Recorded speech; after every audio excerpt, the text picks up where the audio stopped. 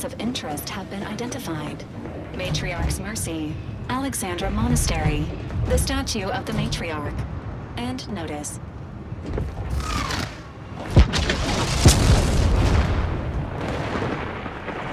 Oh, didn't realize we were going so close to the action.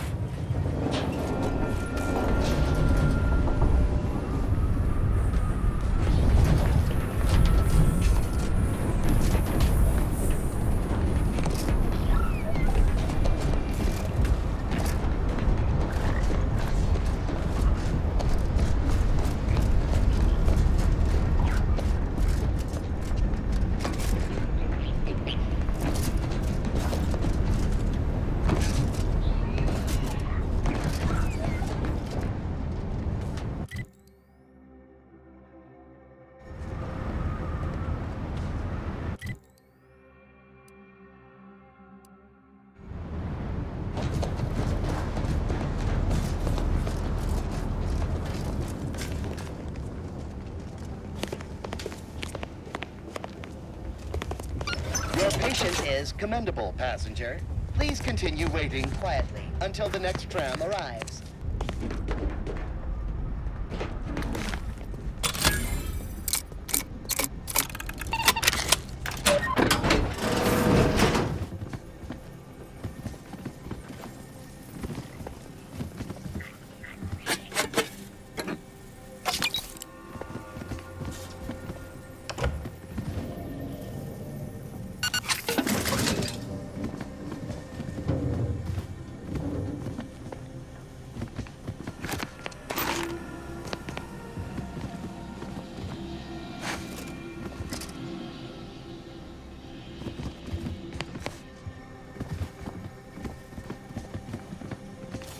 This is your 2061st reminder. Please mind the gaps. All of them.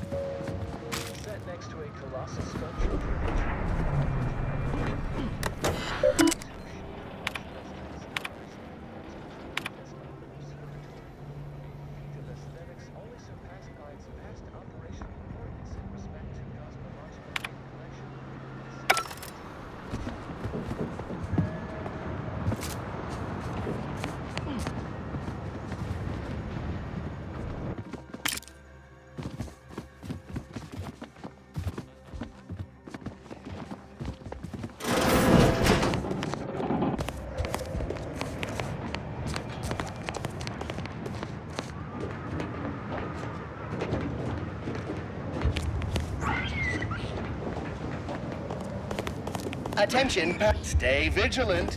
Report any suspicious activity to your nearest station warden.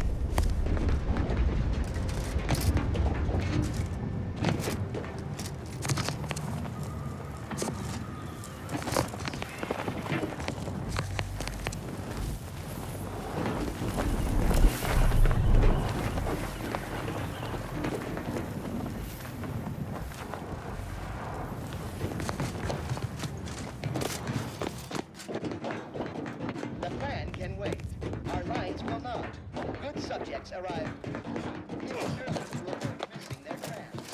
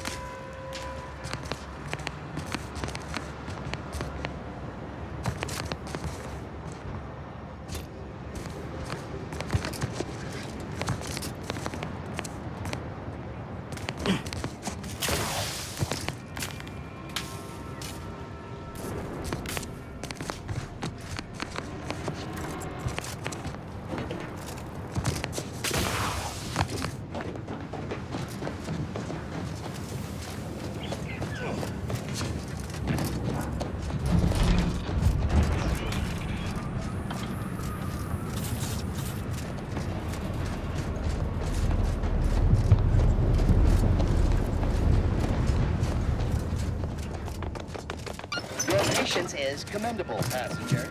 Please continue waiting quietly until the next tram arrives.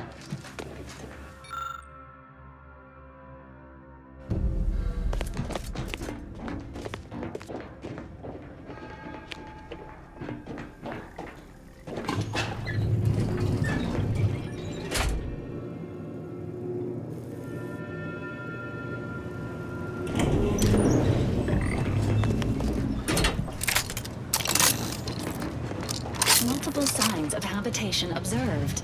Helpful tip. Agents are advised against touching stains of questionable origin. Day 206. Morale? Low. Condition? Feeble. Voucher mech. Watching. Always watching. Many have left for Matriarch's mercy, seeking refuge with the Order. The fools. Can't they see the Order is no different from the Protectorate? The Order won't... Incessant muttering to oneself may disturb fellow passengers. Further conduct violations may warrant notification of the Sentinels. Try it, you doddering rattletrap! Such threats compel me no longer. I now answer to no one. I've seen through the lies of both sides. In time, everyone will. Unwarranted optimism may be a sign of a more serious imbalance. Please see a curativist before boarding.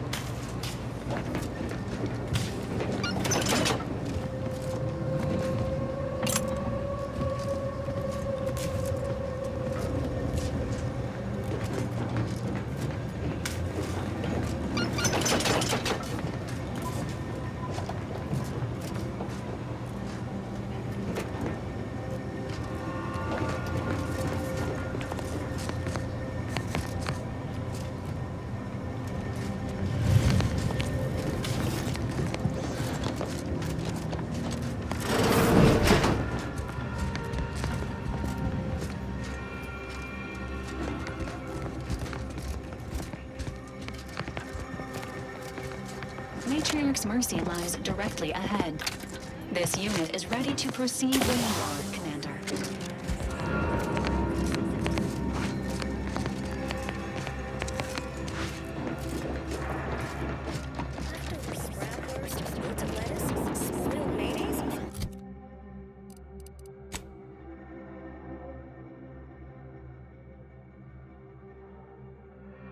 Yesterday's sandwich. Instead, enjoy a cultured banquet. A 100% fabricated... The consummation of consumption from the order of the assistant.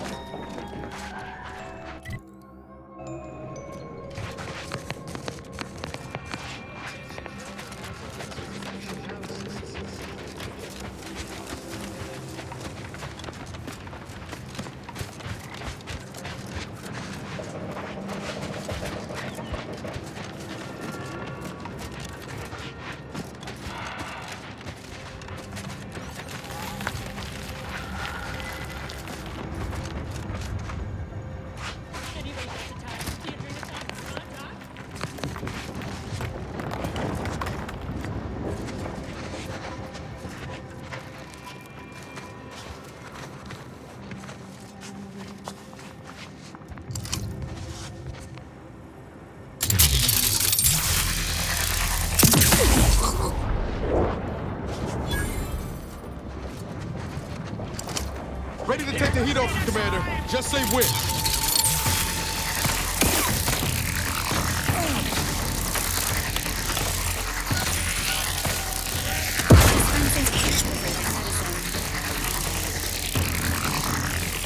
Troublemaker approaching. Enemies detected. Lights flashing before my eyes, Commander! Revive me!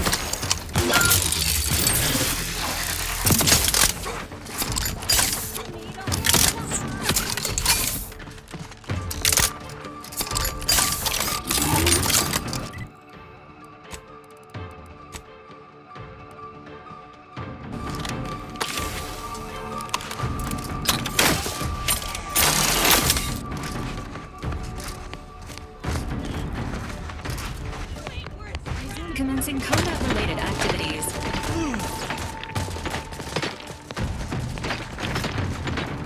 Your Valerie unit requires service.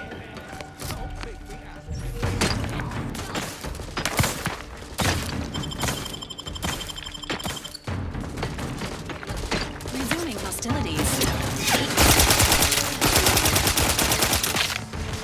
Hostile spot. How are you still upright over there?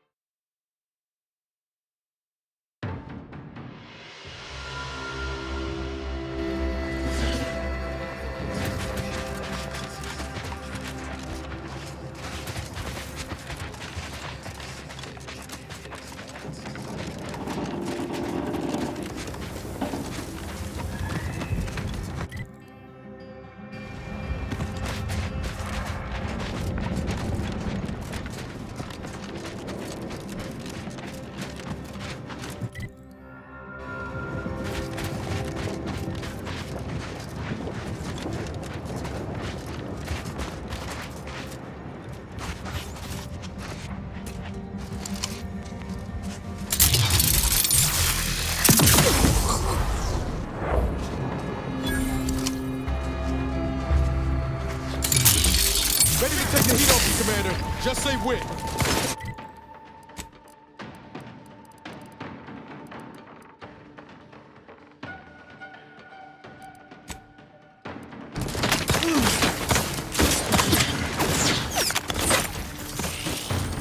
Spy monk.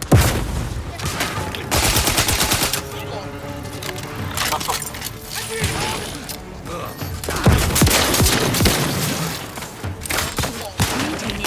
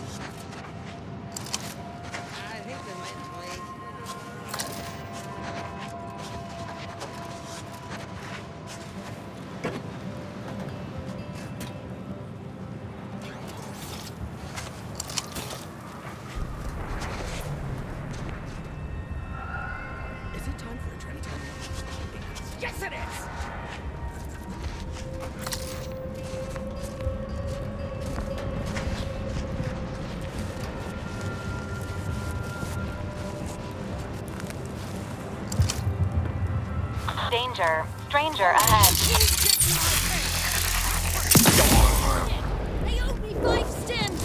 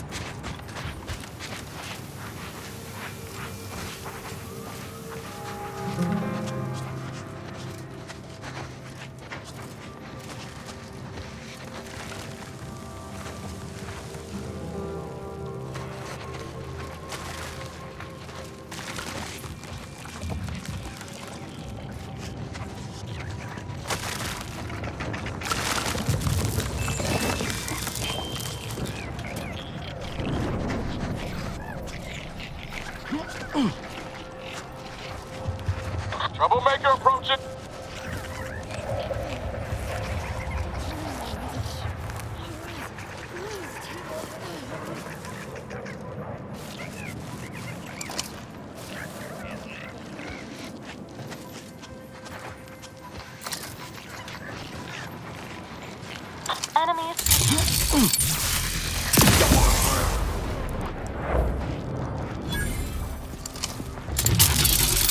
Sequencing attack strategies.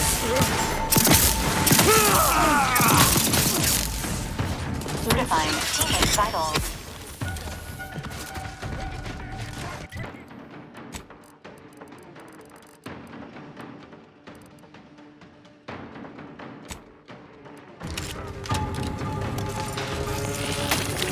dip me in! Help me out! Hostile spotted.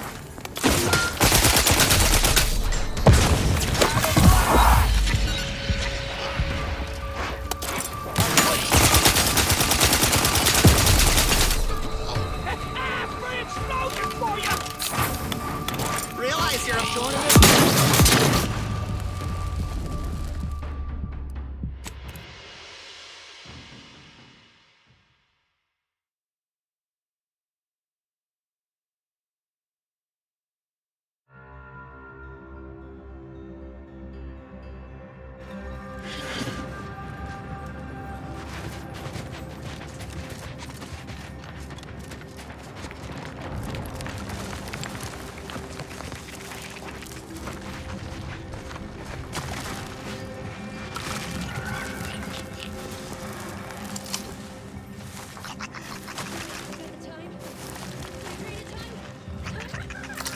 I see an unfriendly suit.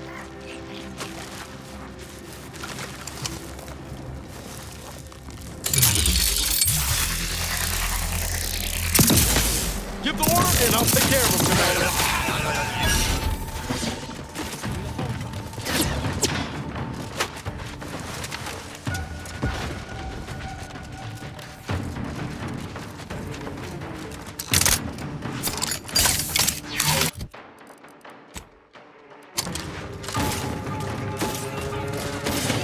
This unit patiently awaits repair.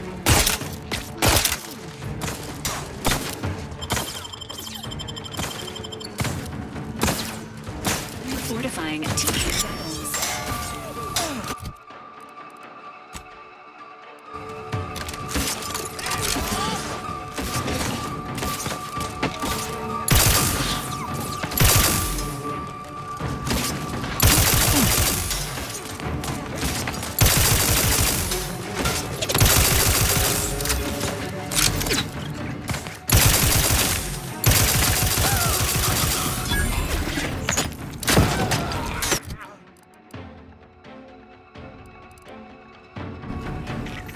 Let's flash him before my eyes, Commander. Revive me.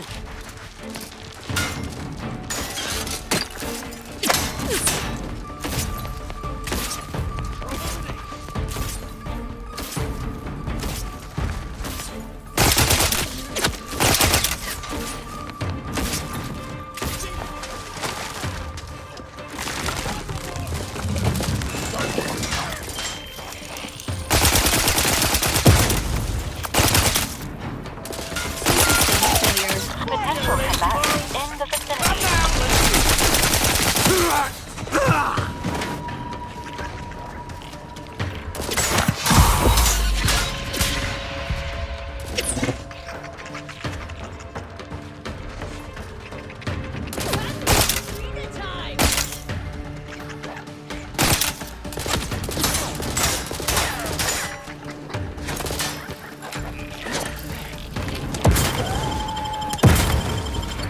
Troublemaker approaching.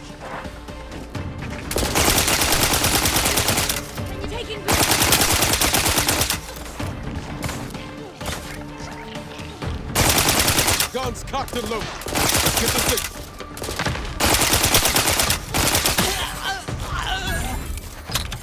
Resuming hostility.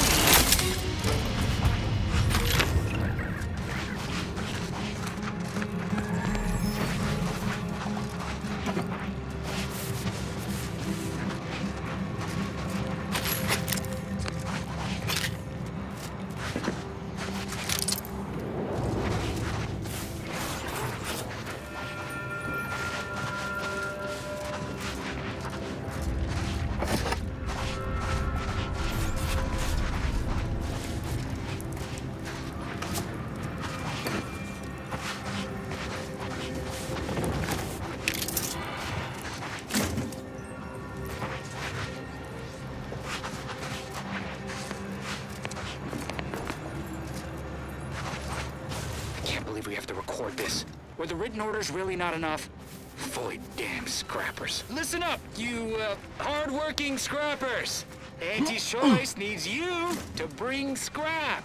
Bring whole armloads to drop location 14C. 14C. You bring scrap, we give Adrena time. Very simple.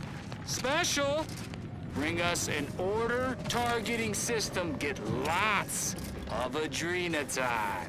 And remember, if any scrapper attacks us again, no Adrena time for anyone. 14C, scrap. Adrena time, no fighting, no violence.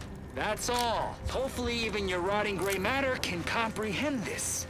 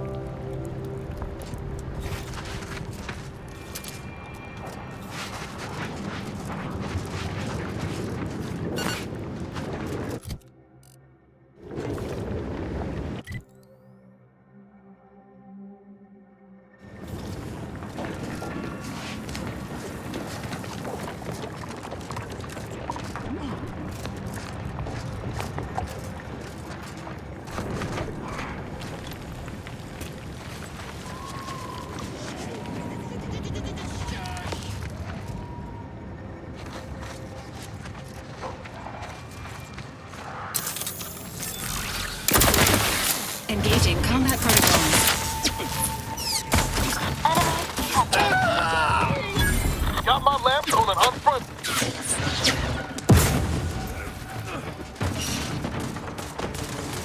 You want trouble? Trouble it is!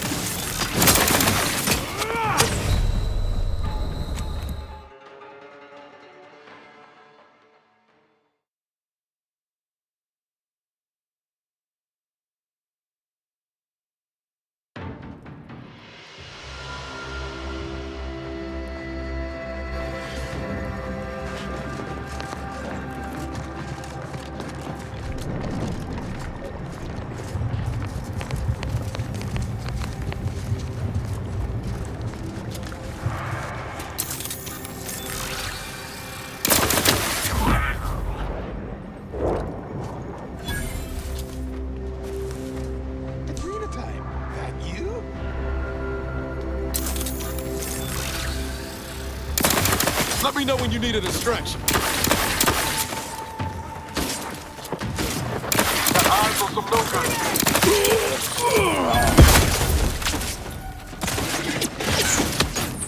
Agent vitals have fallen below acceptable threshold.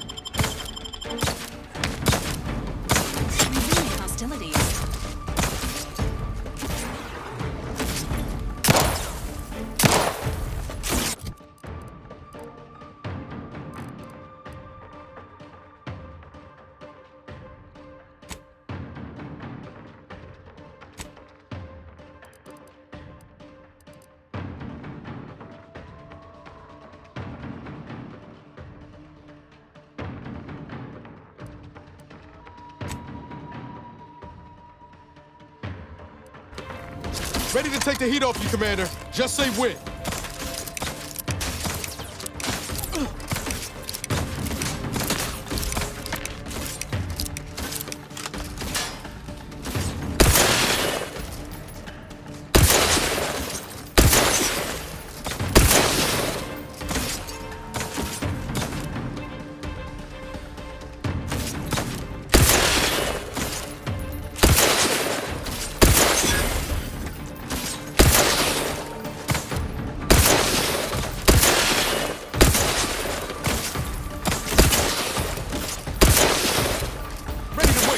On your command.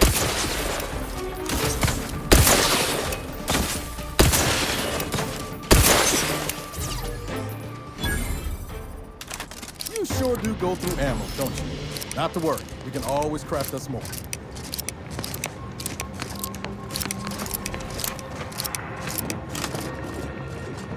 Can't get that Andy's Choice jingle out of my head. Anyway, need something, Commander? Sure. Oh.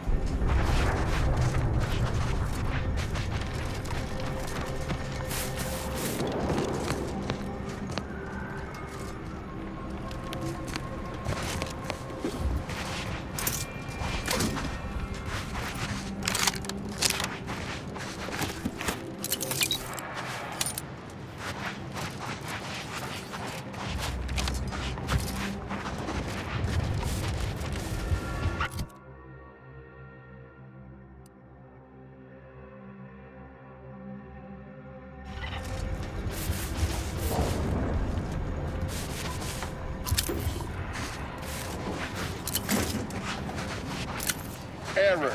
Navigation systems offline. Unable to locate designated path.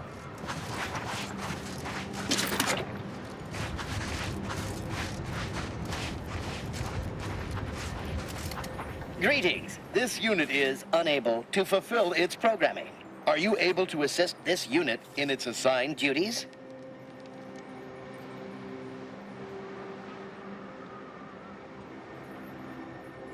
This unit is unable to execute its programming due to tampering.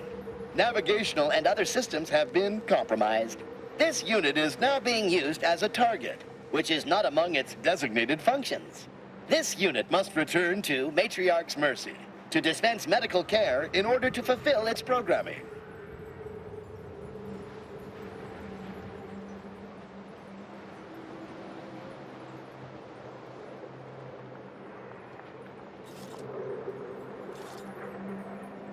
Navigation systems re-initializing. Processing optimal path toward Matriarch's mercy. Return sequence will be initiated once path is determined.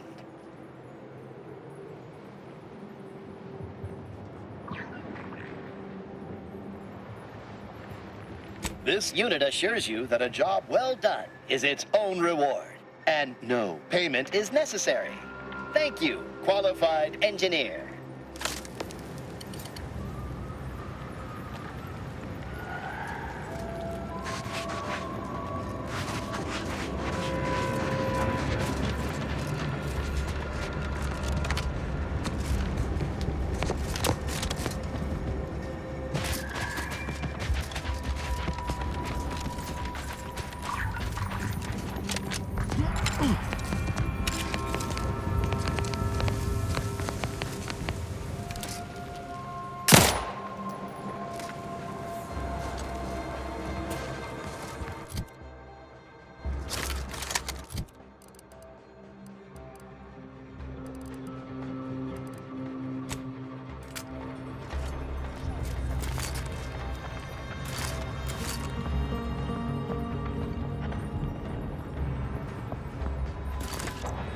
Adrenaline time? Engaging combat protocols.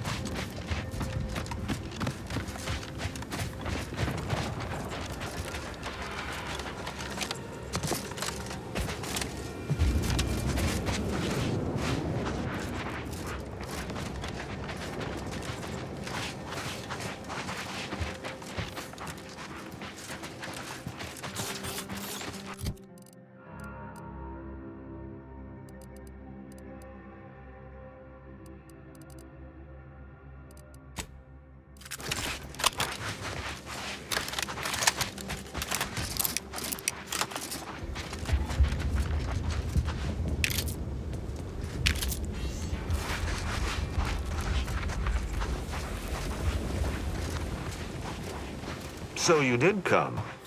Good. I'm not partial to working with those given to second thoughts. It seems we arrive on a desolate scene. I don't know what transpired, but whatever it was killed the refugees to a person. As an arbiter, I bear a strong stomach. But if you've any reservations about witnessing destruction visited upon the innocent, you'd best steel yourself.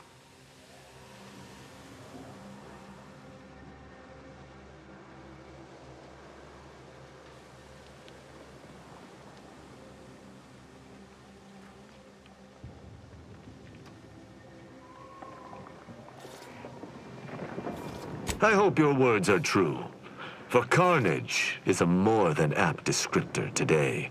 I've some theories on the refugees' killers, but I remain unsatisfied. Although I am not required to do so as an arbiter, I would care to acquire proof.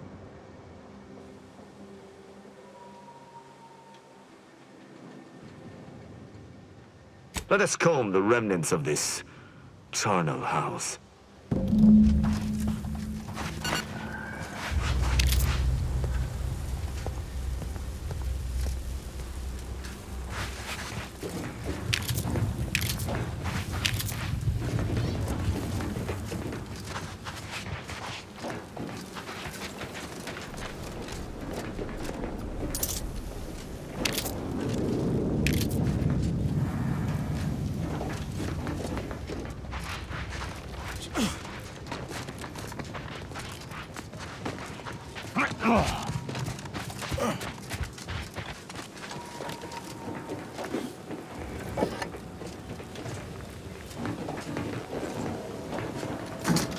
These people could have been saved if they simply hadn't deviated from the paradigm.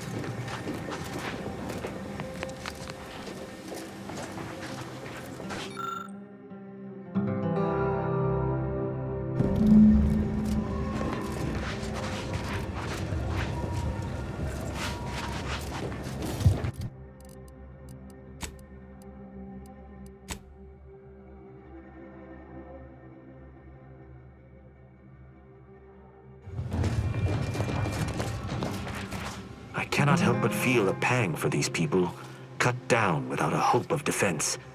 We must uncover what transpired here. Inform me.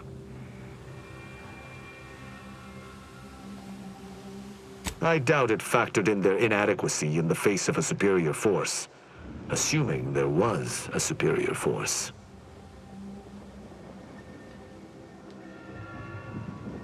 An apt theory, yet there are no signs of a large force's egress. The automech should have mounted a consistent defense, but there are no signs this occurred. Did you have anything else? Someone visited much carnage on this place while leaving few signs of their presence. Did you learn anything by examining the body?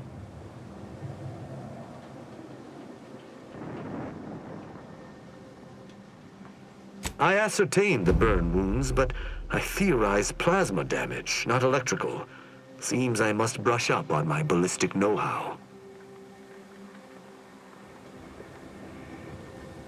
That auto-mechanicals would fall in the camp's defense is logical. That there would only be one is not. Did you notice anything interesting about it?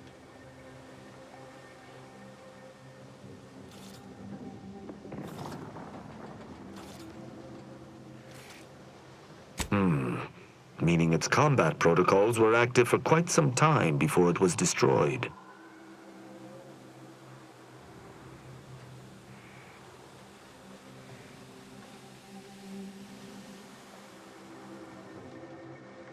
You're certain you've combed the place to your liking? Very well. I shall continue to search on my own.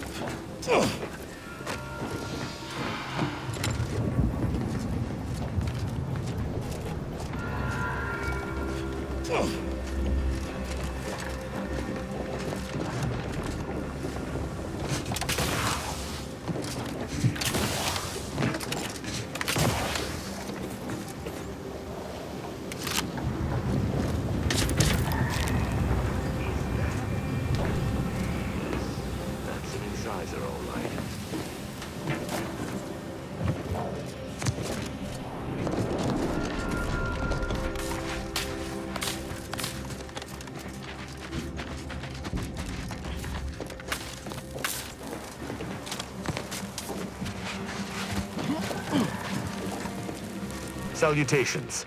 Has your search uncovered anything of remark? You're certain you've combed the place to your liking? Then let us debrief and see if we can deduce what transpired here. Have you any theories as to what killed these people?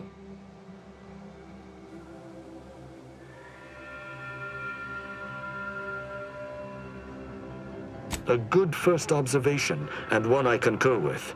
Too little damage, no signs of traditional firearms. Have any theories about the automechs that did this?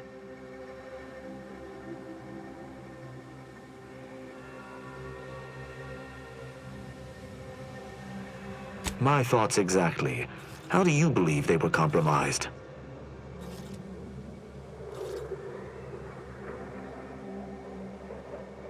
I may have a strong theory, but I do not have a definitive answer. Indulge me. How do you think the mechanicals were corrupted?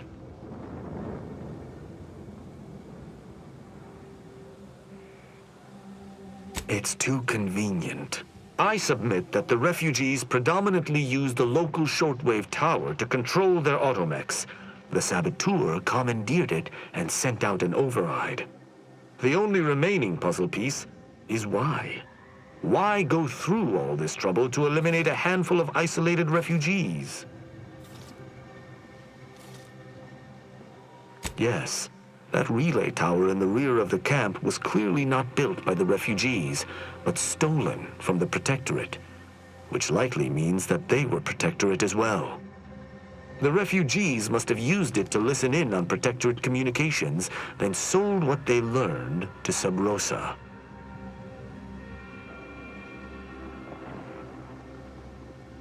After the Vox Relay's recent destruction, High Command would have ordered a security sweep of all communication systems. This outpost's relay would have returned a signal. Upon learning of this camp's existence, they'd have dispatched a sentinel to cross off any would-be traitors. Hence the destruction we bear witness to.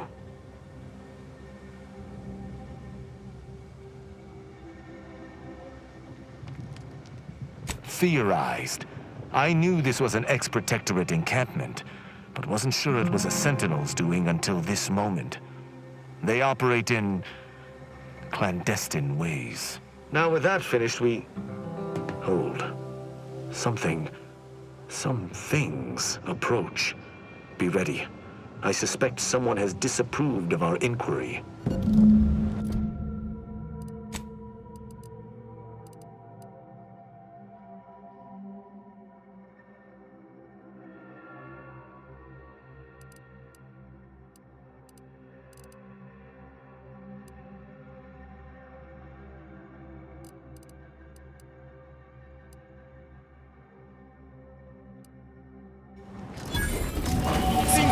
Return, bent on eliminating any stragglers. To arms! Give the order, and I'll take care of him, Commander.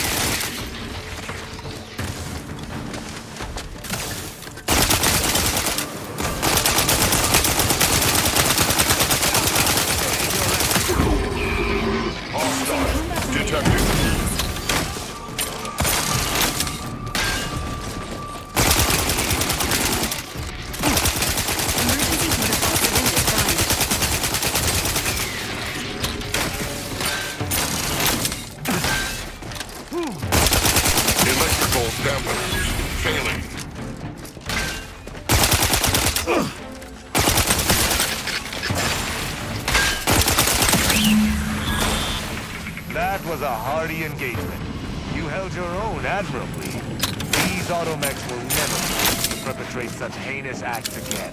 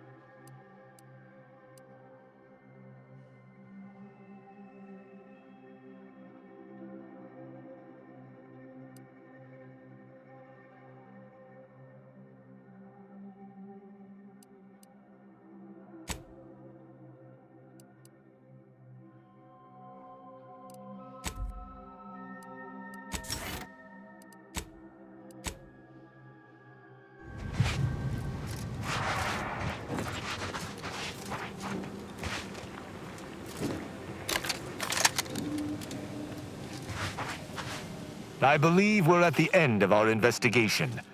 The prospect of sharing our findings with the broker isn't terribly appealing, but we've little choice. I will locate my wretched Sub Rosa transport and return to Free Market Station. Pleasure fighting beside you. Be sure you return to Free Market Station to debrief with me. Despite our work here, I somehow doubt the broker would grant an audience to me alone.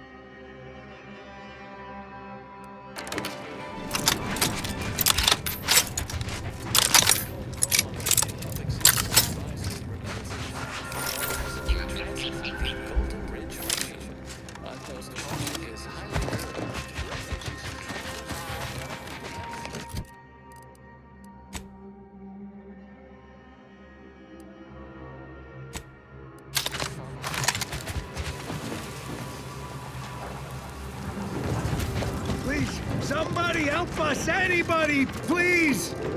Finally, some help. We desperately need aid. Desperately. My family and I, we was making our way to the Mercy camp for us refugees.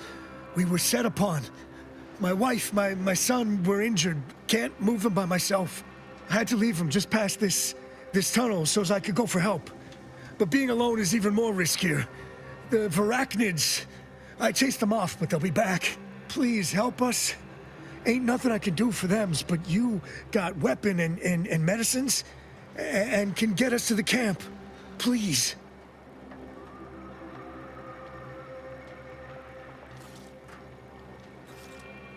I don't... Vary, by my guess. She was bit on the thigh, high, like, can see bone. Or maybe white means infected? She's screaming all the time when she's awake. Then she goes to sleep. She in agony. And my son ain't waked since the attack. Hurry, please. We must hurry or they'll be eaten. Or worse. Thank you. Thank you. This way.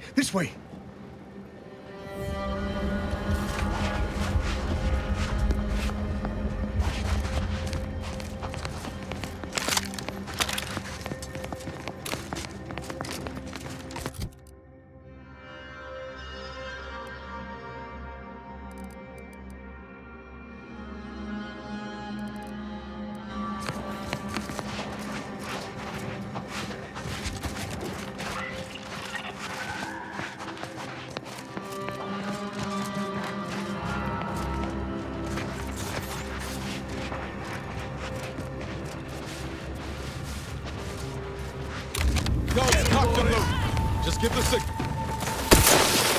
Unfriendly in combat range. I'm seeing unfriendly.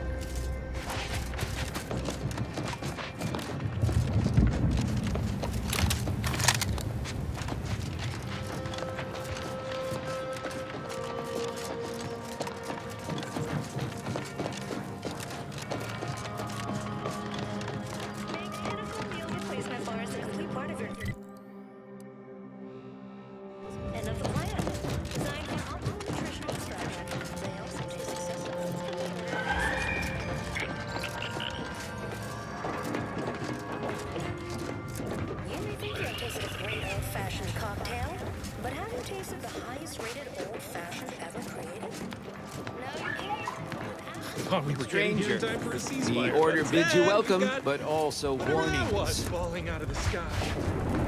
In light of the recent attack on Auntie's Choice, you may want to make haste to Matriarch's Mercy. It's just down the road here.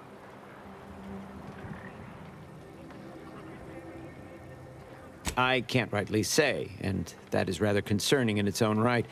It seems our temporary ceasefire with the corporatists may be at its end.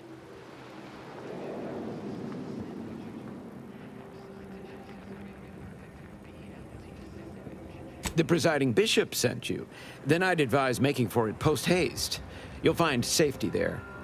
The rest of this area, less so.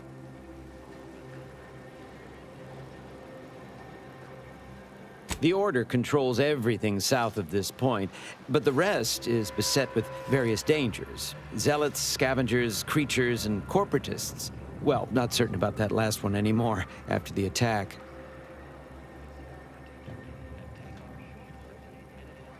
Cultists, mad to the last one. I believe they worship the rifts or some such. People will turn to anything to ease their discomfort during times of crisis, I suppose.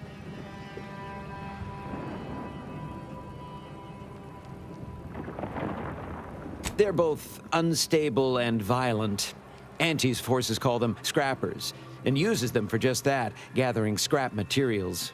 Excessive abuse of stimulants has made them severely unbalanced and prone to violence. They've also been known to pose as refugees, to lure their victims into ambushes. There are several camps of them northwest of here. I'd strongly advise keeping your distance. The creatures are of the genus Verachnid. They are large enough to kill a full-grown human, and exceedingly willing to do so. All your endeavors elicit expected results. I don't see anything else coming. Was it just the one?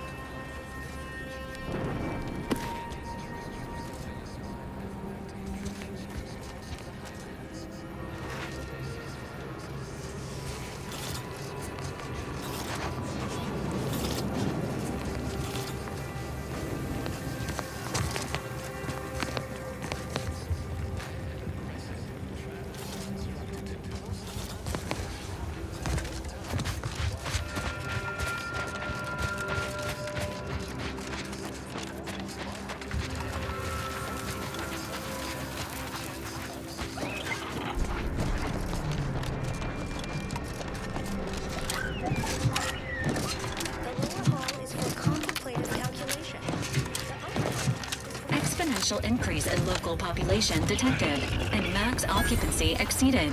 Another refugee? All right, just a moment. Allowing anyone into Matriarch's Mercy unprocessed will upset the precarious ratio of refugees to aid. We should have an opportunity for placement in approximately 7.85 days, presuming no unforeseen alterations.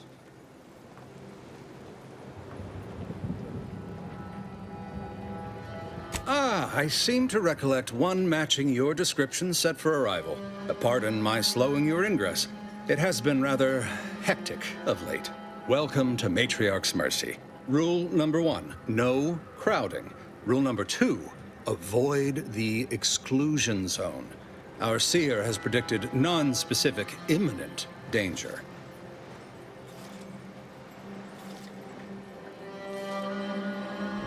I thought the name was self-explanatory. Our seer predicted that a corner of the encampment is in terrible danger. Danger from what? Or when? Unclear. Stay away from it, and, in all probability, you won't have to find out.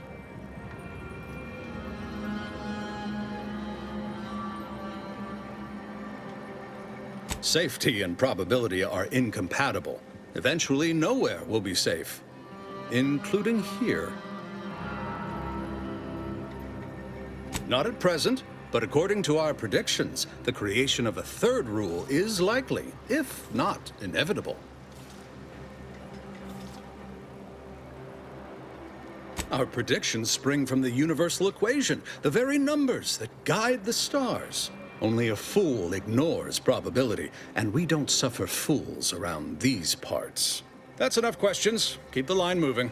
You need anything, talk to Seer Wiley. He's in the lift building, straight through the settlement.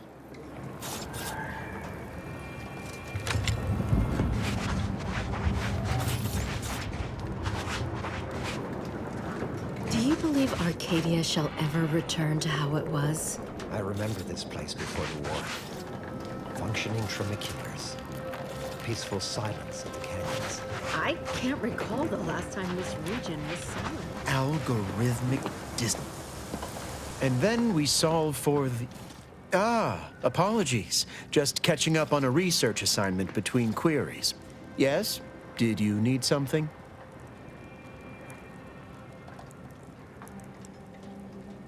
Typically, no.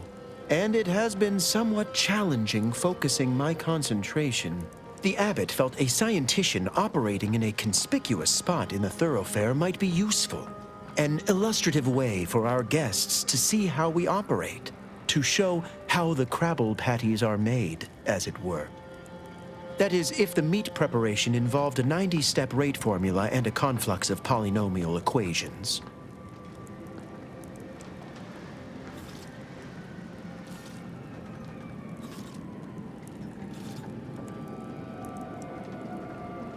I am also on hand to answer queries by providing data supporting our actions.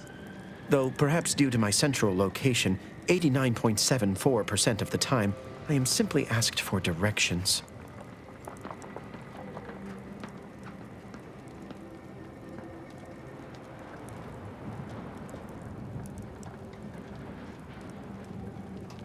Given our present circumstances, most of my data revolves around existential threats, vis-a-vis the displaced.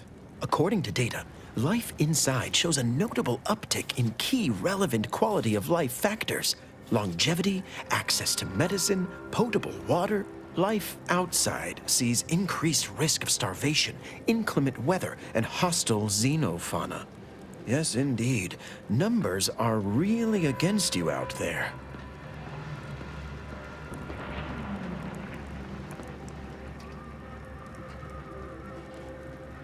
By quite a healthy statistical margin, yes. We nurture the body while we minister to the mind. We organize, we adapt. We have diverted internal resources to better meet demand in key areas. And I'm pleased to say that's led to a statistically significant 2.7% increase in refugee satisfaction. But if my data remains unconvincing, I suggest you inquire with Provisioner Plotnik inside the lift building. Simply tell her Archivist Widmark approves brief use of her time. Then back to it I shall get.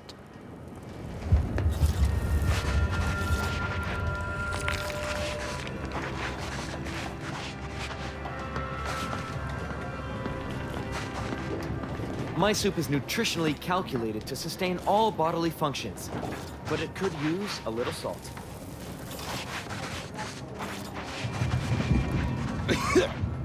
Oh, try not to get too close. My sinuses are stuffed up, my ears are backed up, and my guts are gurgling. I could burst at any moment. Every fluid from every orifice. So keep your distance.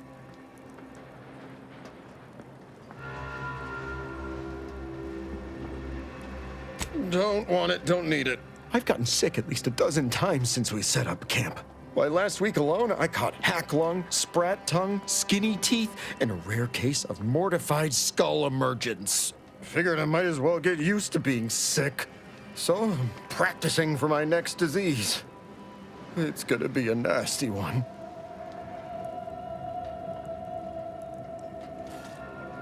I think it's downright awful what's happened to these fine folks. But me especially. Sickness, malnutrition, spontaneous genetic disorders. It never ends. You too. Trust me, you don't want to catch this. Neither do I, for that matter.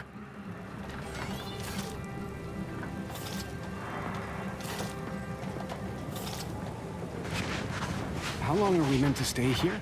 Ask the Order. I'm not in the prediction business.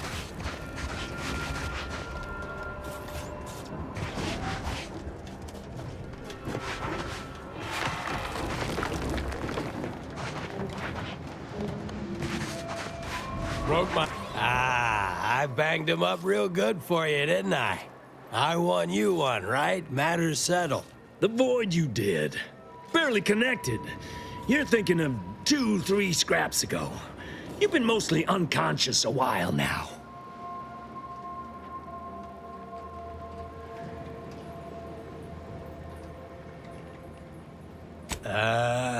You used at least 2 words I ain't sure I know. And I already forgot the question. No? I think. You ought to talk to Boss Tilda. She's the brains in this... What does she call it? Oh, yeah. Quasi-illicit shenanigan. Doesn't like to look at us when we're all banged up. Said my face turned her off Borscht loaf. Anyhow, head down the hill along the fence. Tell her Mapother and Mudge sent you.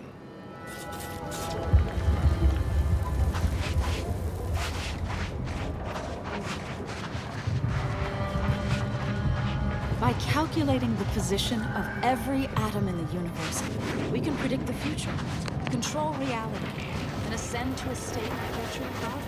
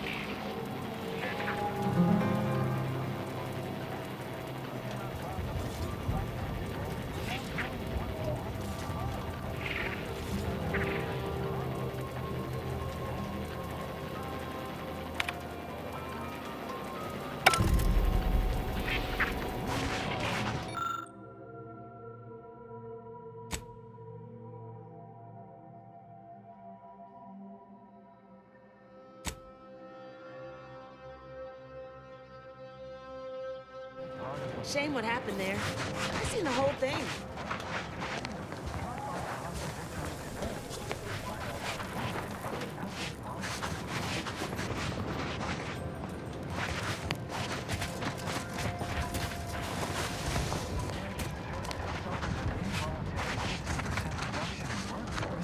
Watch yourself if you intend to nose around that collapsed ramshackle.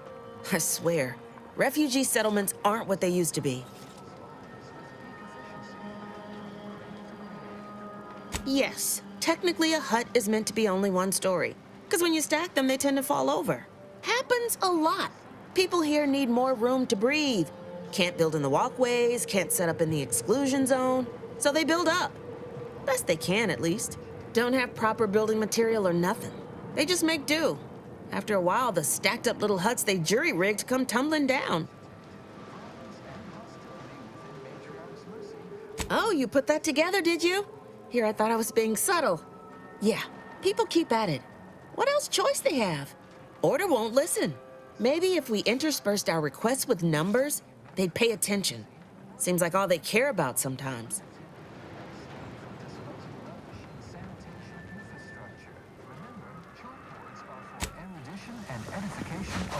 Hygienic products are solely intended for bathing use, not fermentation into inebriating intoxicants.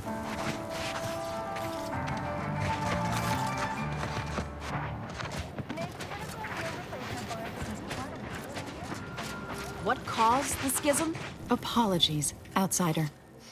As a vicar, I am usually tasked with guiding non-order lay people, such as yourself. Lately, the abbot has tasked me with the education of the refugees in our care.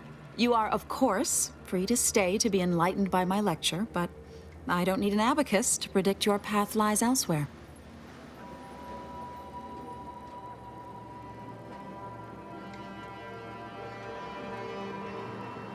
Well, if it's in the displaced's best interests, I imagine I can find a moment. Yes, I reckon I do have my ear to the grimy dirt floor of Matriarch's Mercy. I hear what common lay people are saying, and the wide array of bodily noises they make. Suppose I, more than any other member of the Order here, connect with non-scienticians. I've begun daily lectures, including practical advice on efficiently planning their days. I frequently launch into extended orations on everyone's favorite topic, math, and meticulously expatiate on our sex origins in the most rigorously pedantic detail.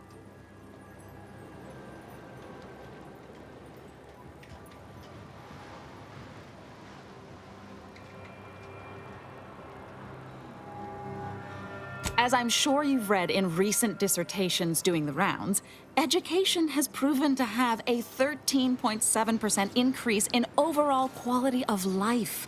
I am single-handedly making a difference here, with constructive pointers on efficient scheduling, lessons on order history, plus some mathematics for a little added razzle-dazzle.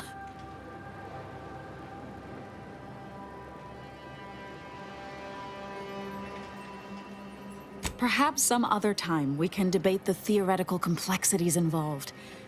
But I fear I must get back to my duties. These laypersons won't enlighten themselves.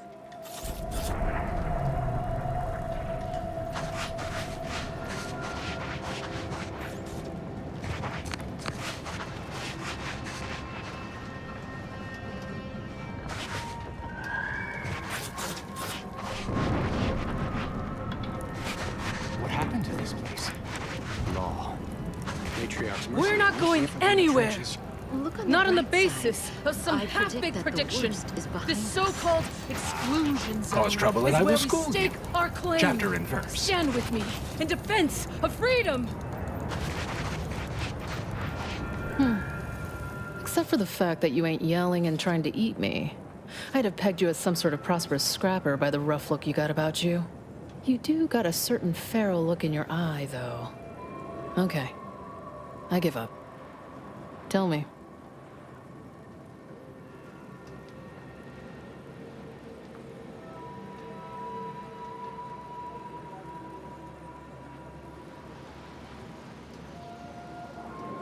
Cheers to that, friend. When war looms its ugly head, adaptation is key. May Huffstutler, formerly Auntie's Choice, Department of Invasive Marketing. Now, the voice of the displaced. That's what those in the Order call me, leastways. An unofficial sobriquet, likely meant as a petulant slight. On account I object. Louder. More often than the rest. Those of us ended up here have very little except needs. I turn those into demands for reasons of clarity and import.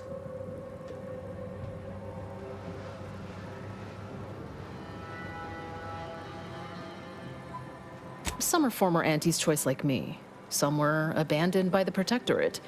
All of us have been displaced by conflict somehow, directly or otherwise. Happy as I am to make your acquaintance, I'm busy staking our claim over the exclusion zone, so if you'll excuse me. The exclusion zone. The Order has decided to keep us out thanks to some nebulous prediction of disaster. Screw their predictions. We have people, displaced by war and disaster, in sore need of space. There's plenty of room to house them.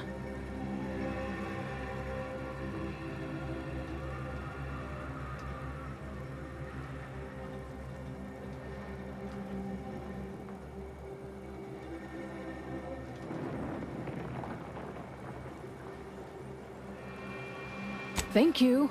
That's what I've been trying to tell everyone. I honestly don't give the slightest whit about the Order's idea of math or whatever calculation tells them that a catastrophe may or may not occur. I couldn't get anywhere with Administrant Agarwal, but maybe you'll have better luck. Thanks, stranger. Maybe fate's on our side for a change. You can find Agarwal in the lift building, probably formulating another equation to get on my nerves.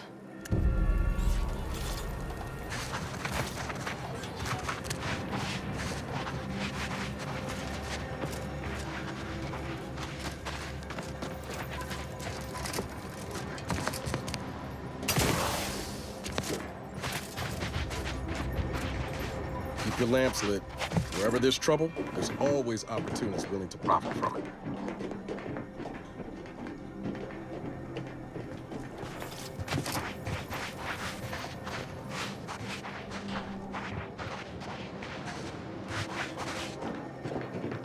Greetings.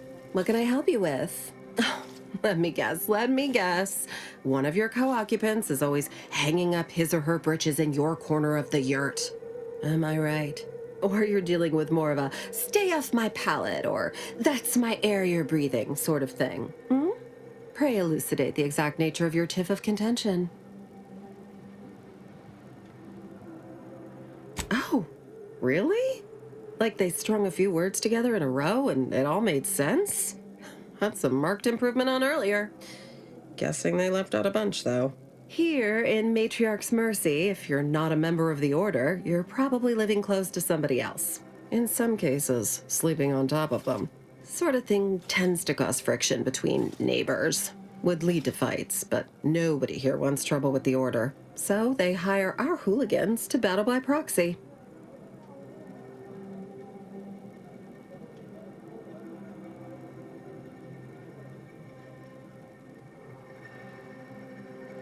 Half the time, people shy away at the first sight of blood. The other, that's what they're there for. We say whoever wins the fight wins the argument. But frankly, it's never anything of consequence, like, okay, hurrah! This guy gets back his mangy button.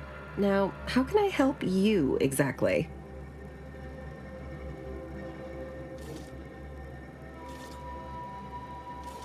Ugh, a tourist. Well, clear out then, huh? Can't have you scaring off real customers. I got a bunch of yeggs, 2 pugilized pugilists, and a sick canid to feed.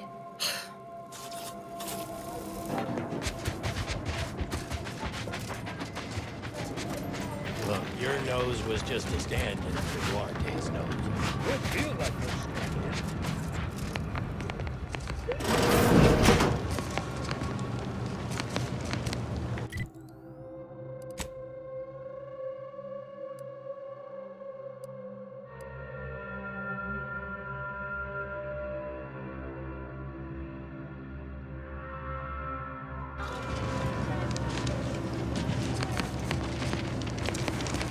What is it?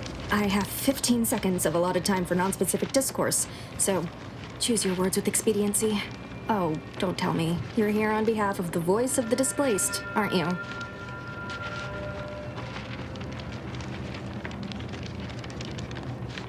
Oh, May, is it? You're on a first-name basis already?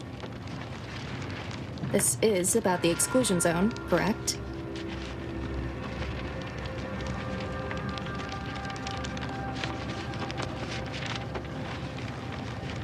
Fair enough. The exclusion zone is a mere corner of Matriarch's Mercy, and rightfully off-limits. You see, the Seer predicted that a calamity would befall the exclusion zone, warning that the barrier must not be crossed. But the ever-disruptive voice of the displaced is dead set on occupying the exclusion zone anyway, laughing in the face of certain peril.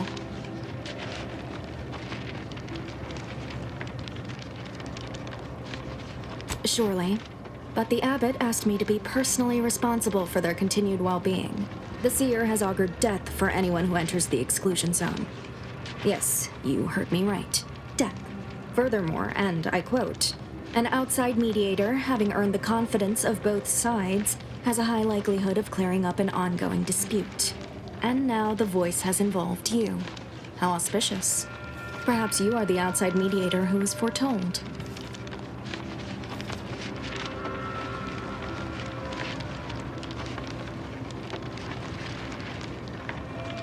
I believe only in the cold, inconvenient mathematics of the cosmos. This will work. It must work. The first step is to familiarize yourself with every angle of the dispute. Talk to the people of Matriarch's Mercy. The displaced want the exclusion zone. We want it kept off limits. We can't both be right. With your seasoned perspective, perhaps the voice of the displaced will learn to listen. Any questions before you get started?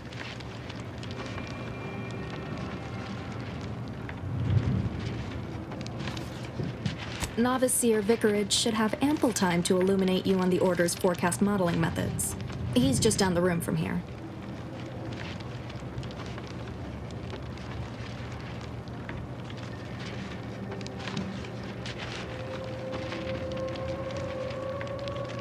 I can tell you she's a rabble-rouser of the highest order. Still, she cleaves to her principles. That's something. You can find her outside, among her people, stubbornly defying an order barricade. But you already knew that.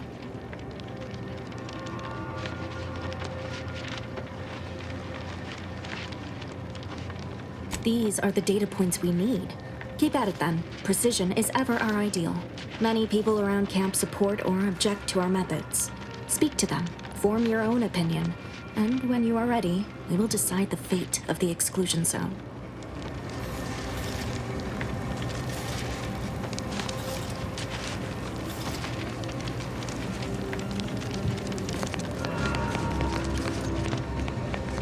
$1,068.5 pardons, but my attention is presently 99.81% occupied, coordinating provisions and supplies for the displaced.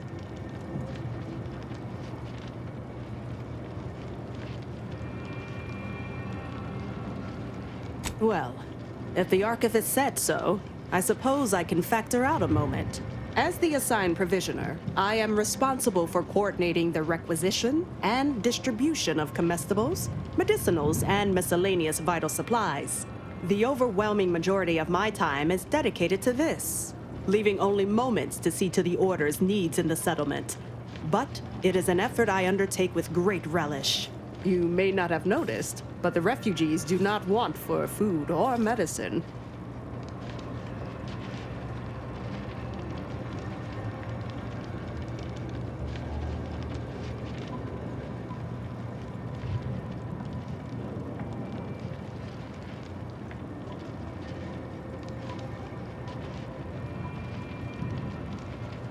With the great disruption that has occurred to their lives, one can hardly blame them.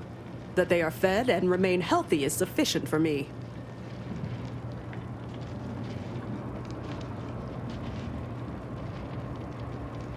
The Order of the Ascendant is dedicated to the ascension of humanity. Our ultimate goal may not be reached in our lifetime. If I can help others in need today, I shall do so to the utmost extent of my abilities and resources. Appreciate you respecting my time.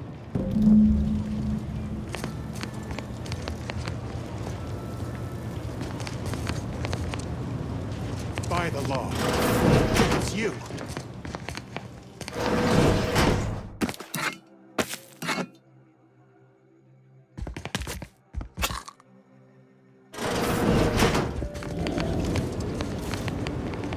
Oh, thank the architect you're finally here. I've scarcely breathed while hoping you'd come. I am in desperate need of your help.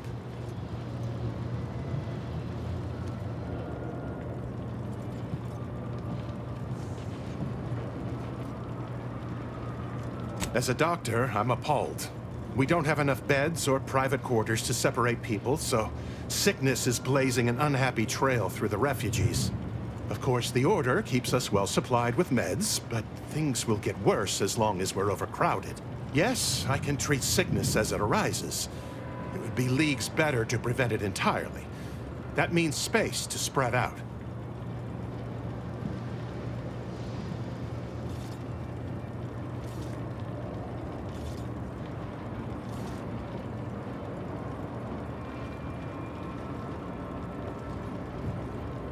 Since you asked, you can run this medicine to Horst Lambing. Just don't shake the man's hand.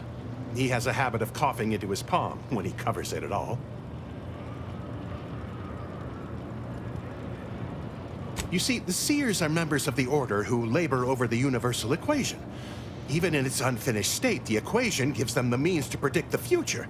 Recently, I had a rare opportunity to ask the Seer for guidance. He told me that a dashing outsider would answer my prayers. I feared the prediction was a fluke, but here you are, a dashing outsider standing before me.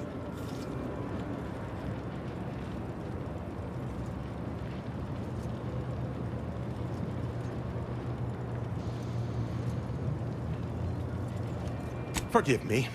Thoughts of destiny and predictability tend to raise my blood pressure. Where to begin? There are so many sick and wounded in Matriarch's mercy, and I have but 2 imperfect hands. I am but a humble general practitioner. What I really need are specialists, and the Seer predicted an outsider would find them.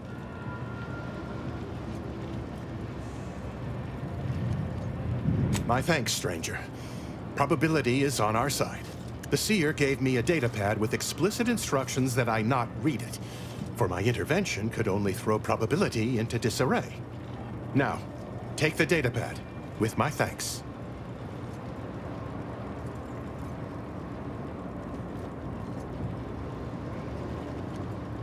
Thanks to you, our automechanical doctor has been dispensing medication and setting broken limbs with tireless efficiency. Take this. On behalf of the Order and the displaced, I thank you. Now, will there be anything else? Since you aren't a refugee, I hope you understand that I cannot offer my goods free of charge, but my prices are fair.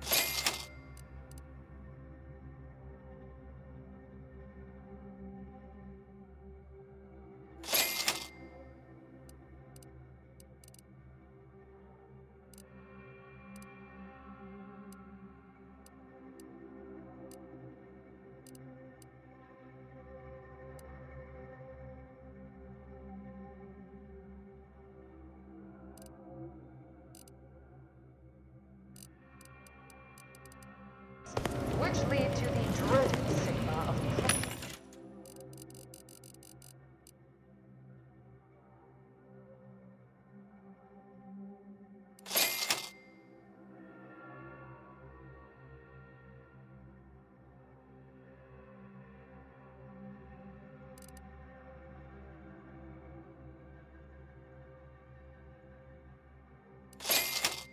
every bit of data collected, analyzed, and input.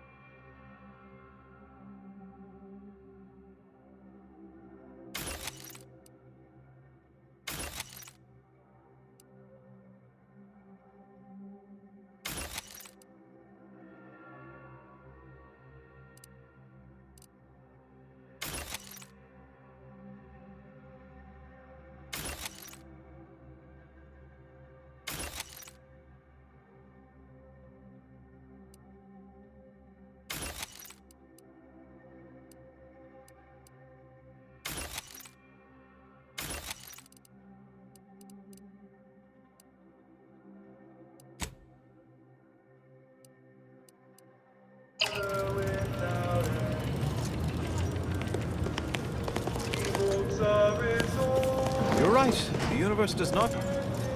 Ah, I pleasantly anticipated this exact moment. My personalized order prediction and weekly prognostics report both mentioned encountering an unforeseen factor about now. I suppose that designation doesn't wholly apply to you, though, does it? Predicting future events is an imprecise science. Currently, that is. Well then, I read that you'd have questions about our predictive methods, correct? We utilize a mix of proprietary research methods to gather as complete a data set as possible, and advanced calculations using well-honed models to effectuate it. None of us predict events with complete accuracy or absolute detail. We'd need to solve the universal equation to do that. Fortunately, we're all working very hard on that problem. The Department of Predictive Analysis provide weekly prognostics reports and personalized order predictions to help steer our followers' paths.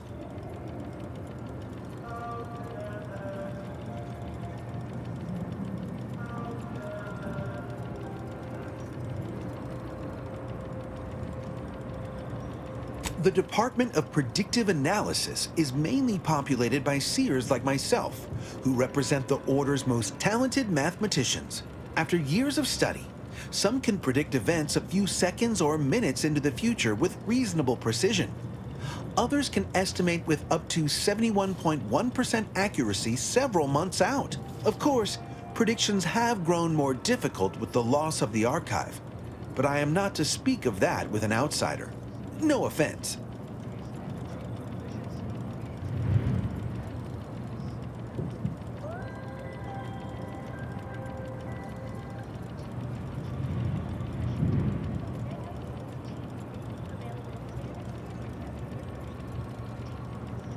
Unforeseen factors, random elements, anomalous outliers, incalculable variables, all of them can undercut the accuracy of our predictions. But as we close in on solving the universal equation, unknown unknowns will become known unknowns. Then finally, known knowns. You follow?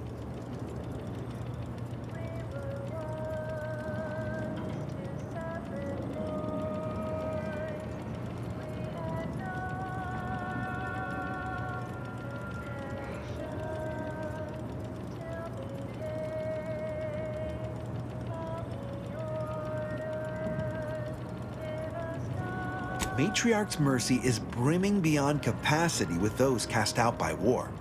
But we of the Order rise to every challenge and continually strive to better our guests' existence. Why, I, for instance, have availed my predictive methods to our refugee neighbors in the area.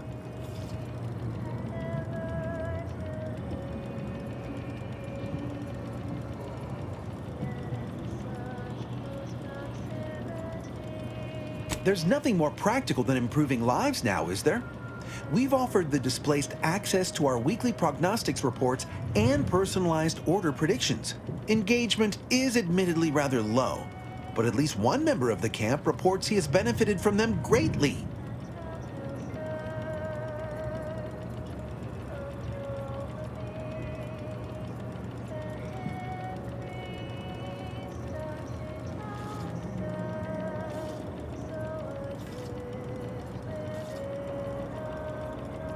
One of our recent guests, Rollo Nast, has received multiple personalized order predictions. I believe he could speak to the effectiveness of our ways firsthand. If my own humble assertions are not enough, I trust his attestations would convince you, and perhaps other members of the displaced as well.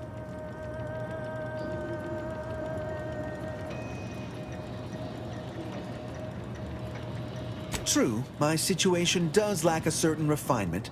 Regrettably, this is Matriarch's mercy. We all must do the best we can with limited means.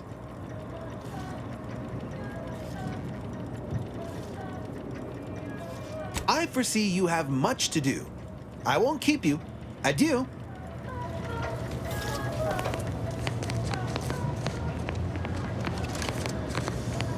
Hold still and accept treatment.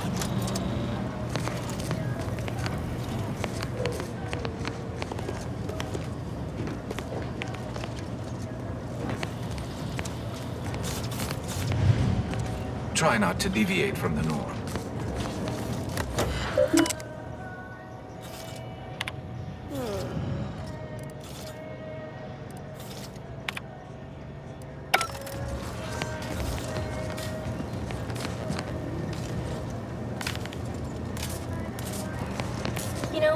You strike me as someone with a very small body of published work. Ah, you must be the, Earth Directorate agent I was told to expect. Your punctuality is commendable. Allow me to welcome you to Golden Ridge. I'm afraid I've no refreshments available, but can I interest you in a customary debate over decidability?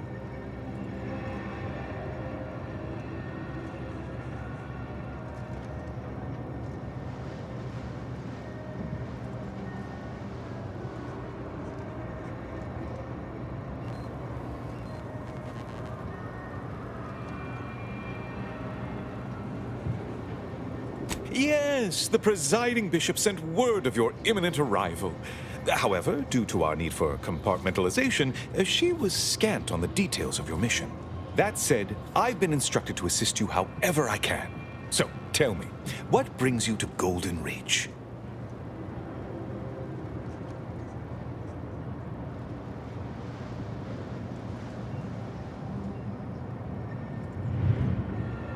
Victor? Oh, yes, Archivist Clemens. Quite the mind. Such encyclopedic knowledge of engineering. One could almost mistake him for an exemplar. Is he in some kind of trouble?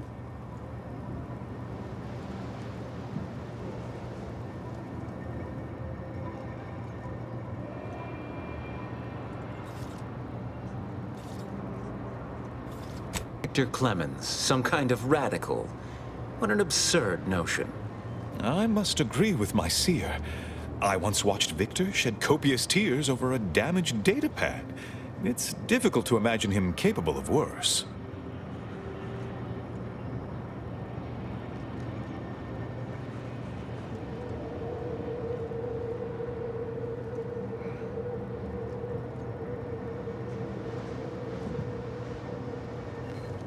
And that may well be true.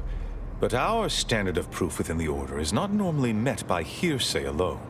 Victor's currently supervising highly experimental research at one of our labs to the northwest, the Enray Range, beyond the invaders' front lines. Unfortunately, you'll need to go through the decommissioned autonomous extractorium to reach it. That path is less than safe, so I advise caution.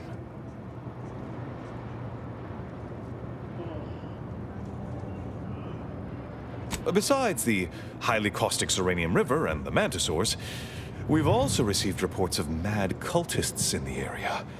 It does make me wonder why Victor decided to stay.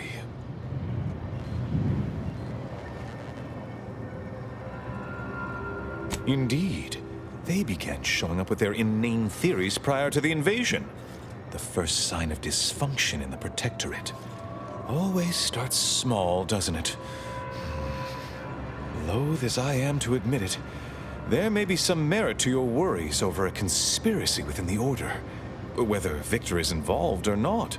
As my predecessor would remind me, denying unpleasant facts is not good science. I would be remiss if I failed to support an investigation.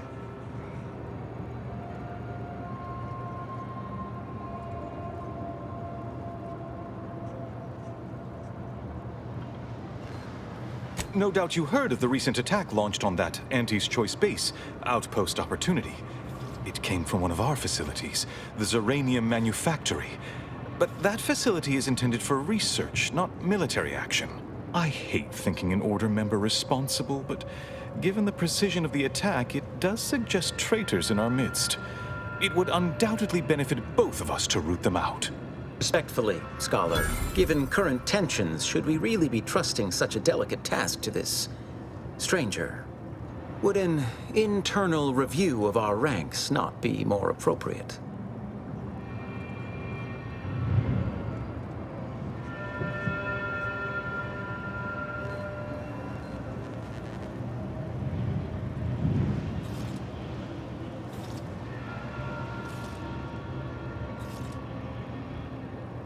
Thank you for proving my thesis statement. I don't dispute the need for discretion, my friend. But the presiding bishop made the determination to send the agent to us. It's best we trust her calculations. Moreover, our situation is growing increasingly dire. I can't overstate my fears concerning this most recent attack ending the ceasefire and reigniting the war in Golden Ridge. One more thing. Your investigation into the traitors takes precedence. But if you could also render aid at Outpost Opportunity on our behalf, such a gesture might preserve the peace.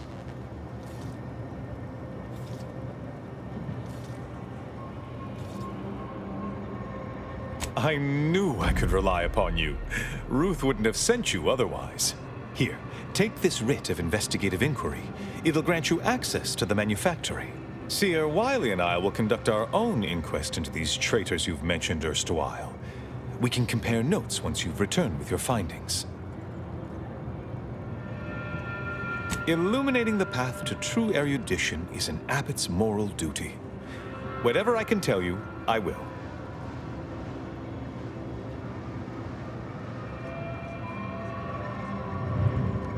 A calling for those with a greater than average talent for mathematics and computation, particularly in the field of predictive analysis.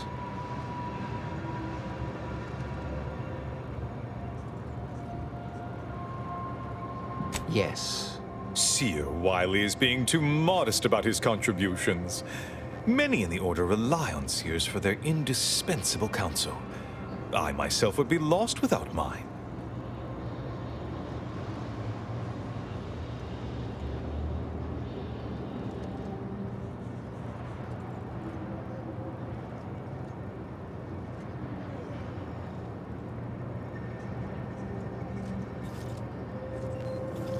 No, it's not like that at all. Our bond is an equitable partnership built upon a foundation of mutual respect and dedication to the plan. In fact, what would you put our combined efficacy rate at these days, Wiley? I won't trouble our good agent here with the exact calculation, but the percentage is considerable. I dread the day your immeasurable talent finally propels you into the upper echelons. Truly, Landon, the Order doesn't realize what it has in you.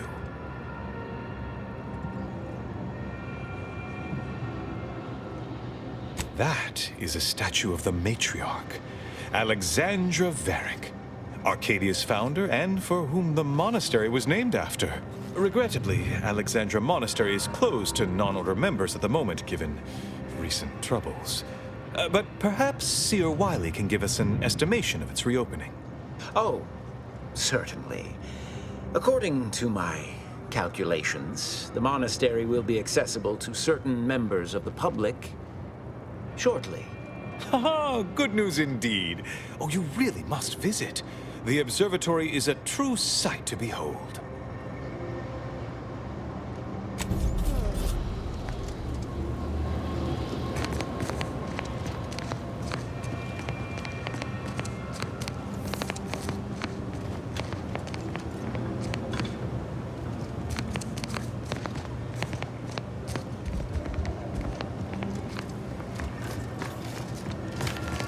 You beheld that new rifle up at the monastery? The Oracle? The one Wiley designed, right?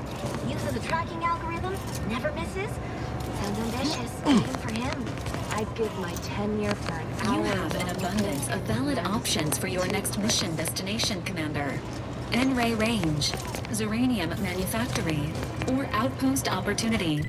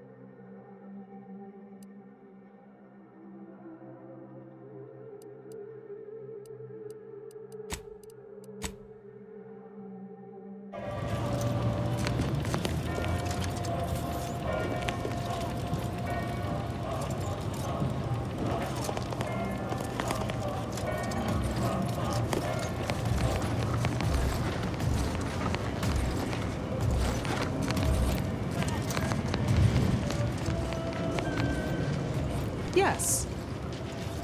You may peruse to your heart's content, but do so speedily for my sake.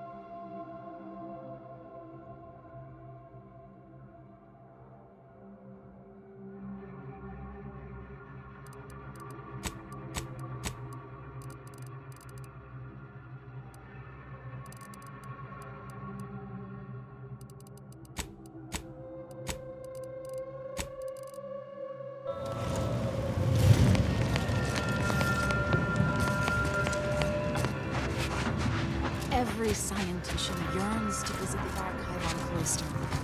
One day, it will process all of our Where do we go now? Another refugee camp? I could use a break from fighting injustice.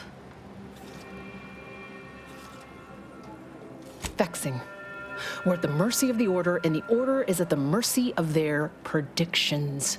Not to insult our gracious hosts, but these people don't wipe themselves unless an equation tells them to.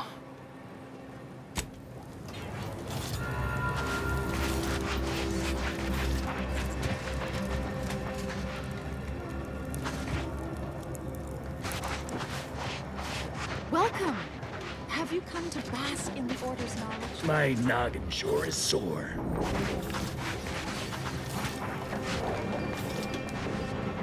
Wait. Don't tell me you're one of those drones from Auntie's Choice. Easy, friend. All in this together. You just keep your distance. I think I'm gonna vomit. No, wait, it went back down. I'll try not to sneeze on you, but no promises.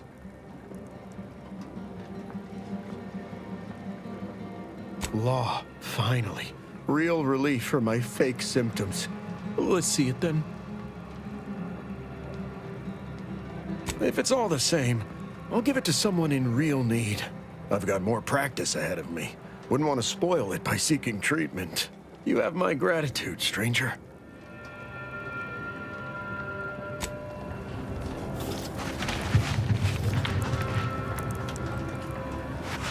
I miss my sprats. How do you do, stranger? Always nice to see a friendly face around Matriarch's mercy. Though it's a pity I can't lend more aid to our downtrodden collective. I'm just a humble taxidermist.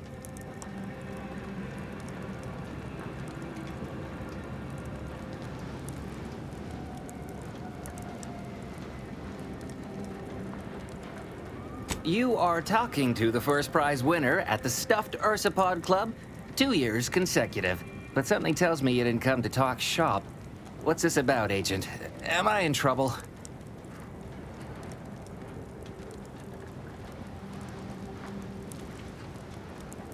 What? And you think that's me? Listen, friend, a little skill with needle and thread does not make me a qualified medical professional.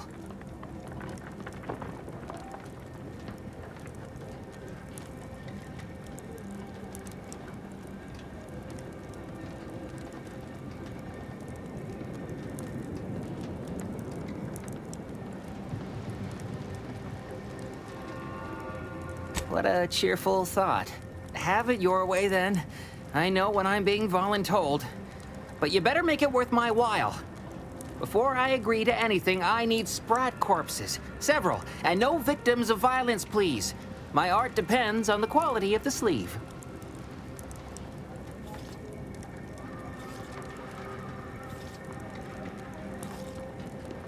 I used to source all of my sprats from a local trapper, Frankie Billings. No idea if she's still in business. Word has it she's out north in Auntie's Choice territory, so watch yourself.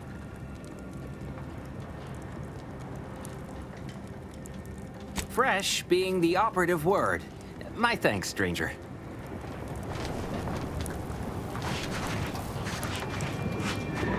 Do you believe Arcadia shall ever return to how it was? I wish. Between the invaders, the Order defecting, there's no putting this sprat back into the camp. Cloister is looking pretty good right about now.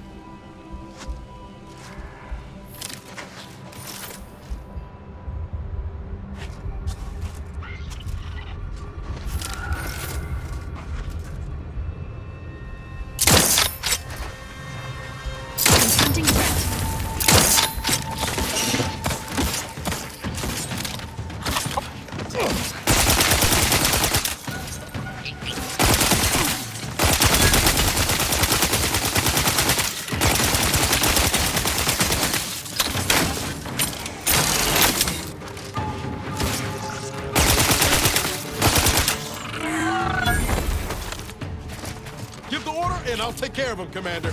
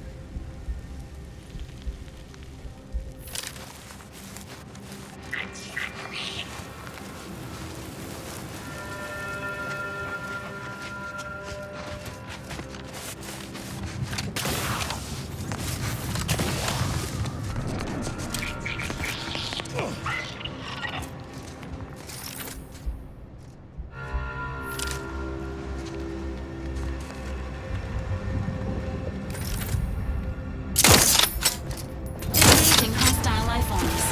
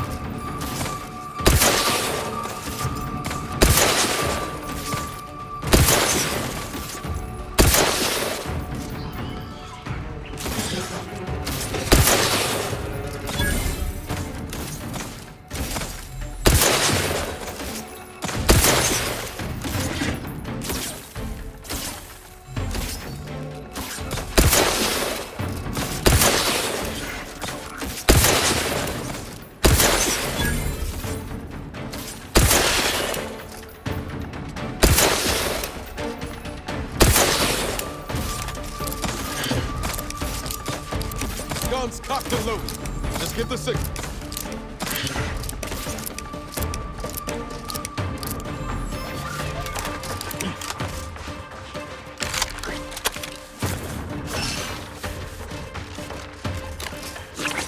Commander, watch your vitals!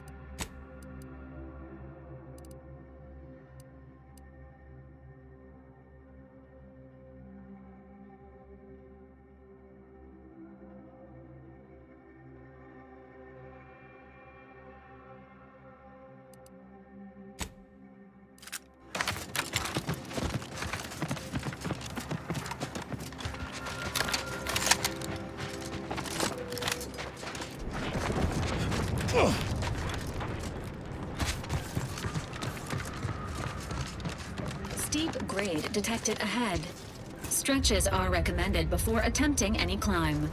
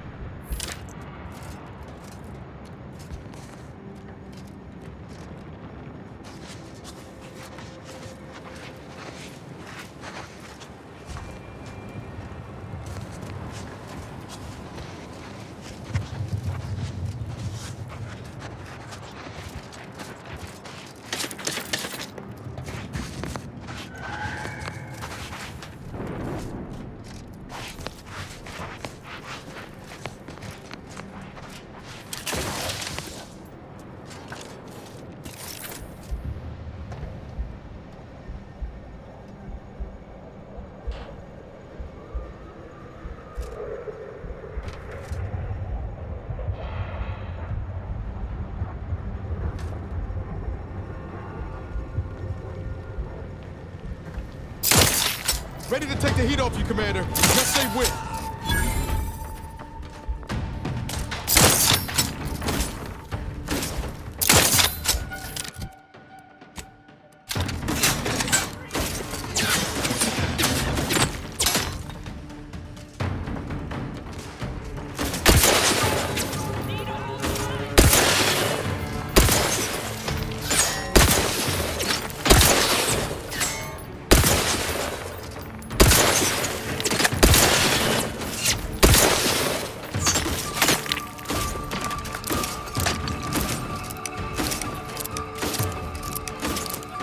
Let me know when you need a distraction.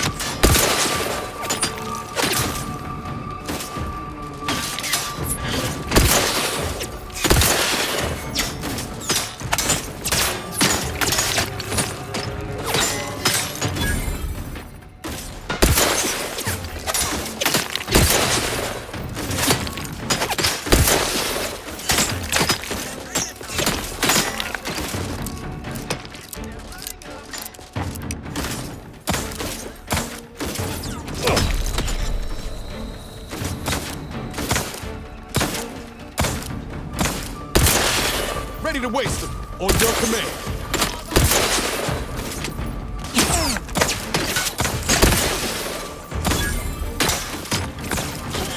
I was just thinking, you know what would make this climb better? Being shot at.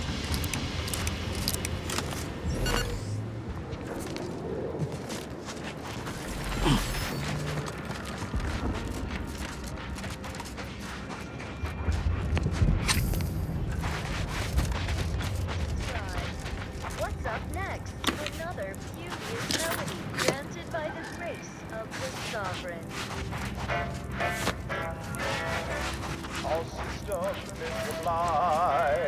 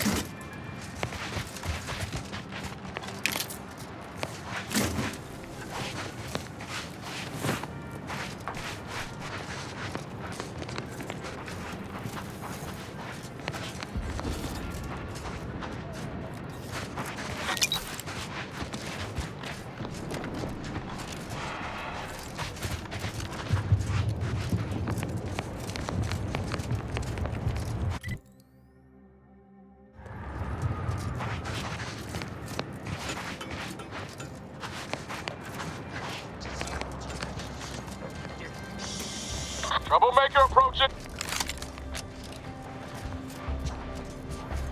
Coming up on some folks. Neutralizing unfriendlies.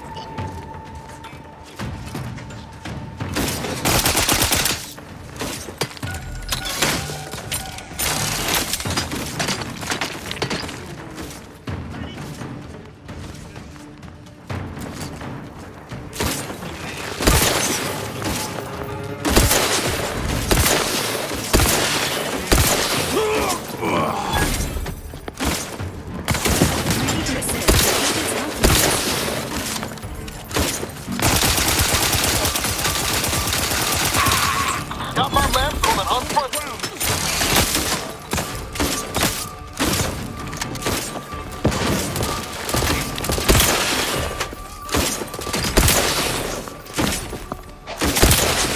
Promoting team health. Commander's level stats have reached an alarming level.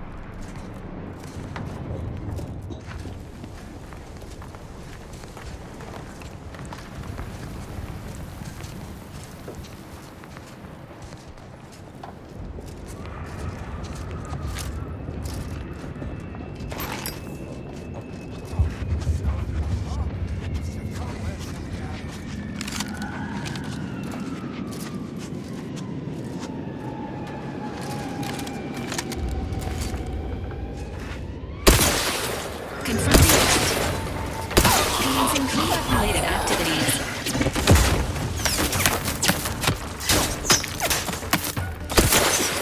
Standing by.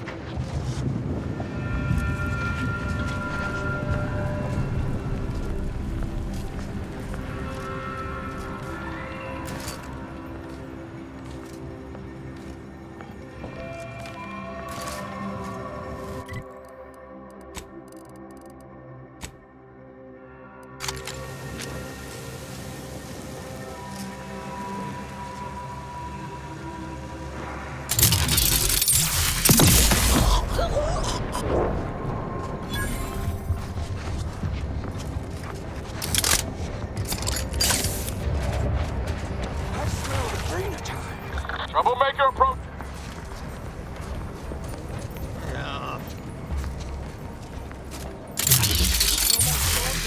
Enthusiastically neutralizing unfriendlies.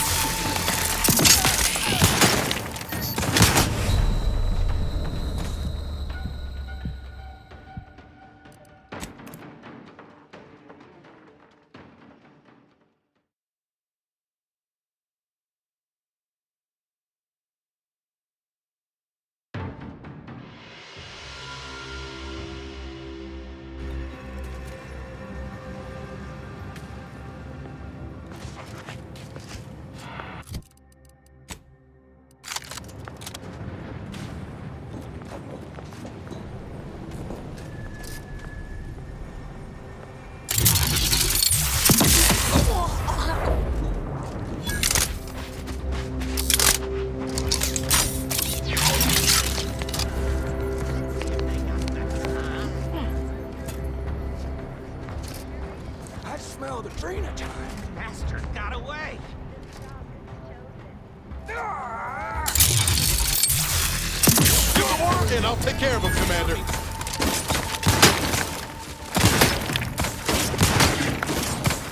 I see an unfriendly soldier.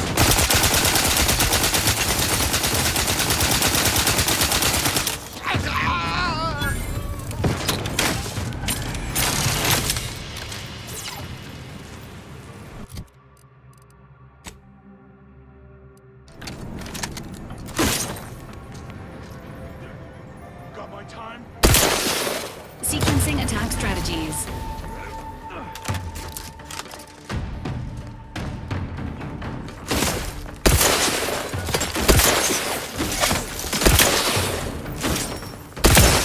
Promoting teammate health.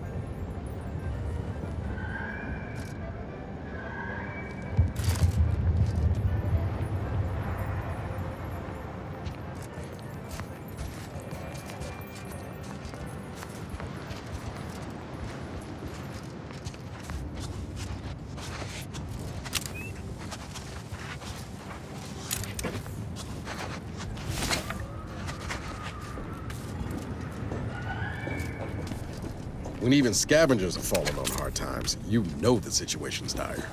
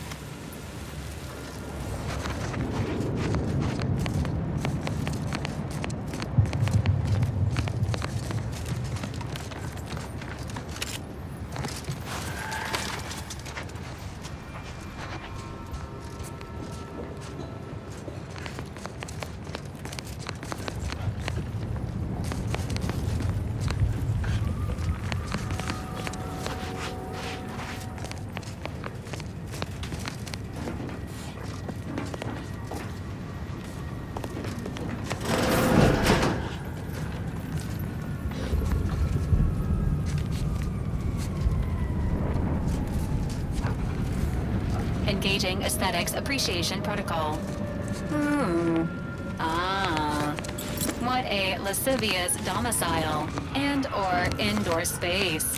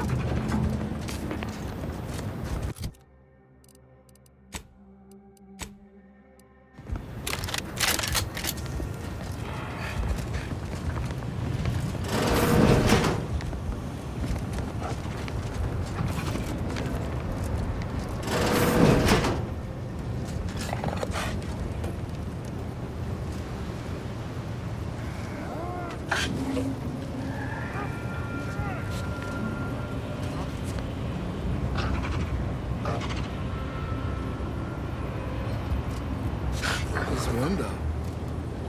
Don't like it. These strangers. Should rip them out, shatter them, transfer them with ourselves. Yes, yes!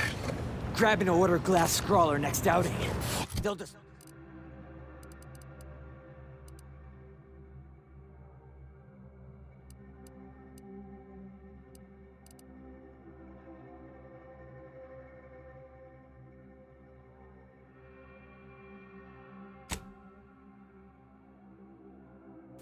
They'll display us in the standing before we cut them up.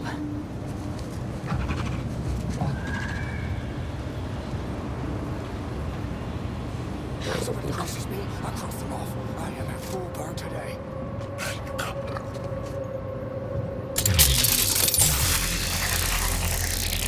Entering a confrontational stage. Ready to waste it. On your command.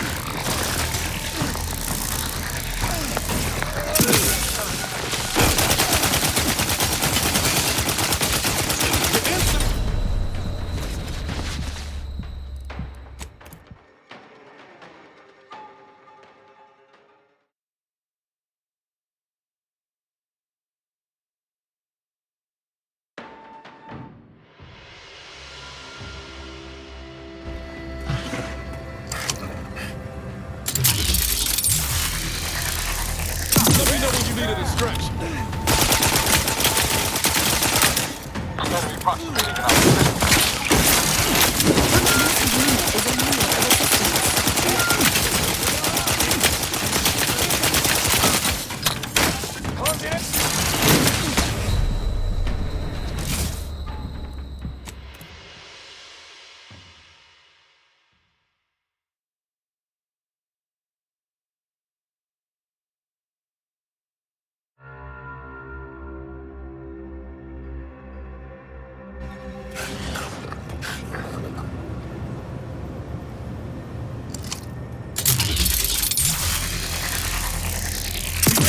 Need a distraction.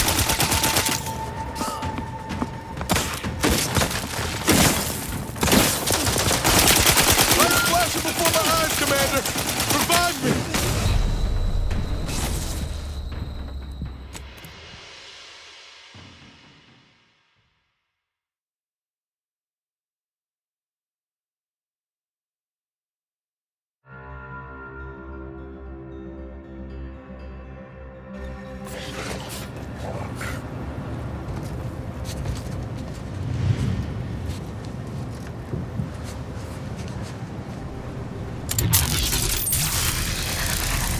Let me know when you need a distraction.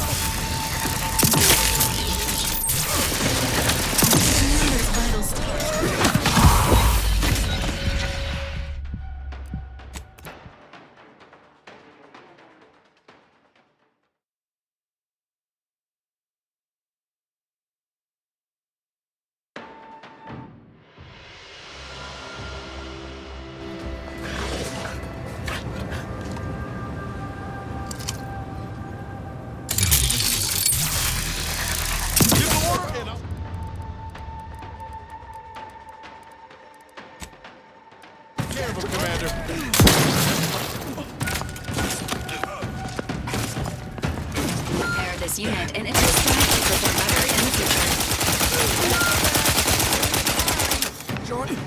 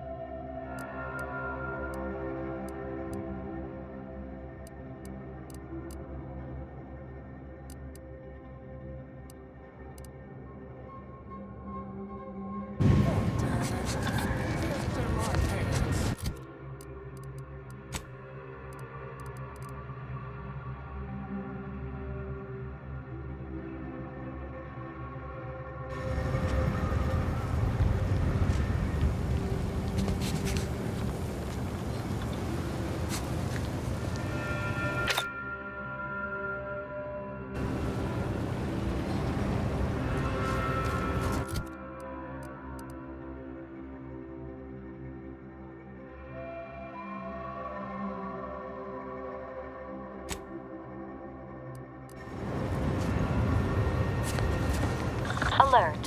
Hostiles.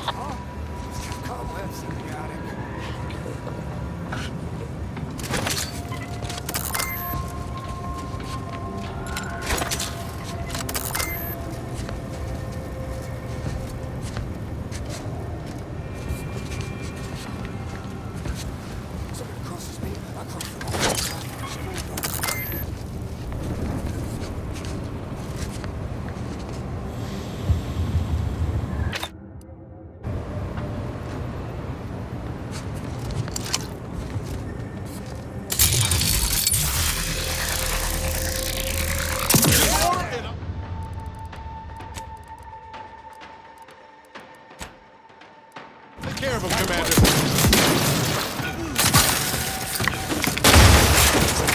This unit patiently awaits repair. Moving on up.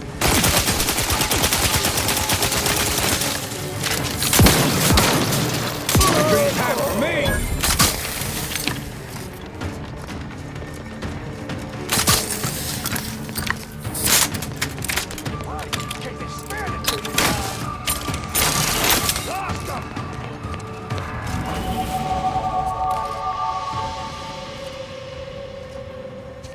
Troublemaker approaching.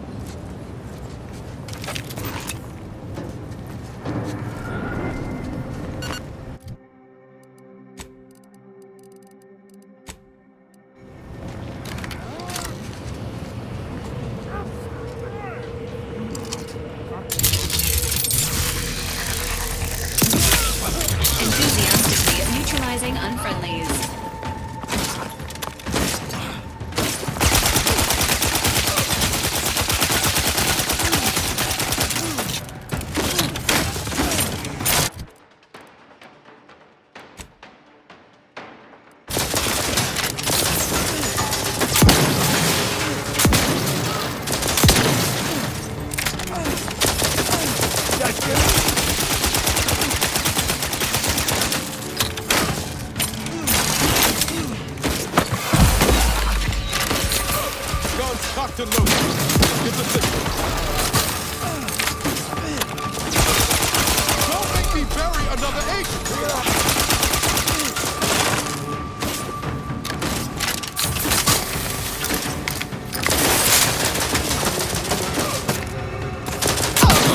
Back up the grabs. Here's to the next residents being above felony.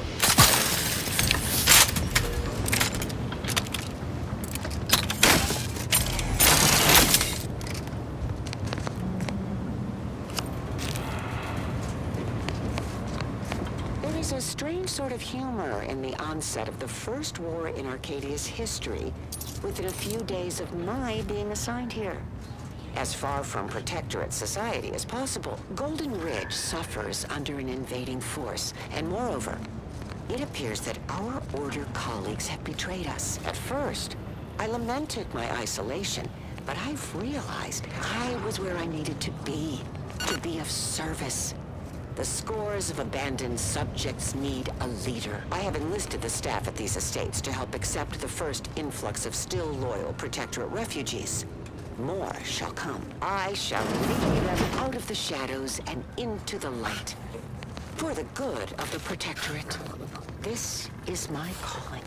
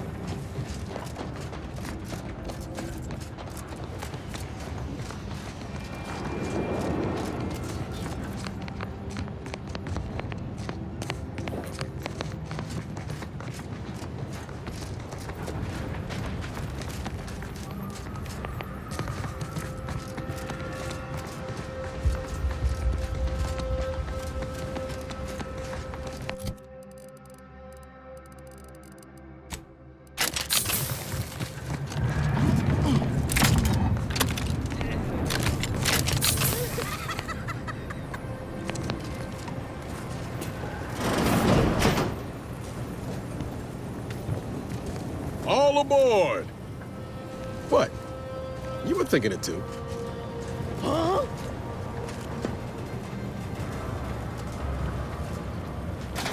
Waste of void damn time.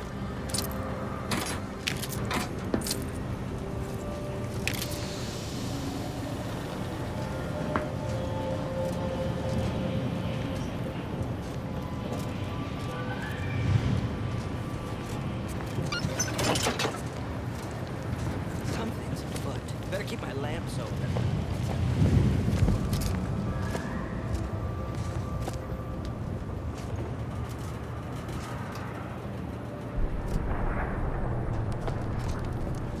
Not friendly life form detected.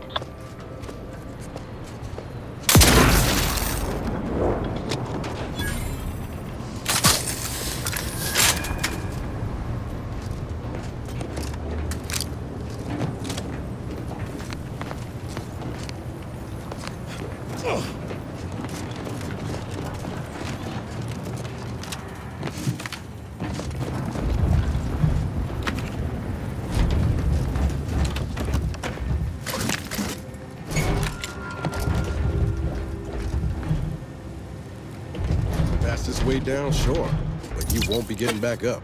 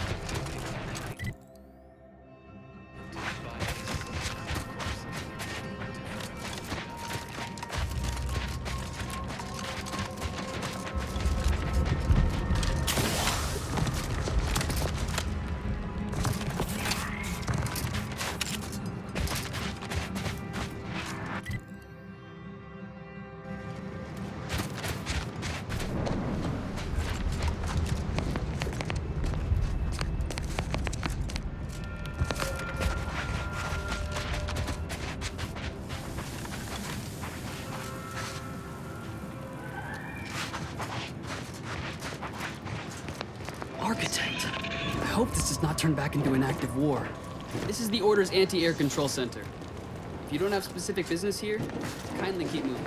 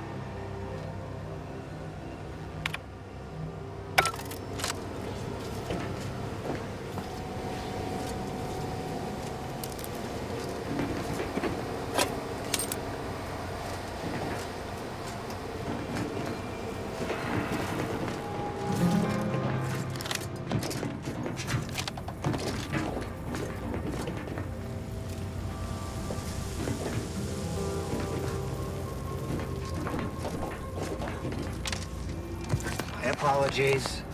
My work requires a rather high amount of focus, and as such, I'm unable to engage in idle chatter.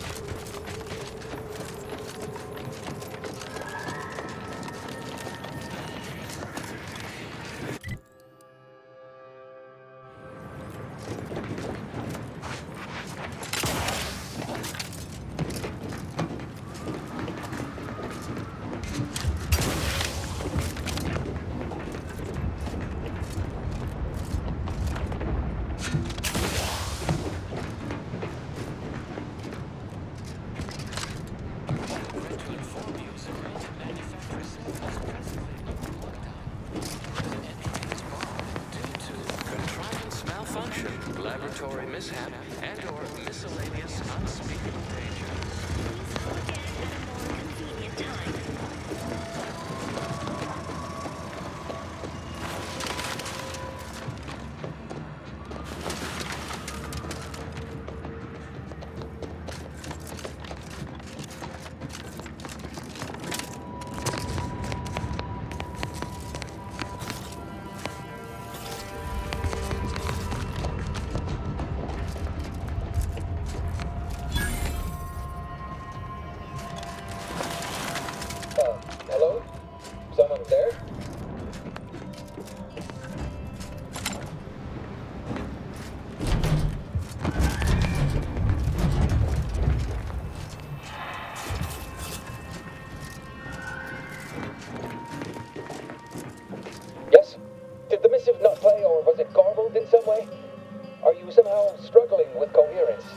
If so, to be clear, Zeranium Manufactory 7, presently and for an indeterminate time, is in lockdown. That means no external transmissions, no visitors.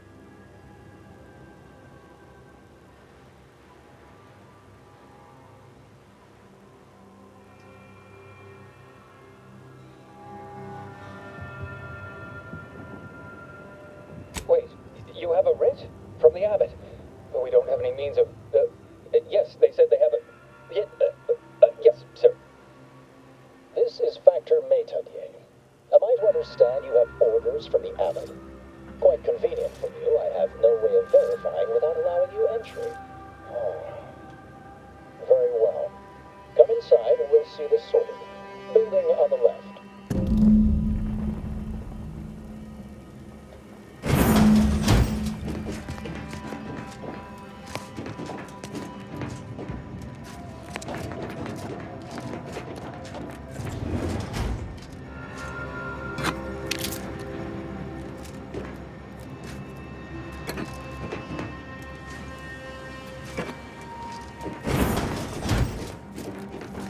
Yes, right over here. You're not getting down below. So, the abbot deigned to send someone whilst we're contending with all manner of emergencies, did he? Interesting timing. May I see it then? The writ?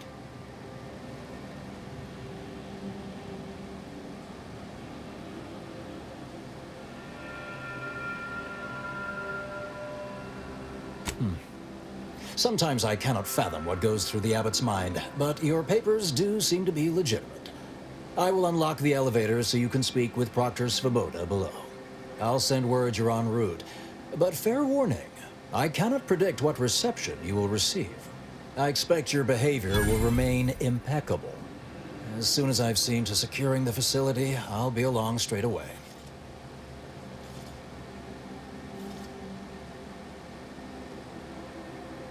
We have a working hypothesis about who is responsible. Initial evidence looks rather conclusive. And we have managed to corner the apparent perpetrator down below. Which would be a good thing if they had not, somehow seized control of the manufactory operations.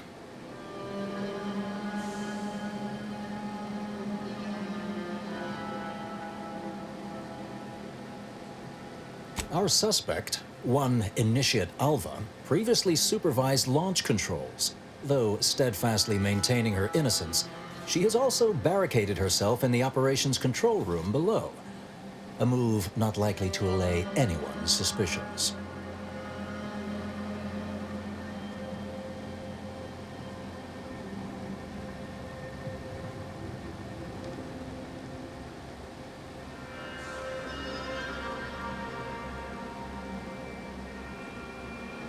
No, thankfully.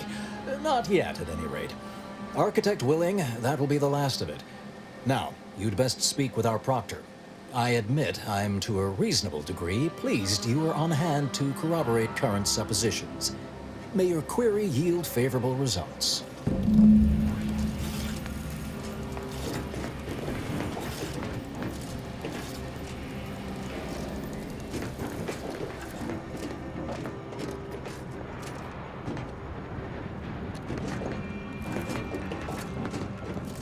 Hello.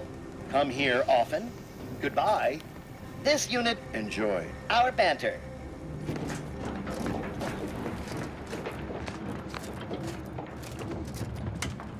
It evidently originated here. Transport pod full of Zeranium. Blue outpost opportunity to naught but tinges and flinders. Wait, so has it been classified as an accident? Or an attack? What I'd like to know is why our illustrious seer provided zero warning beforehand.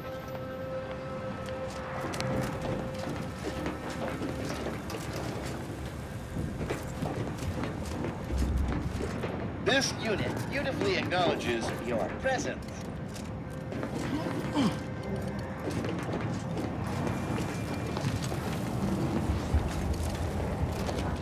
The Proctor's a low-functioning functionary at best. May all your theories prove true.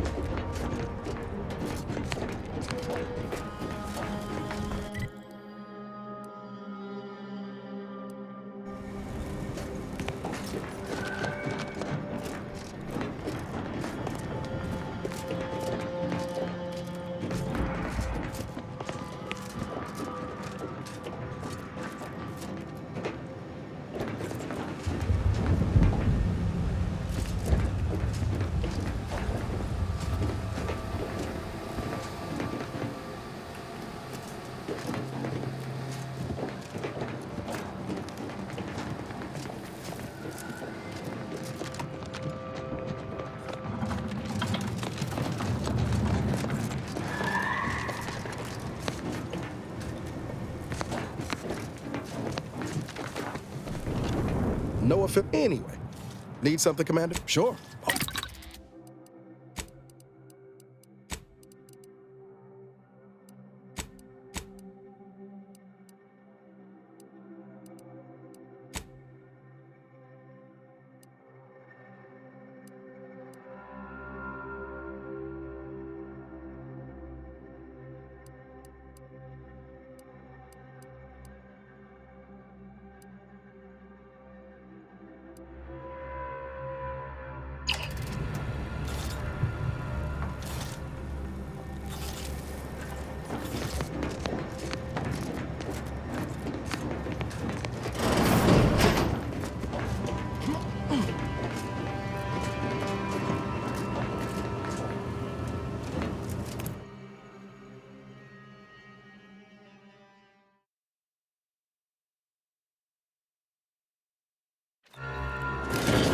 Initiate Alpha, stand down. Relinquish control of this facility immediately. Oh, my dear Proctor, you can't believe a low-level drudge like me is responsible for any of this. You'd have us all believe you seized control to demonstrate your innocence. Wait, is this being broadcast? I have no idea how this audio doodad works. You're the one in charge here, Proctor Svoboda. Are you sure you didn't do something? I demand your unconditional surrender at once. Hello, Proctor? I'm pushing buttons over here now. Did I disconnect you somehow?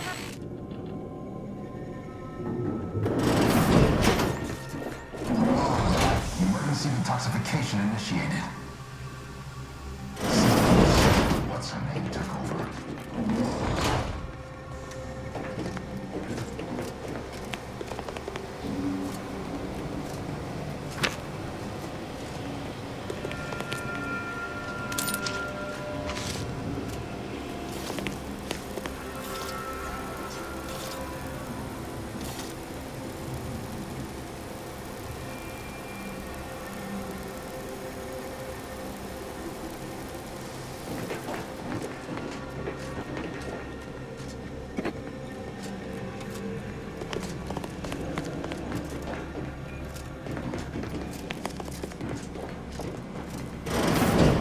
Ah, yes, of course. Next on my list of lowest probability events, strangers sent by the Abbot, gallivanting about amidst a lockdown. If we'd been able to communicate beyond our walls, might have saved you a trip. As I can successfully report, we have identified the responsible party.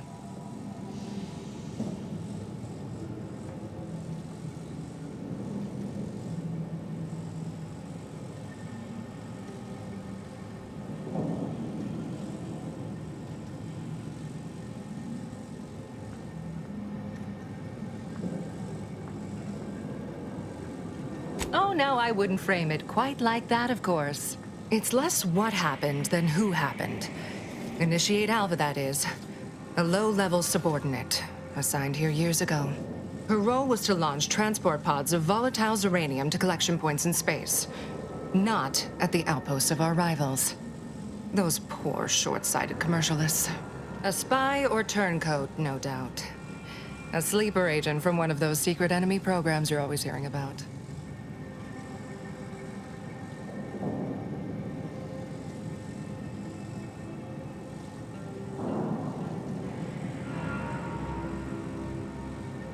Not all of us spend every waking moment at probabilistic analysis. Some have even more difficult roles to play. Administration, for example. Those dedicated wholly to the math do still miss things regularly, I should add. Calculating the probability of events, well, it's something of an imprecise science currently.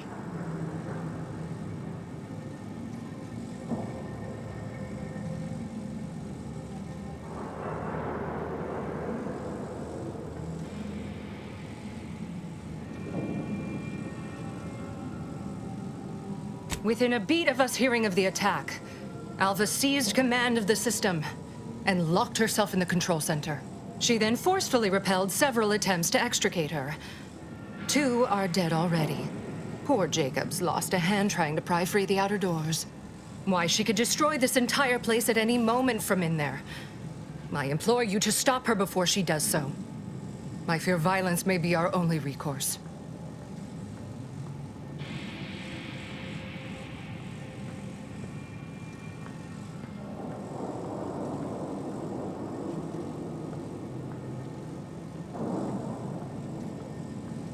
Fervent professements of innocence, mostly. You know, exactly what you'd expect a secret traitress to claim. Dramatic attestations that grew quite animated. I suppose spies must build up a flair for histrionics. What with all that, hiding their identities and all. Then bursting forth like a pent-up arachnid. At any rate, I have work to do, and you have a saboteur to eliminate, yes?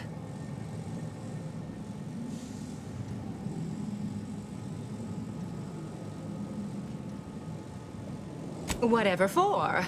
We've already established her guilt. Failed to see the use, frankly. I suppose some limited nosing about before dispatching her wouldn't hurt. Presuming she doesn't kill us all in the meantime. I'll be in my office. Let me know once she's no longer a problem.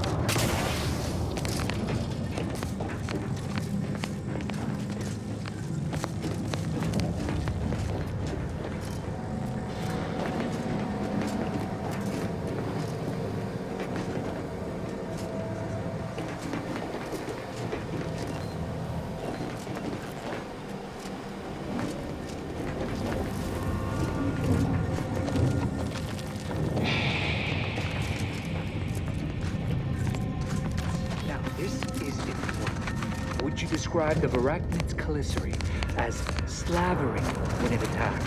How much viscous fluid would you estimate was involved? I don't know anything about the fluid's volume. Thing attacked. I shot it. There's goo all over the spot it emerged. Measure that, maybe.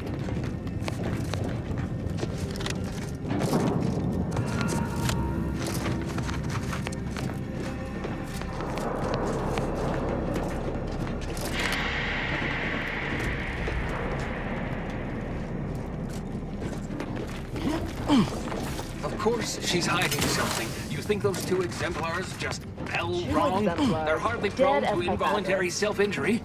No one's been inside operation since. Just a run-of-the-mill golden Nina mission. Don't listen to yourself.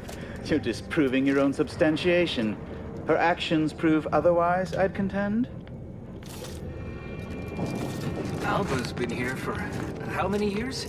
I never noticed her. Just blended in with the scenery somehow.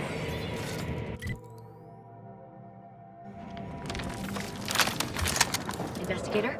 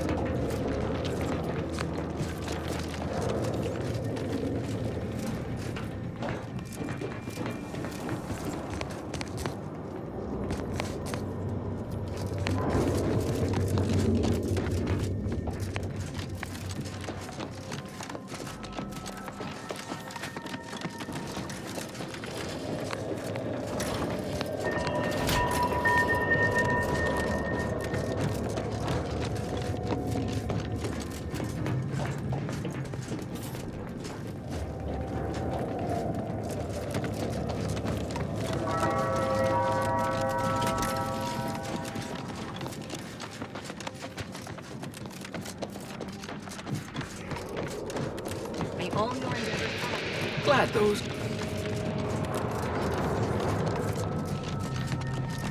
May circumstances proceed toward intended results.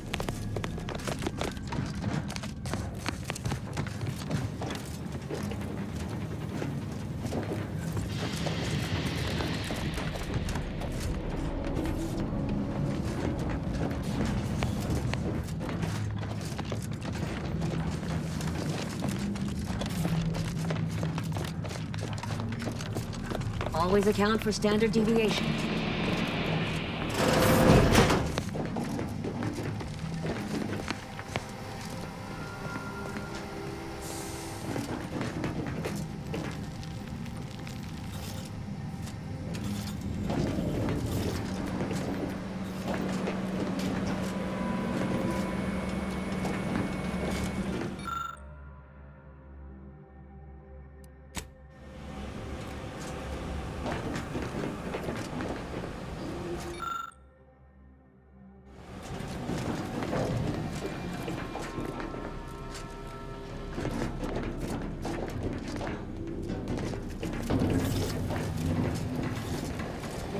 Oh, hello. A visitor. Who is it they're sending now?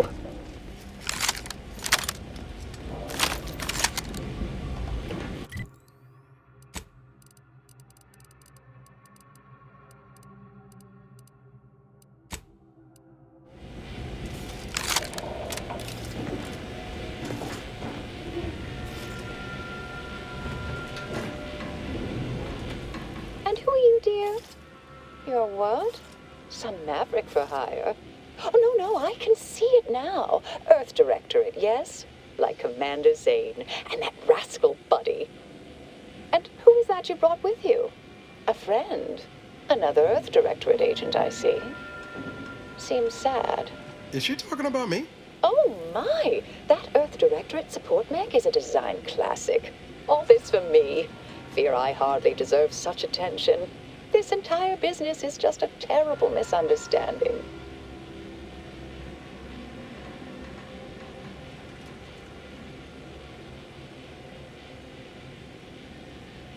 I expect few in the Order know of you, but, well, I've kept to a role here that is purposely not very taxing. Others prefer calculations in their spare time. I have my stories. Between launches, I enjoy serials, two-bit dreadfuls, periodicals. I adore Zane and Buddy, even if they are considered contraband. And you decidedly share their upright bearing. For the longest time, I didn't realize your organization actually existed. But here you are, well-timed and, no doubt, eager to help.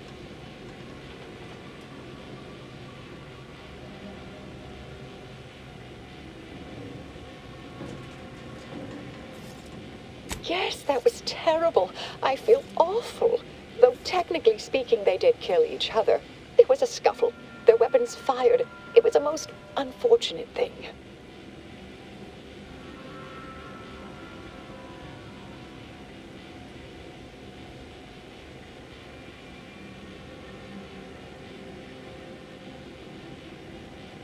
Dear me, I wish I did, but...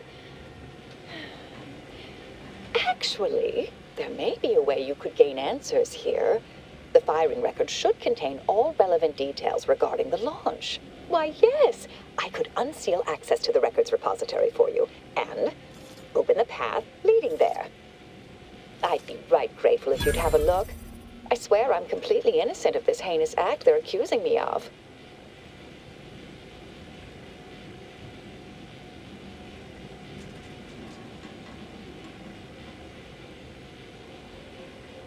All right, fair enough. Understood. Appreciate your help, dear. Please return when you have found something. May the plan favor us against long odds.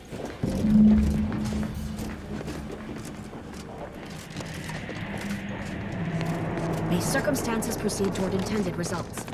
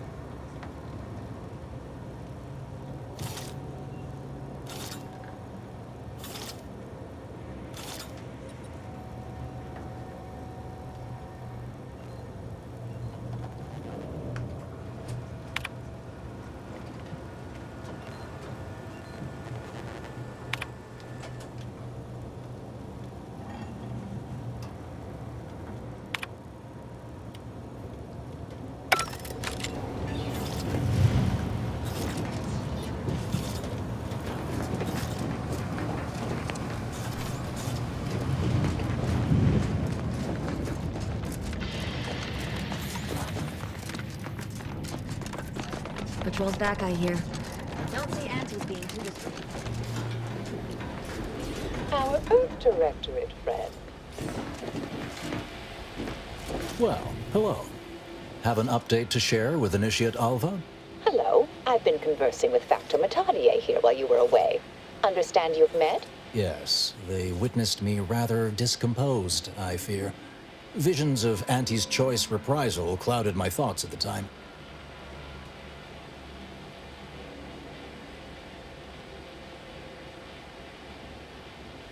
The Factor is less accusatory in his questioning than certain others, which I respect. Good manners cost nothing, I always say. Troops now guard the entrance above. Our safety addressed, I have turned my attention to the cause of our situation here, and I have deemed it wise to investigate further. Do not let my position fool you. All within the Order are scienticians, and hence we seek the truth of any hypothesis based on evidence. The Proctor's accusation is no different.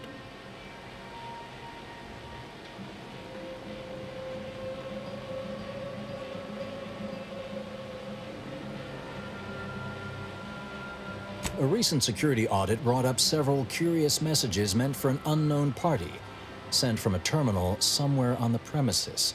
We were unable to track down the whereabouts of this mystery terminal, but one message contained certain oblique references to placing blame. Nothing conclusive, yet enough to give me pause. You examined the launch records, yes? Did you find anything, dear?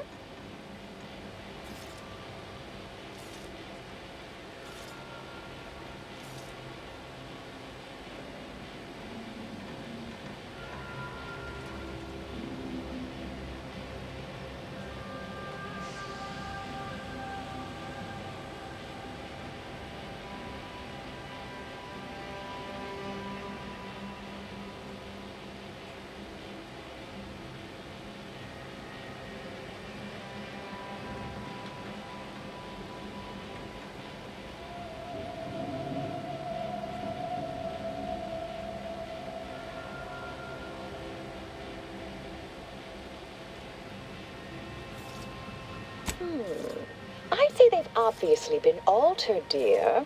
Fancy that odor you detected, a sign of chemicals used to affect the falsification. Ah, but listen to me. What do I know about this sort of thing? I know I've watched too many Aetherwave serials. Suppose they fuel my fervent imagination. But still, even the most junior scientician knows the best explanation is one requiring the fewest assumptions. Ergo, I set the correct coordinates. Someone overrode them.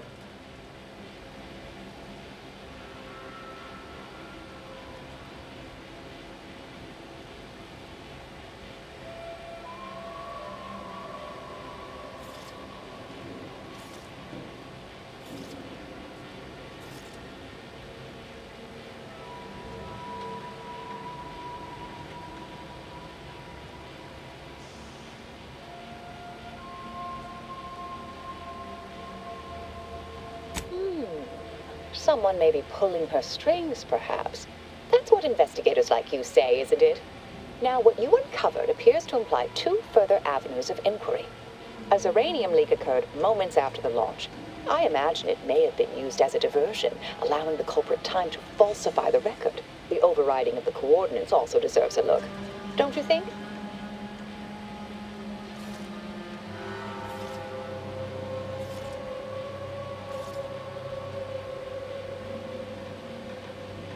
I expect the Zeranium leak stemmed from alterations to the control boards and refinement logistics.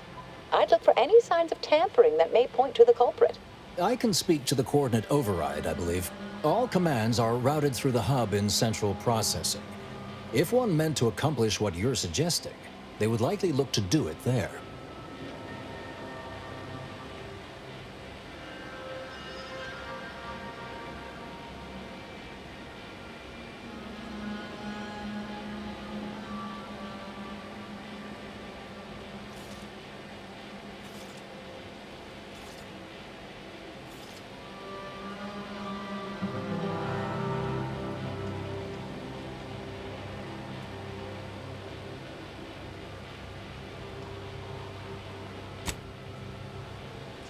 All right.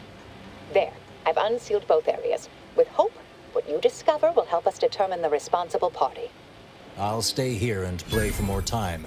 If the Proctor sends anyone, I'll say I'm close to convincing you to surrender.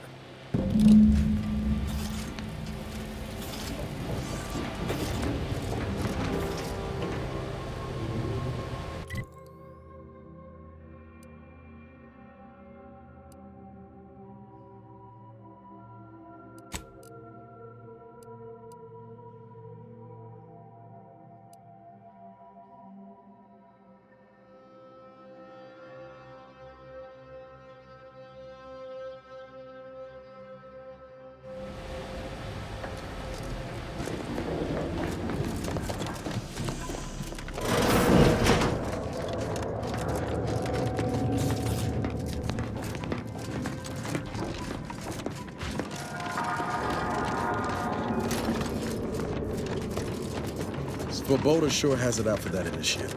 Guess I would too if Alva had killed a bunch of my colleagues.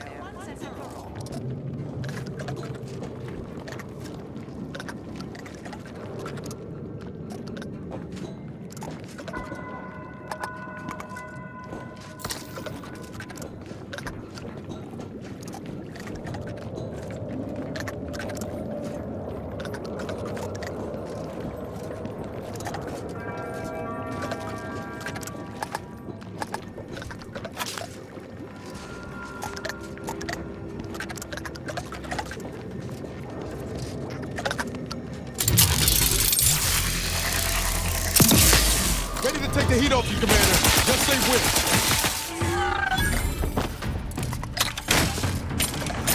I'm seeing unfriendly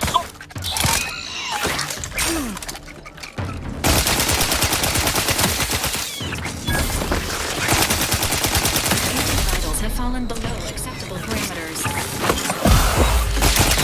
Appreciate a little help, Commander.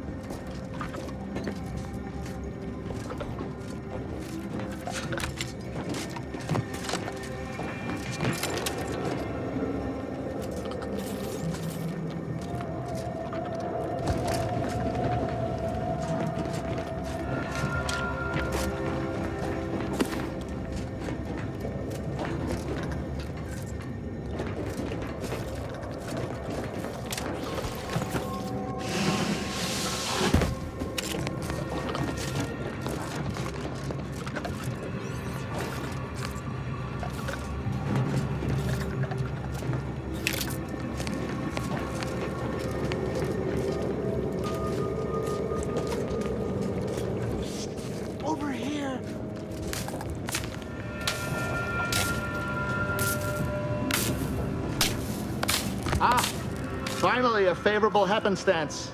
After I became stuck in here, those organisms appeared, all hungry-eyed and slavering profusely. The door jammed. Not sure how. Worked perfectly acceptably earlier.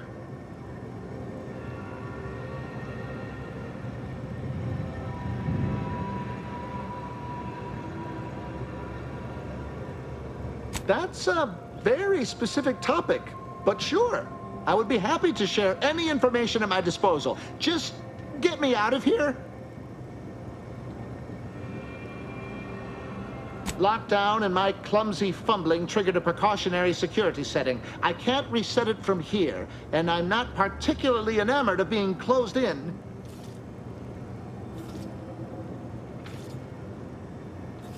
Depends on your level of moxie and know-how, I suspect. Let me think. You could try jimmying the door open if you have engineering expertise. Or, I don't know, engage in a routine advanced physical regime. Otherwise, the safety reset is in a wall panel around the corner. Though that seems a bit boring for a dynamic sort like you.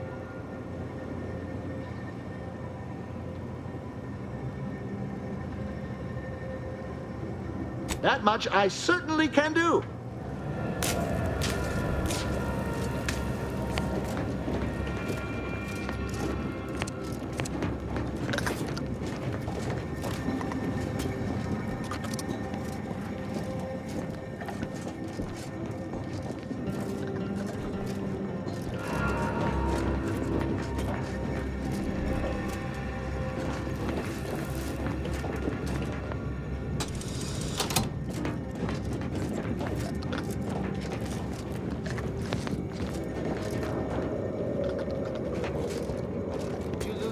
Down there?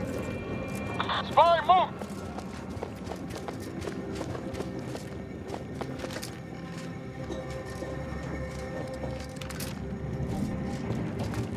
Confronting threat. Standing.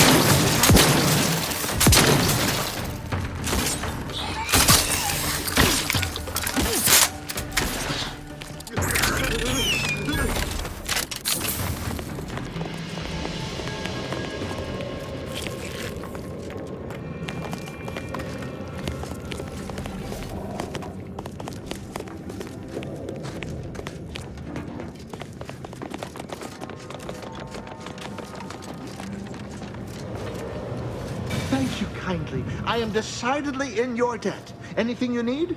Anything I, a lowly archivist, can provide you, a heroic individual who is handy with doors?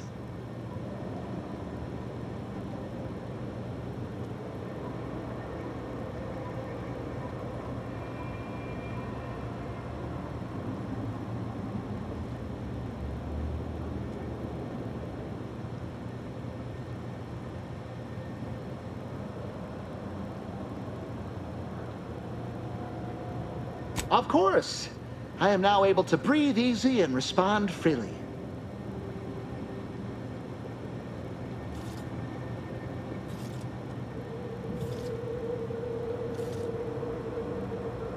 Strange question, but yes, all commands pass through the hub here. Through that wiring underneath that open floor panel in the back of the room, actually.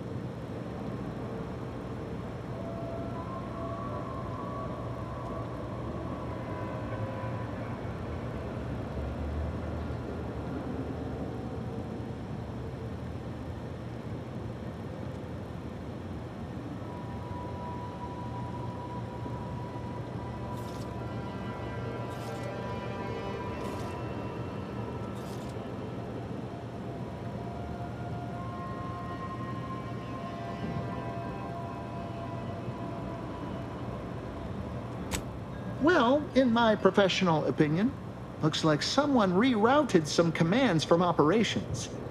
Not sure which ones. Based on the sloppy state it was left in, I'd say they either barely knew what they were doing or were in a rush, or both.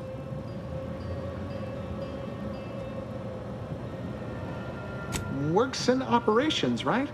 Always on about her stories.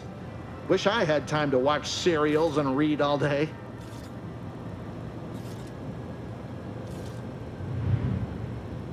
I was in my cot doing advanced equations. After the explosion occurred, I rushed here to check my terminal. The door was creaky to open. I should have known it would lodge in place when it closed, but I was distracted by the disheveled state of the room and rushed inside. Well, that's about everything I know about everything. Let you be on your way. Well, on your way out, try not to be liquefied and subsequently devoured.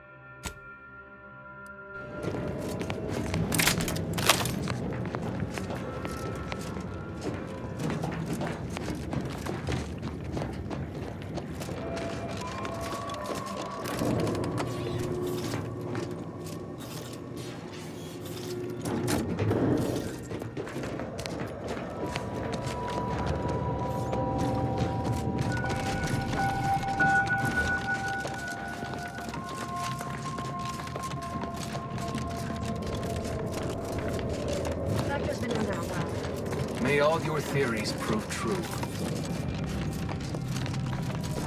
Always account for standard deviation. Something about that Alva doesn't square. And she called me sad. I'm not sad. Just for the record. Respecting one's elders is considered good manners in most colonies. Exceptions may be made for violent offenders.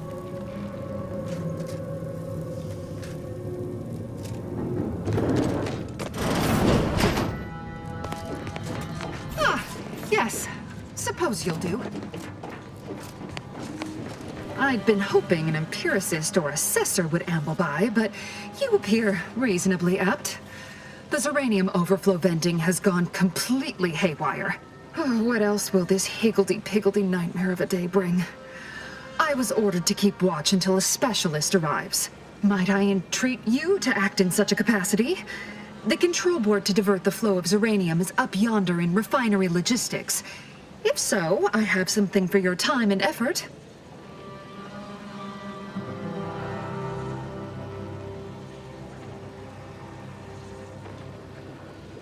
We developed a pharmaceutical primer that, technically it poisons you a little, but also heals you quite effectively. Shut off the gas, it's yours.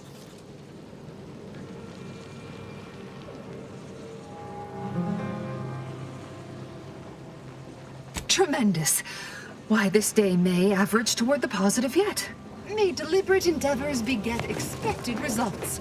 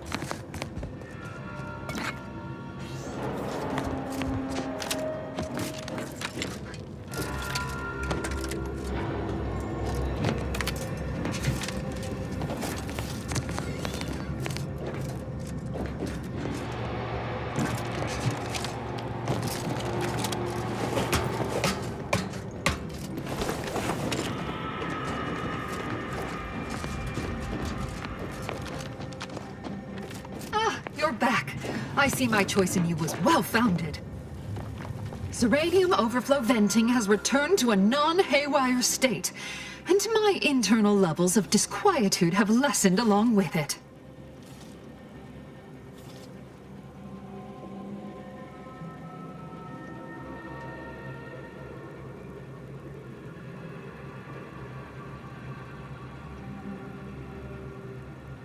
With the leak abated, I am fully prepared to be peppered with queries.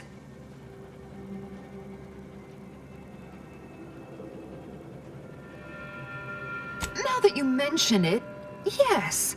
I recall I was worried about one crisis, and my mind was completely occupied by this other crisis nearby. I must admit, I haven't given the attack a single thought since. I do hope everyone's okay.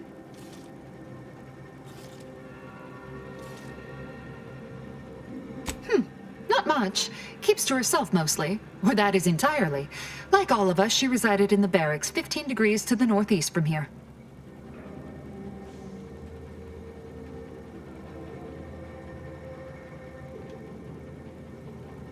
You mean just after the attack occurred? I was in a state of anxiety at the time, and, well, I'm sure you're aware higher levels of cortisol can impede the encoding of memory. I am greatly grateful you were helpful and effective. Farewell. This card will allow you into our humble little research lab. It's right past operations. Can't miss it. Unless you do. The pharmaceutical primer I mentioned is inside on display.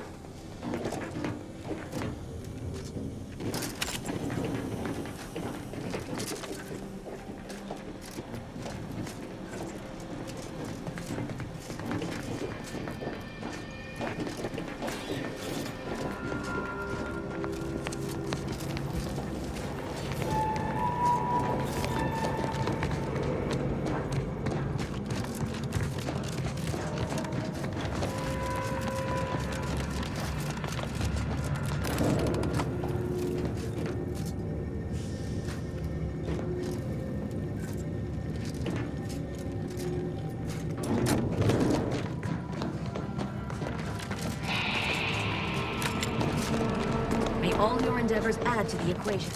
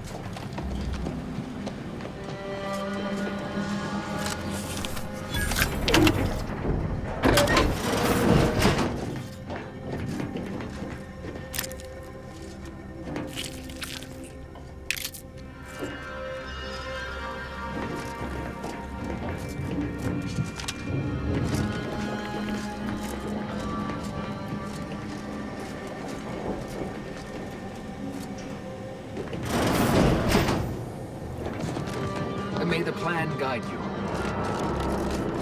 Not to be an armchair functionary, but the Proctor isn't even close to approaching the situation in a logical fashion, is she? Always just a step above a layperson, I'd say. Never been a serious science mission.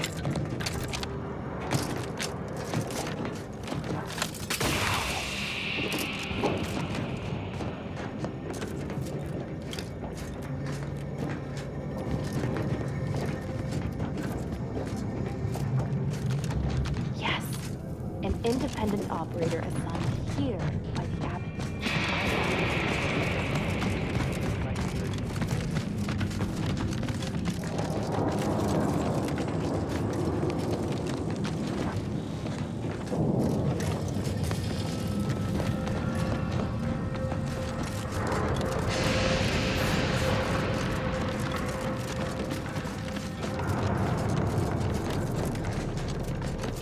Investigator.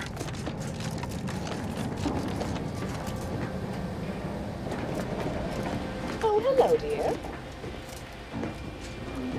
Why, we were just talking about you.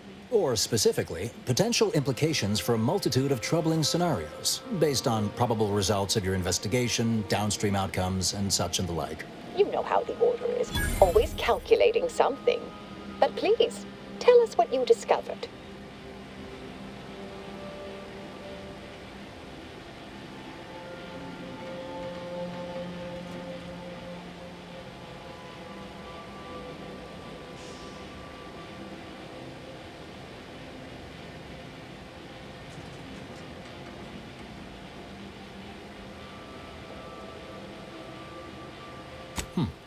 That you've found evidence that the coordinates were rerouted is definitely something.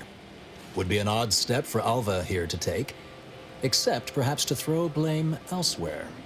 I admit I had the knowledge to cause the leak, but not the authorization.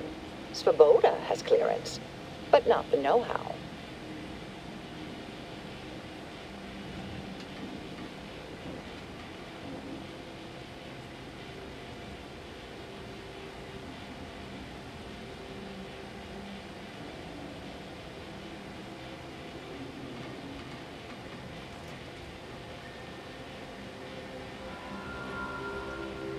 I wholeheartedly agree, but her incompetence hardly absolves her. I'm sufficiently certain our proctor is conspiring with an outside party, so I'm coming out now. She's going to tell me who she's working with. Then I'm going to kill her. Wait a minute. You're going to what? Our investigation, it's unfinished, and you're an initiate. What are you talking about? Oh, I see you two thought you were proving my innocence. No, you were helping identify my target. I'd advise you, dears, to help or stay out of my way. Proctor Svoboda needs to pay for her actions.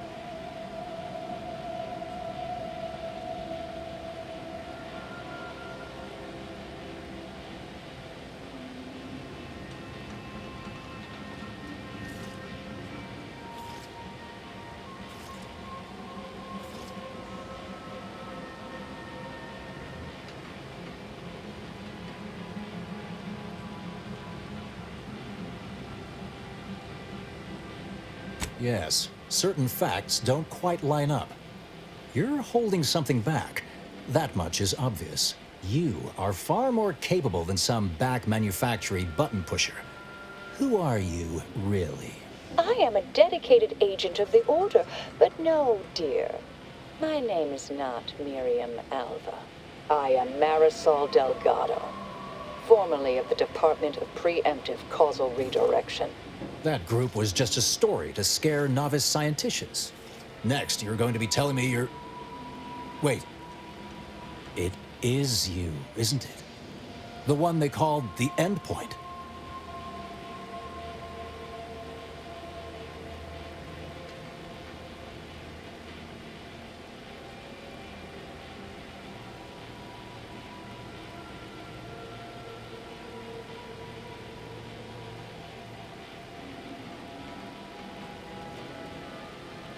I must admit, I'm not entirely sure.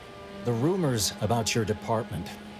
They said anyone who might delay the equation being solved disappeared.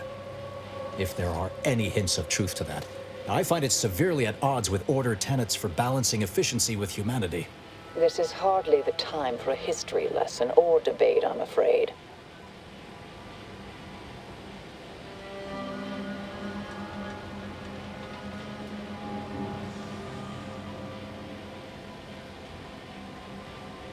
I arrived decades ago to lie low after a difficult assignment. More than that, I have nothing to speak on at present. that you are who you are, and are standing right, and have been here for years. It's all much to digest.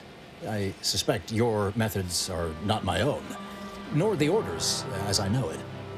And I fear your intentions for Proctor Svoboda.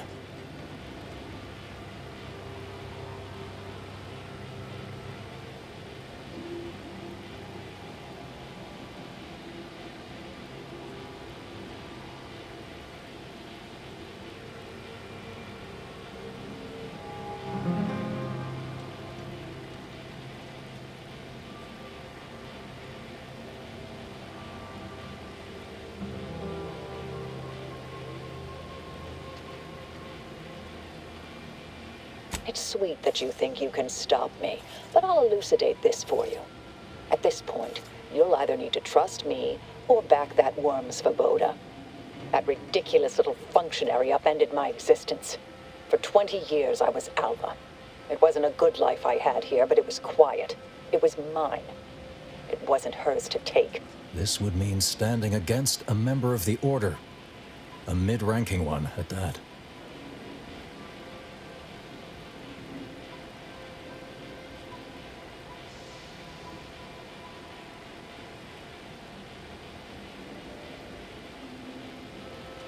I cannot be party to this, but neither shall I stand in your way. A wise calculation, my friend. Good thing you showed up when you did. You saved me from having to kill everyone here.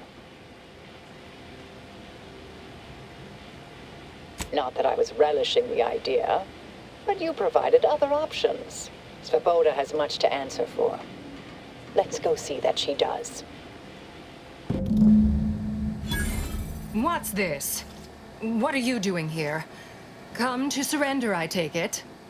After decades keeping this identity, your inexpert blundering has rendered it obsolete.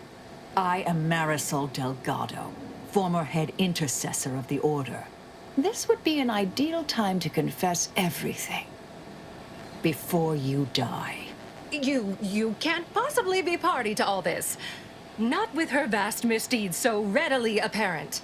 Our investigator has definitively determined my innocence following a thorough investigation.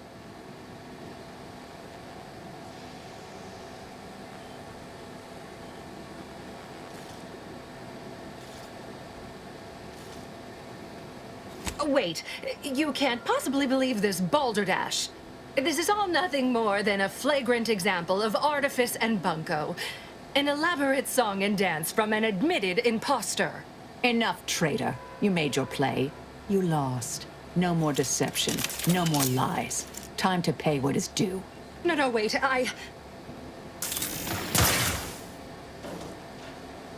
Thus concludes a thoroughly distasteful business.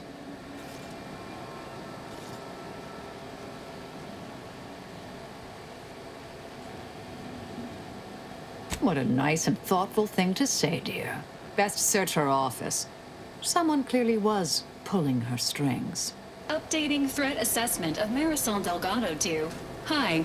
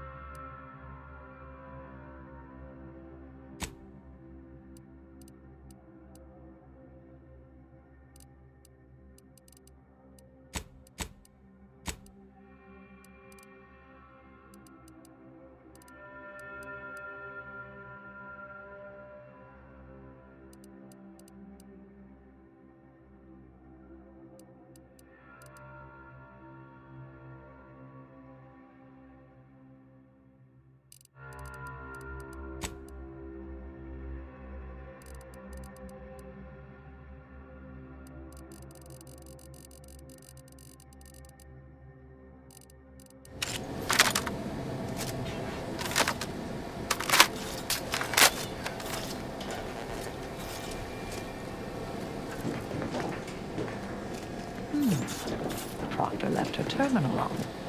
Maybe it holds some sign of who she was working for.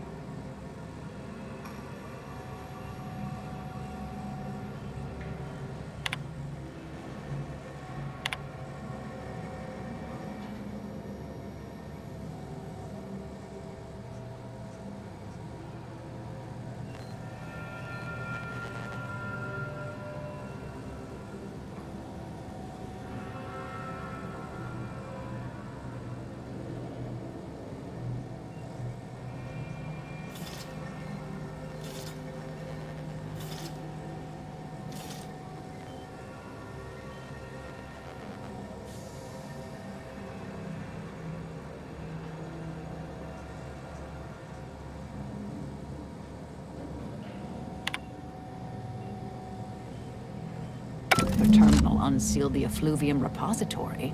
That's traditionally off limits. Ideal spot to hide something. We should take a look.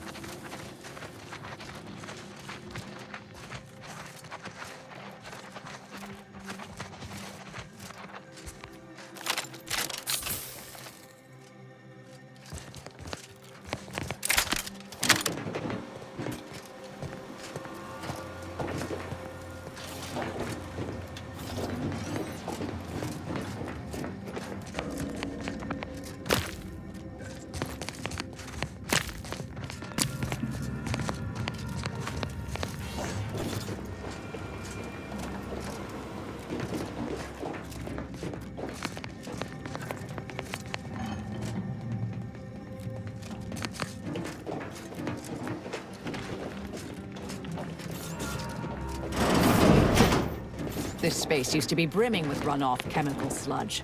It's been renovated, I see. Another terminal. Go ahead. You should have the honors.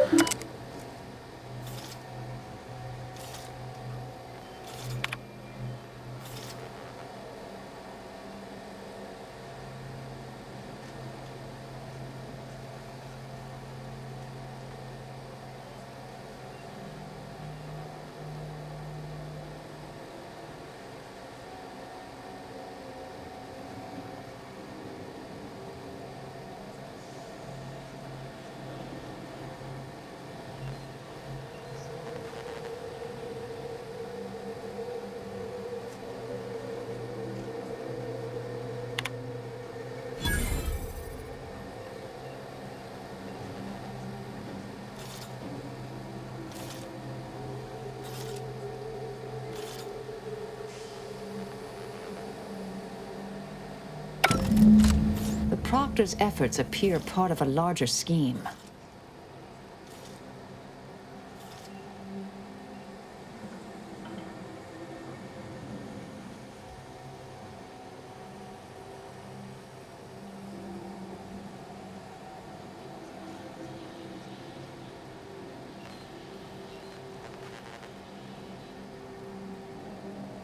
Clemens? The archivist? Ah, that follows, I suppose. Still more that I missed.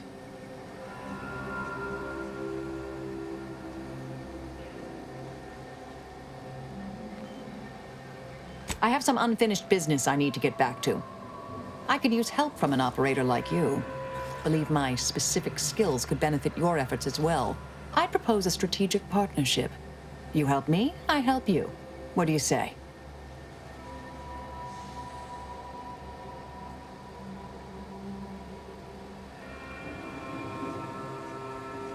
Good, good. It's a little crowded here, though, isn't it? Affirmative. Engaging standby protocols. Excellent. Well then, I am quite ready to leave this place.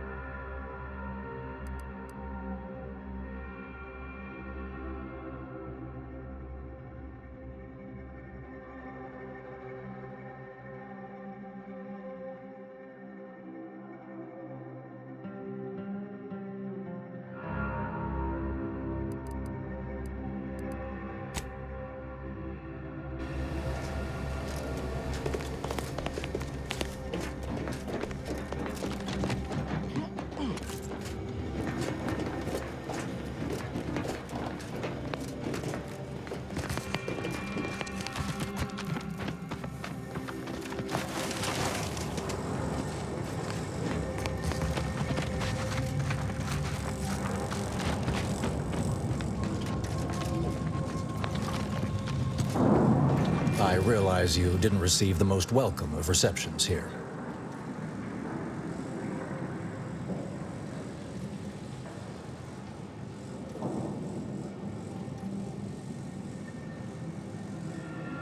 I can't completely argue with that. I recognize you've done right by us here today, and I appreciate your efforts.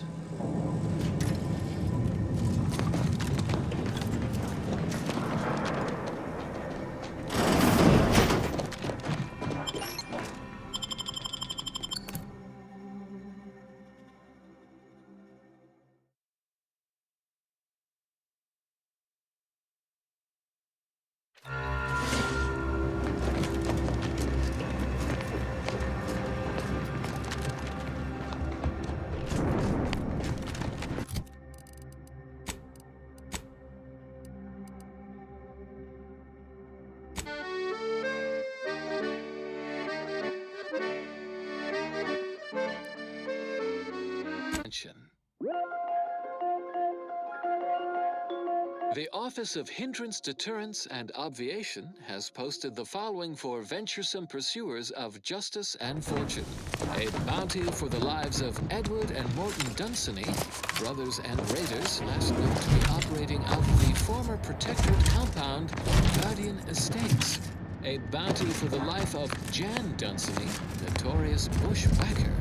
Dangerously addled, last said to be holed up at the Scrapper's Den. Ample rewards to be collected upon completion at the bounty posting site at Matriarch's Mercy. So ends this missive. Continuing as predetermined. The following song has been determined to facilitate abstract thinking and constructive rumination. Generating primes, techniques, and uses. Good day and welcome again to Advanced Abstract Algebraics, Section 4, Session 43. Please continue to enjoy the background music, which I have selected today based on its arithmetic-based harmonic progressions. My name is Edmund Vandersmythe, and I am the Senior Tenured Laureate of the Tertiary Adjunct School of Numenistics for the Order of the Ascendant. Today's lecture will focus on the generation of prime numbers, techniques, and uses thereof. I know. Prime numbers? Why so simplistic? Well, consider this a basic refresher course in remedial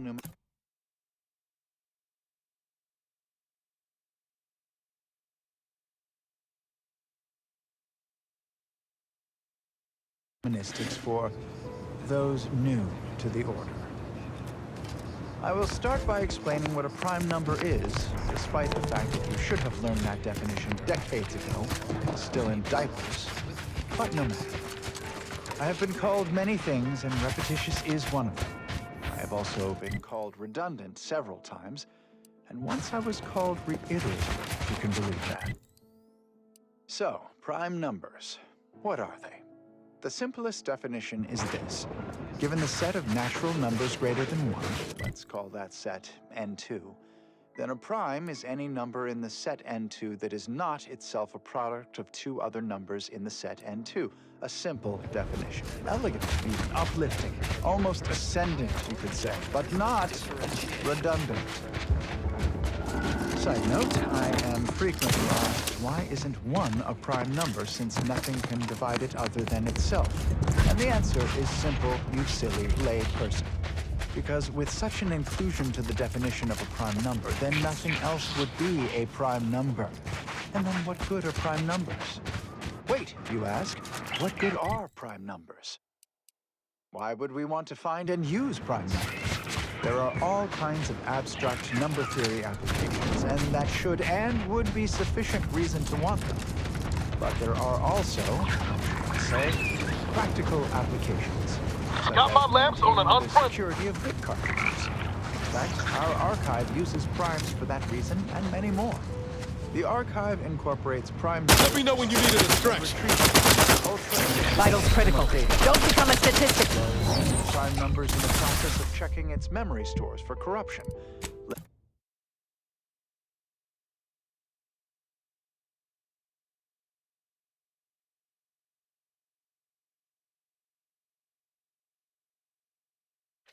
Humanistics for those new to the Order.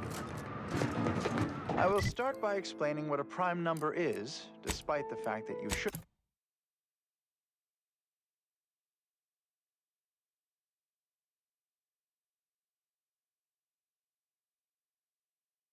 have learned that definition decades ago, while still in diapers. But no matter. I have been called many things, and repetitious is one of them. I have also been called redundant several times, and once I was called reiterative, if you can believe that. So, prime numbers. What are they? The simplest definition is this. Given the set of natural numbers greater than 1, let's call that set n2, then a prime is any number in the set n2 that is not itself a product of two other numbers in the set n2. A simple definition. Elegant, even uplifting, almost ascendant, you could say, but not redundant. Side note, I am frequently asked, why isn't 1 a prime number since nothing can divide it other than itself? And the answer is simple, you silly lay person. Because with such an inclusion to the definition of a prime number, then nothing else would be a prime number. And then what good are prime numbers? Wait, you ask, what good are prime numbers? Why would we want to find and use prime numbers? There are all kinds of abstract number theory applications, and that should and would be sufficient reason to want them. But there are also, how should I say, practical applications, such as maintaining the security of bit cartridges. In fact, our archive uses primes for that reason and many more. The archive incorporates prime numbers for storage and retrieval on its ultra-efficient system of data bricks, as well as using prime numbers in the process of checking its memory store for corruption, lest its calculations be tainted by such. But if you strive to become a numanistics researcher, there are several open questions in the area of prime number study. One such question is this. Is every even member of the set n2 besides 2 a sum of 2 primes? It seems to be. But no ready to waste on your command. Are there an infinite number of primes Purificator at ready status. Only 2 in their values? That seems unlikely, but we have been unable to find an upper limit. Perhaps you could discover adversary vulnerabilities identified. Senior tenured laureate of the Tertiary Adjunct School of Numanistics for the Order of the Ascendant. Such a lofty, and dare I say, elegant goal. Check your scopes for combatant analysis. And good day.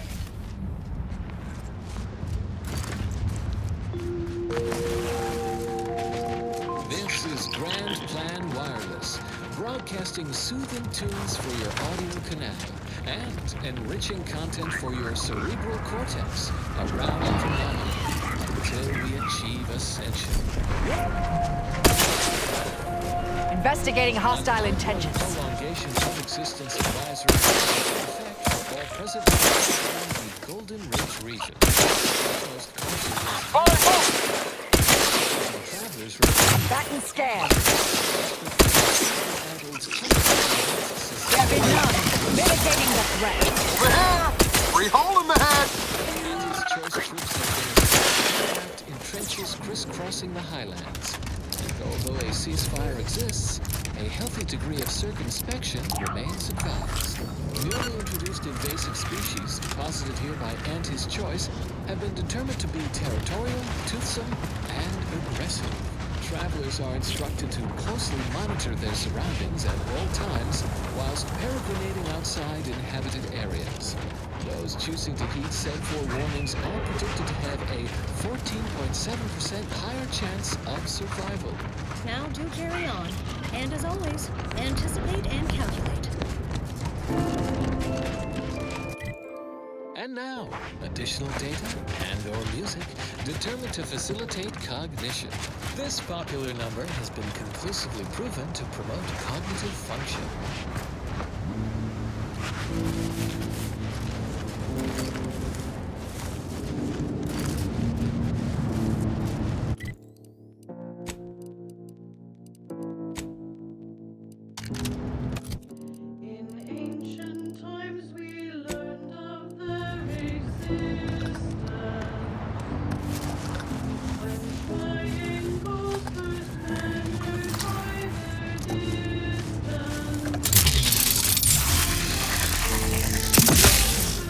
handle this.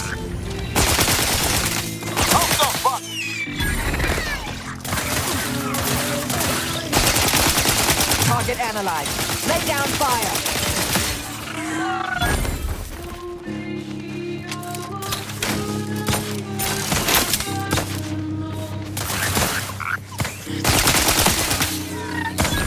I have a fix on their weaknesses.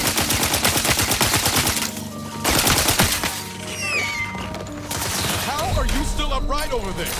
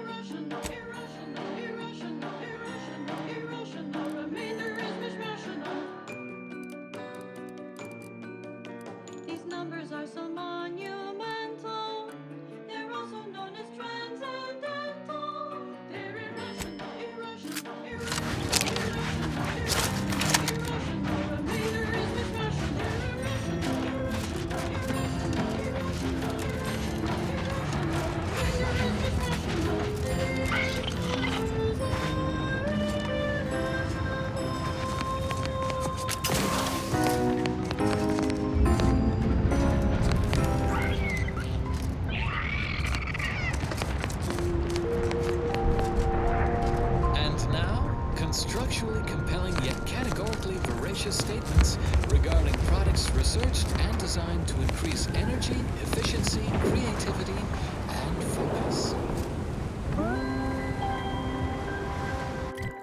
Leftover spratwurst, wilted lettuce, spoiled mayonnaise? Don't eat yesterday's sandwich. Instead, enjoy Cultured Banquet, a 100% fabricated meal, the consummation of consumption. From the Order of the Ascendant. Now that is what I call a stubborn clog in the old pipes. You're gonna have to hold it in, friend. Privy's out of order. Never fear. I'll get that clog moving soon enough. They don't call me the pipe doctor for nothing. And now a song from a composer predicted to have 3 well-liked melodies and become allergic to water this year. Shucks. Why, if I hadn't just been wrist-deep in sewer water, I'd shake your hand.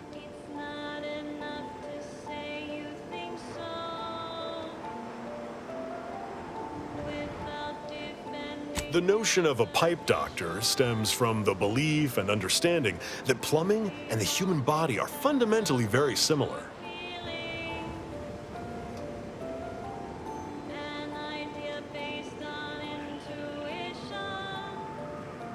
It's true. Whether over porcelain or metal, flesh or blood, we all take the same oath of service. It's like I've always said, a doctor is a biological plumber, exploring the unknown and unseen depths of the human body. And what is the human body but one long, wet, interconnected pipe? Take it from the pipe doctor. We're all just tubes down to the core.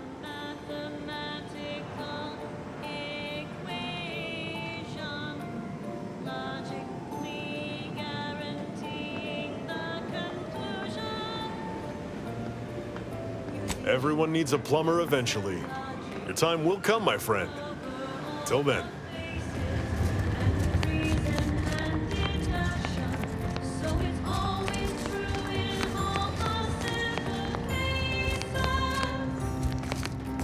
Perhaps I should peruse Malkin's Immutable Mathematics again. I've only read it 4 times.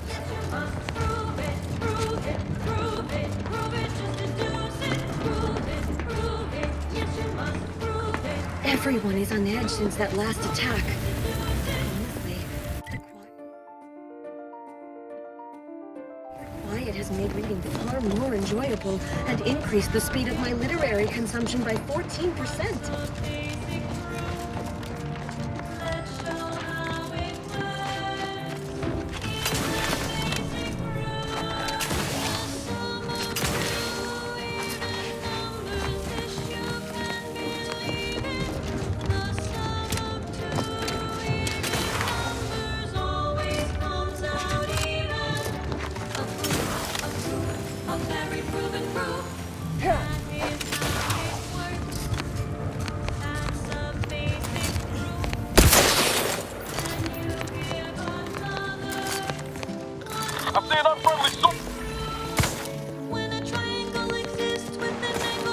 Target analyzed. Lay down fire. Stun weapon ready, Commander. Ready to take the heat off you, Commander. Just say when.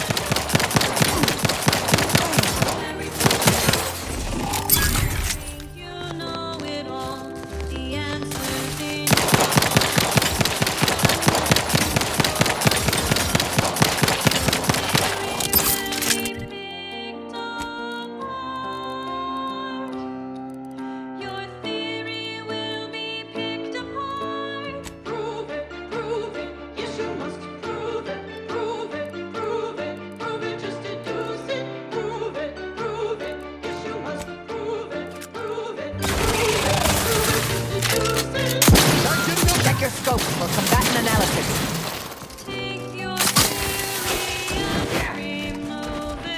Got my lamp going on front.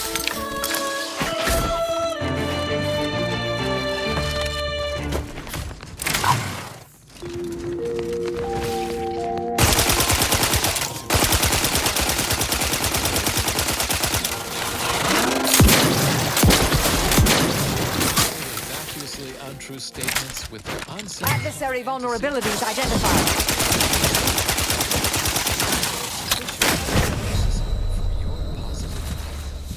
Come by our predictory today, where we will ship.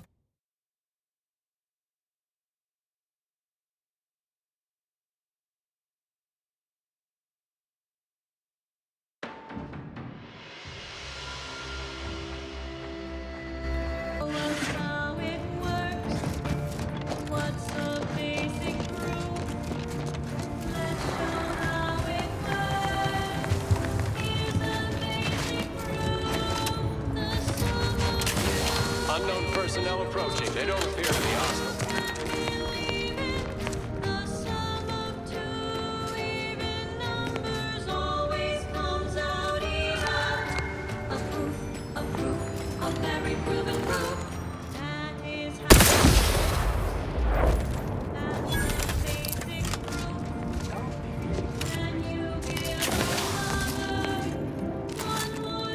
Mobilizing.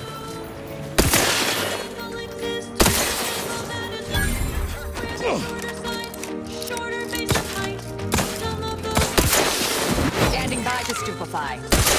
Ready to wait on your command.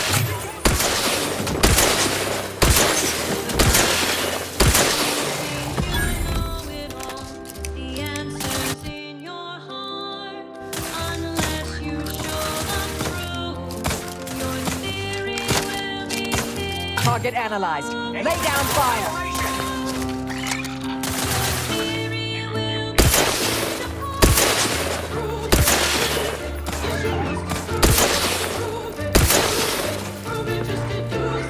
Combatant scared.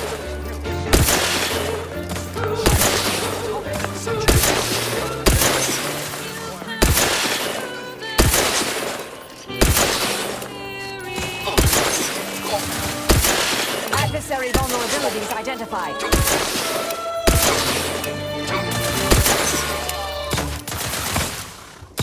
Taking the fight out of them. Turbification in progress. Casting cognitive resonance across Arcadia. Check your scope for combatant analysis. No need to squander cogitation on a lengthy preamble for this installment of Ask a Vicar, especially with today's proverbial easy and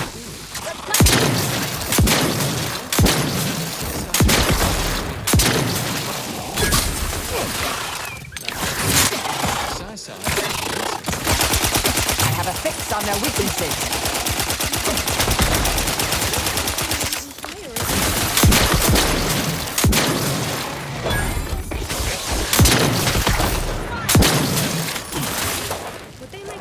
Adversary vulnerabilities identified.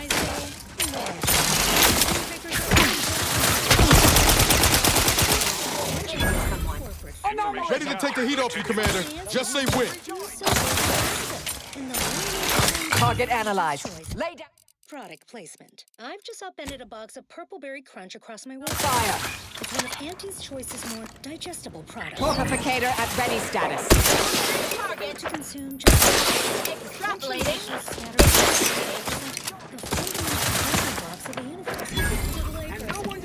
Random scattering purple matter looks chaotic. But we in the order see the underlying structure, the math beneath the mess. Every artificially flavored berry on my desk did not settle in its place by happenstance. It was positioned by atomical... Halt! What is your destination? Leaving with that heading will bring you in direct contact with the forces of... planetary object beneath the desk. The berry's bounce followed a predetermined order. No different from the spill of stellar material known as the Milky Way in the night void. We call this order the Grand Plan. Do we know every step of it? No. But we know it is knowable. Just a matter of calculating the motion of every particle in the universe. That calculation is a universal equation. Once we solve it, and it's only a matter of time, we will know all that ever was or will ever be. Not only will we predict reality, but control it. We will ascend to godhood. If you're feeling anxious about what's next, just wait. Things to come have a way of constantly happening. The future is colliding with the present every moment. Warning, the following song mentions some actions that are improper, something your fractions should never be. The color of space, a chromospectral analysis.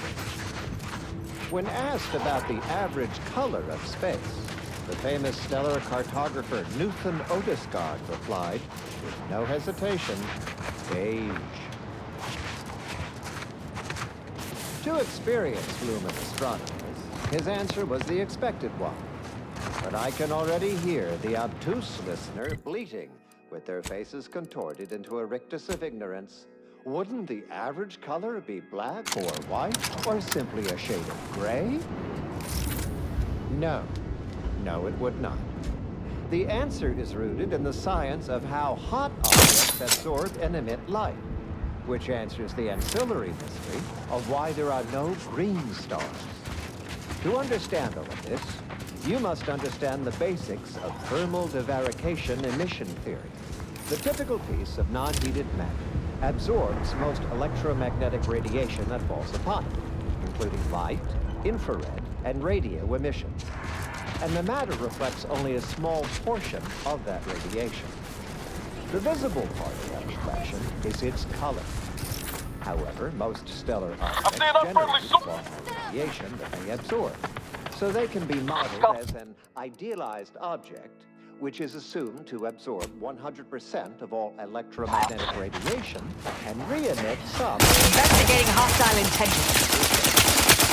Stellar composition determines what type. I have a fix on their weaknesses. While stellar temperature determines the Very numb. Mitigating the threat. Portion of the spectrum. Infrared and physical to us that have properties. Patient. Check your scopes or come to suffered extensive damage, Commander. Let me in! Help me out!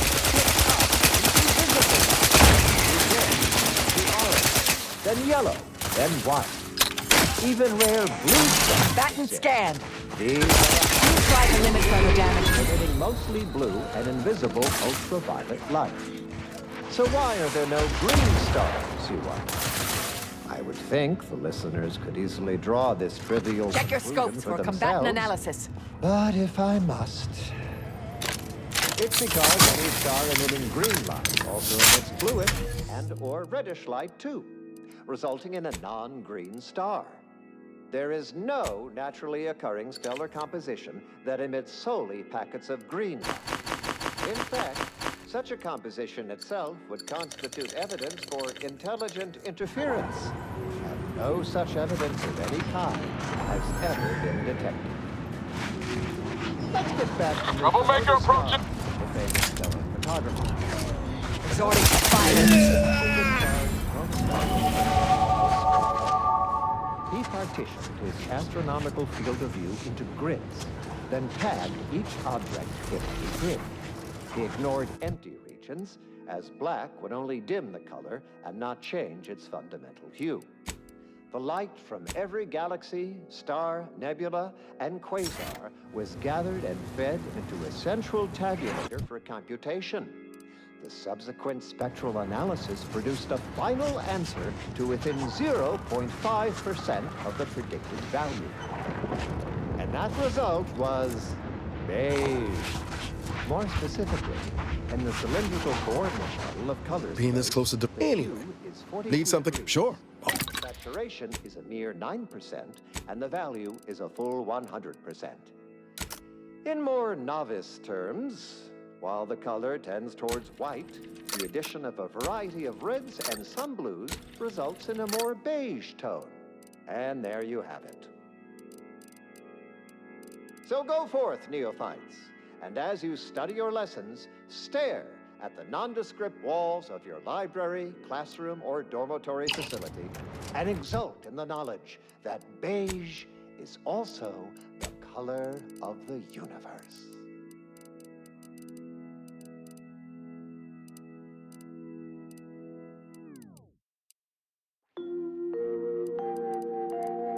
You have tuned your receiver to Grand Plan Wireless. We verify before we amplify. Confirm your hypotheses with Lemma protein snacks. Whether you are in between theorems or in between meals, Lemma has you covered. From the Order of the Ascendant.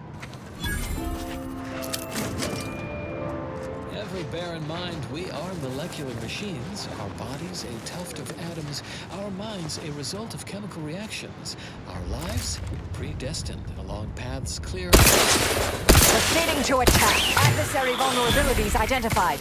Already aware of which song. Interested in the weekly selection of clues? Go for multiplication. Victory. Reviving me is in everyone's best interest.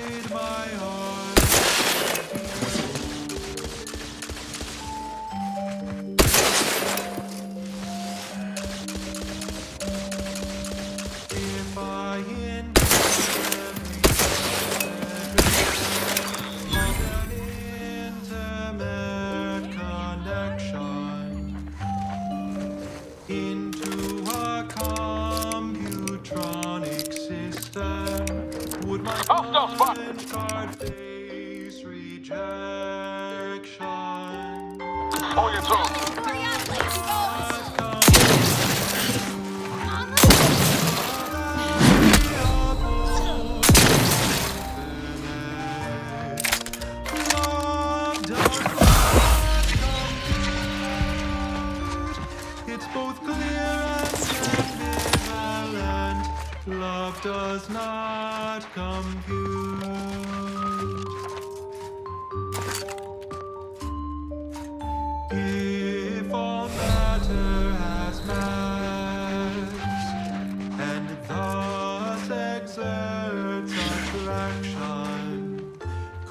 I bear love's weight and measure, or be crushed beneath abstraction.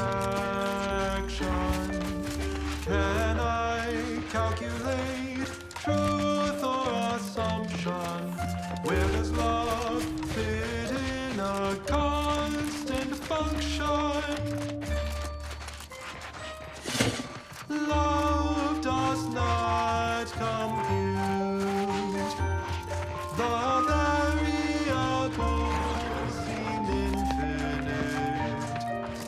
Love does not compute. It's both clear and ambivalent. Love does not compute.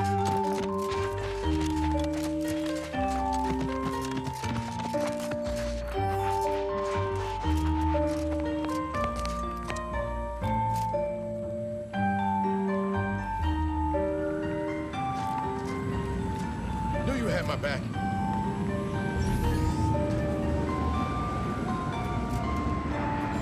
Love does not compute.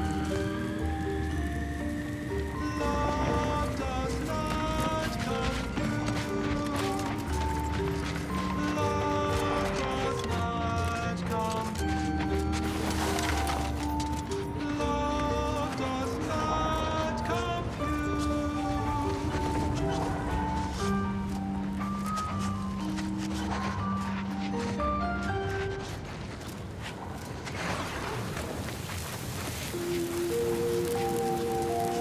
Traveling at the velocity of light through the vacuum of space on our primary band, this is Grand Plan Wireless, the informed, sourced, peer-reviewed sound of scientism. Abbot Newell here to impart a message of significant value, conveyed to me by Alexandra Monastery's most trusted conjecturer, Seer Wiley. To all those tossed hither and thither by war's perilous fluctuations, the Order invites you to seek stability and shelter in Matriarch's mercy. While lean accommodations do persist, the effort to improve conditions is being spearheaded by Administrator Agarwal, who I have been reliably informed has everything well in hand. I humbly return you now to the previously scheduled program.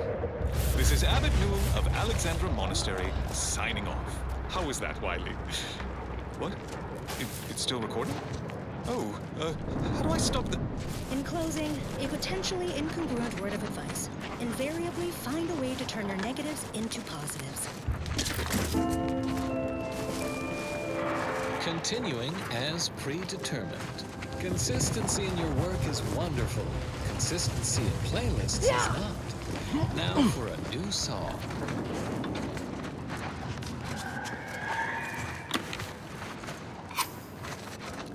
The spread, illnesses, and eventual control of the purple-berry parasite. OA Archive transcription number 3918-4 begins here. Hello. For the record, my name is Marie de Rothschild, Junior Archivist, Class 4 of the Archive. Today, I would like to talk about irresponsible spread of the purple-berry parasite by Auntie's Choice and its numerous subsidiaries and former supernumerary, although that's a different lecture. The spread of this parasite included a corresponding rise in gastrointestinal... Hostilities are afoot! ...deaths, until basic preventative measures were put in place. Illness-related I have a fix on the dwarfificator in charge!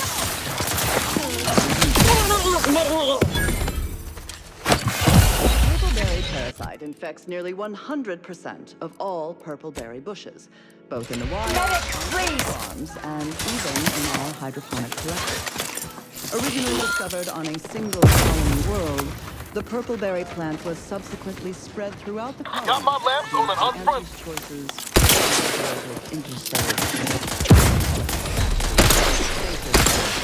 somehow merged with the other company to become Anti-Choice. Honestly, these corporate interactions make little sense to me. They mostly amount to relabeling assets and changing letterhead and mascot cartoons.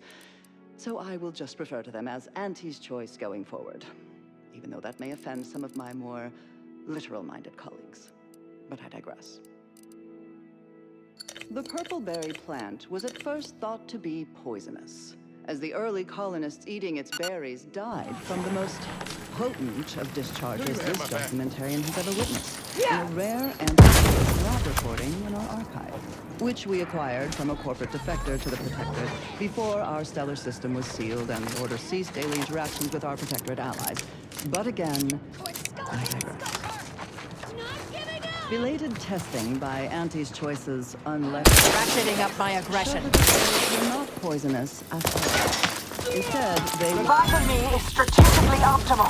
Parasite, the purpleberry parasite, or PBP, as it is colloquially called in Auntie's records. More specifically, PBP eggs are found. Not getting up without help, Commander. Where eggs have been subsequently injected by the second stage of the parasite. Troublemaker approaching. Examine the PBP life cycle in detail. The infected berry is eaten by the host. The microscopic eggs inside the berries are exposed to the host's digestive enzymes, which trigger their hatching. These parasites enter their second stage as spiky, worm-like creatures with outside, sphincter-like mandibles, which then proceed to feed on the host directly, ingesting tissue and blood along the entire intestine. Expelled when they reach a size of approximately 2 centimeters in length, and they then seek out nearby purpleberry plants to lay their eggs in the ripening purpleberries. And I should add that the plants are well fertilized in this entire process. Also, as the expelled contents contain digested purpleberry seeds, the distribution of the plants is increased, helping infected purpleberry plants to spread farther and grow better than uninfected ones. I'll handle this.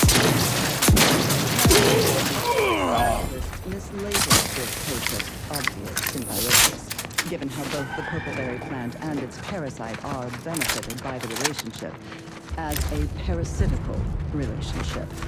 Given that initial classification error, it's a wonder the Auntie's Choice scientists managed to ascertain any subsequent safeguards at all.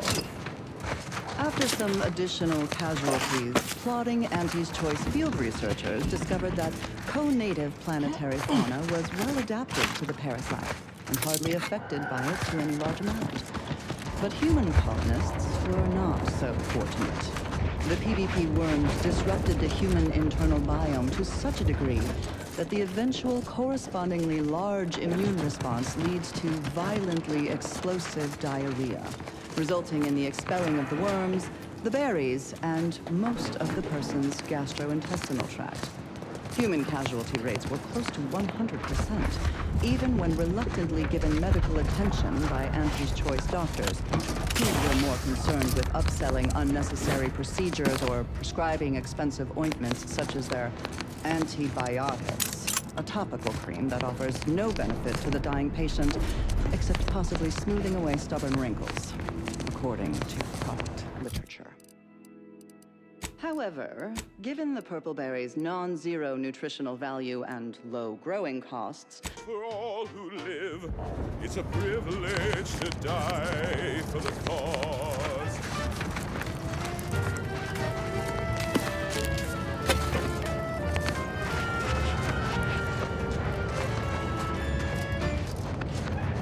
And when I soon slip away, I'll be peaceful. Thoughts of my neighbors safe at home grinning. They will remember how I reported them tirelessly through to my last days and from the beginning. Knowing my heart, my brain, and consistency, serve the paradigm's plan without pause. It's an honor and a gift, what I'd wish for all who live. It's a privilege to die for the cause. Finally, I fulfill my purpose in life, a glorious death. Blown up by a mine, a fine way to go among many ways to die. Electroshocked, plasma smelted, cyranium gassed, goo pelted, minced, cubed, irradiated, blunt force trauma, decapitated.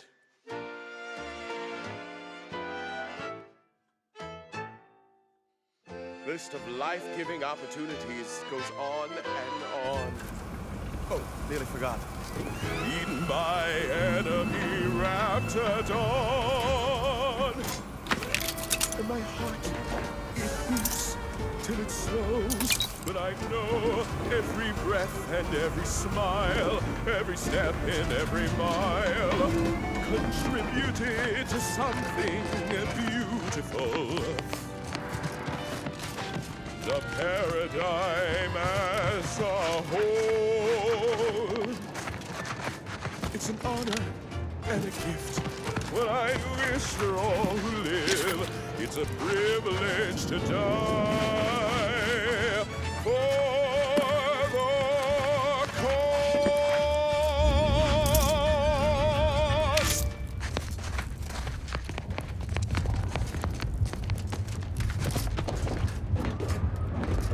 Now listen to this.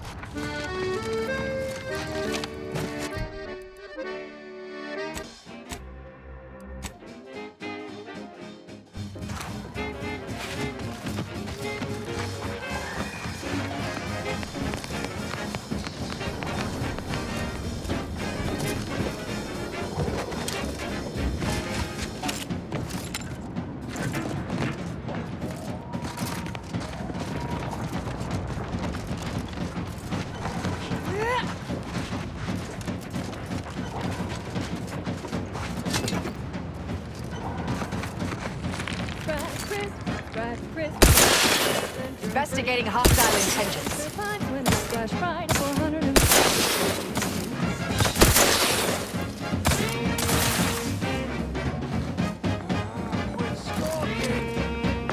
Target analyzed. Lay down fire.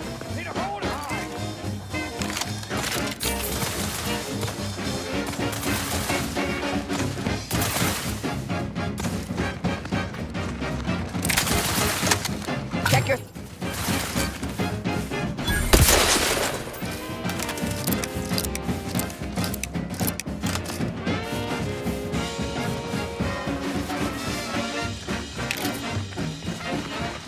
Adversary vulnerabilities identified.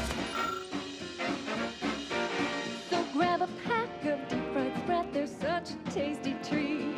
You know when you eat Sprat crisps, you're eating real good meat.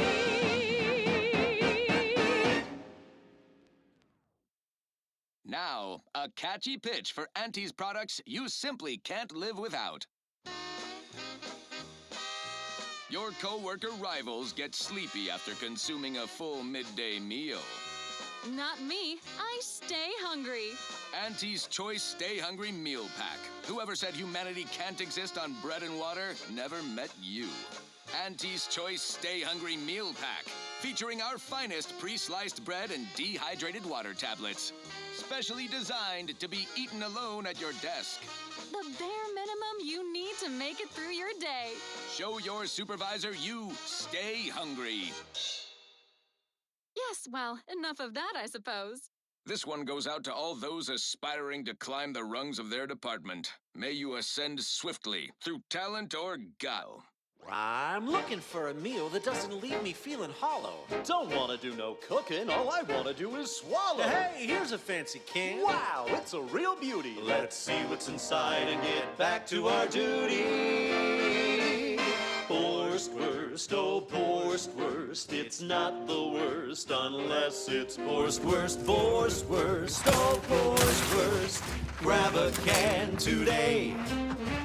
Tongues to sweet meats, lungs to puns.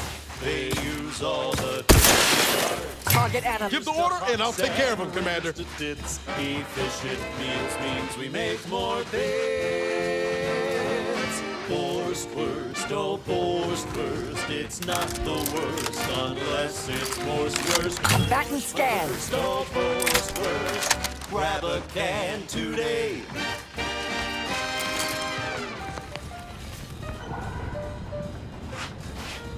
Going into violence.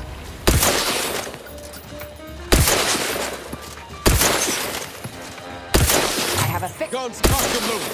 Just give the signal.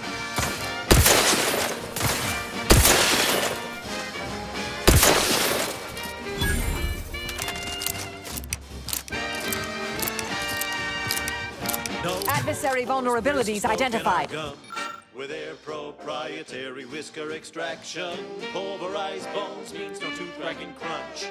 We gobble it down and get back to the action. Oh, howdy. Didn't see you there. You caught us taking 5 between our 10-hour shifts. You know, work in the assembly line makes for a powerful hunger. So when we need to relight our thrusters, we don't waste time slow roasting some fancy holy cow fillet mignon. No, sir. We crack open a room temp tin of the Wurst. That's right. Nothing like an instant, soft serving of feral pork paste to boost productivity to full burn in those small hours. All right, enough yapping. Time is bits. Back to the factory floor.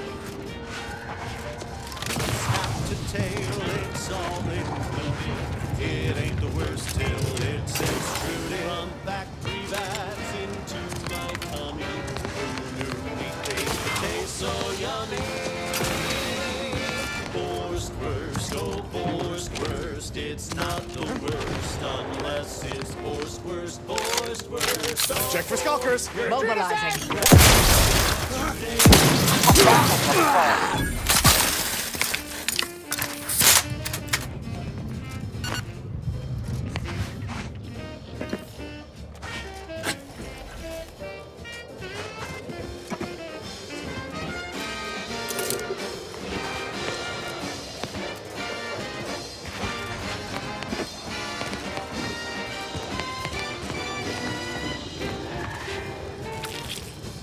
Don't be a shirker, don't be a slug. Grab a can and get back on the job with forced worst.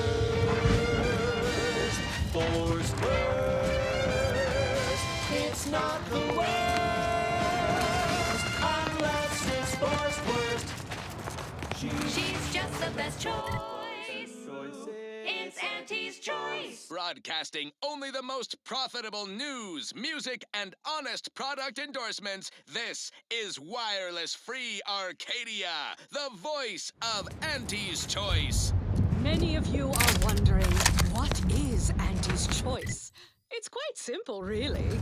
Auntie's Choice is a lawful entity formed under the legally binding Global Corporate Treaty of Versailles.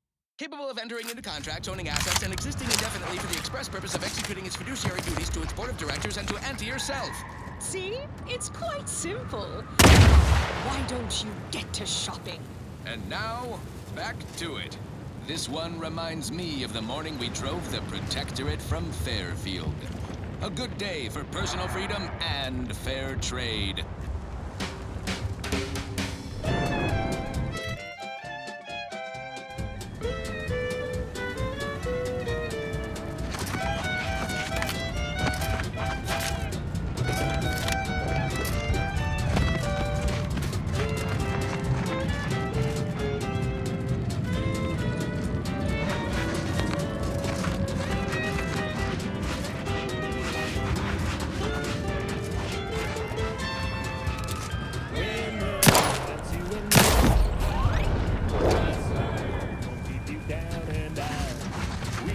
Success can be the best revenge. Raise your spirits high with liquid confidence. You know you're shooting to the top. You know that you cannot be stopped. So take your shot, don't blow it. Throw back a shot and throw it. Shoot with it, don't you whiskey.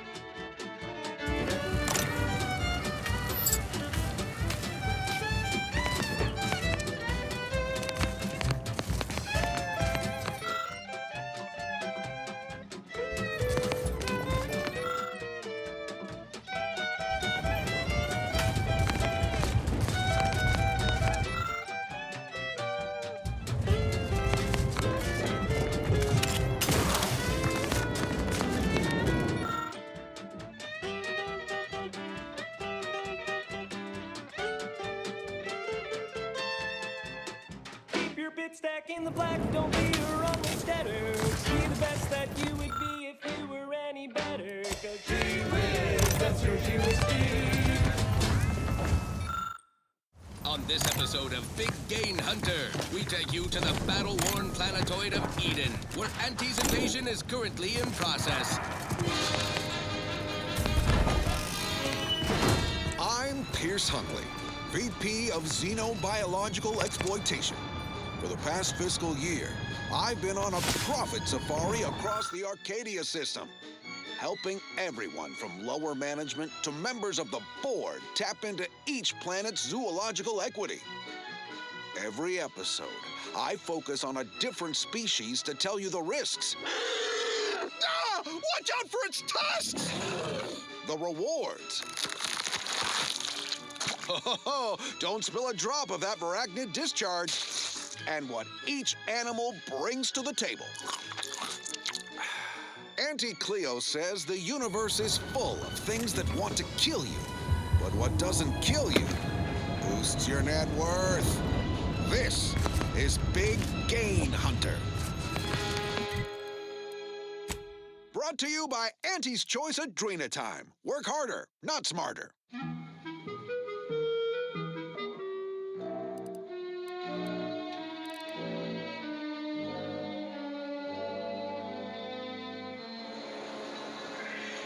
I'm on Paradise Island, on the Elysium moon of Eden.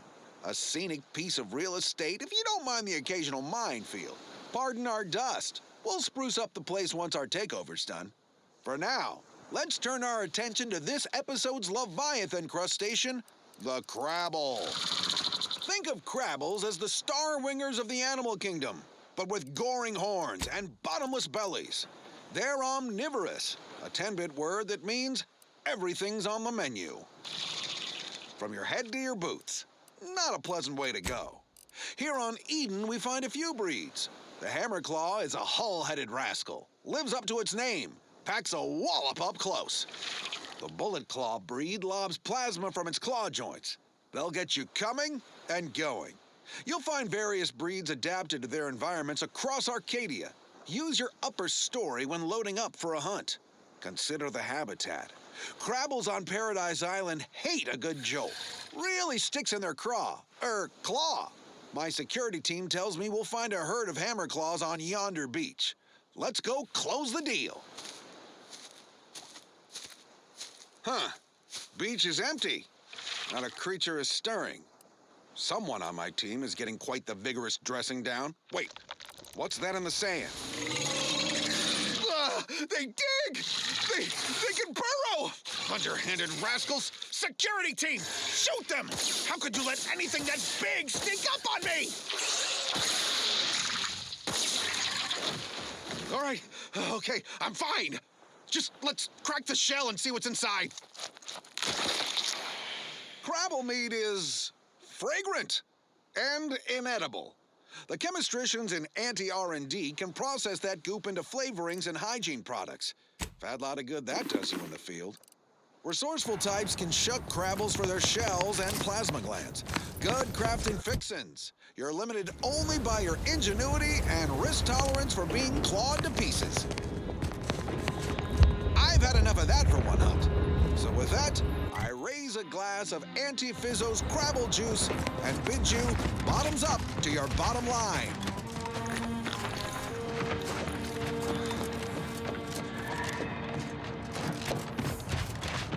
Next up, something else. Now, here's a song to take your mind off your worries. Unless you're being hunted by a pack of raptidons or some such.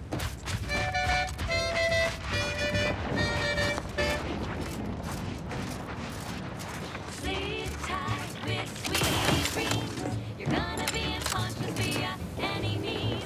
You wanna be just grab a pill, it's easy. They probably ought to tell you there's a side element or two. Apoplexy, whooping fits, childhood gout, adult rickets, dysentery, wings of moon, bloody flux, decrepitude, night terrors, mania, day terrors, Melancholy. Sleep tight with sweet dreams. You're gonna be unconscious via any means. Wanna be so sleepy, just grab a pill, it's easy. One more interlude, additional ailments include Chronic itch. Inflammation. Night sweats. Flatulation. Lumbago. Mild days. Impressive. Your personalized order prediction must have been quite favorable to inspire such confidence. Dyspepsia. Oh, and one more thing. Insomnia.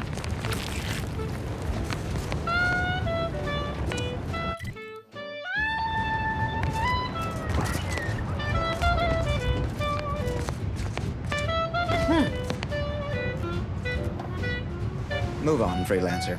I've been tasked with only treating enlisted personnel.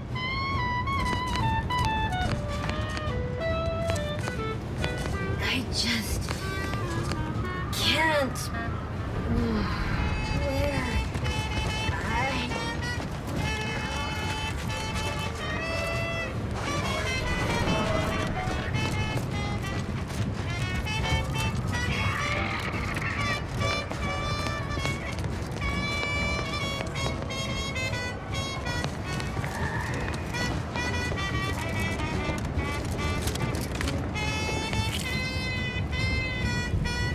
sleep tight with sweet dreams.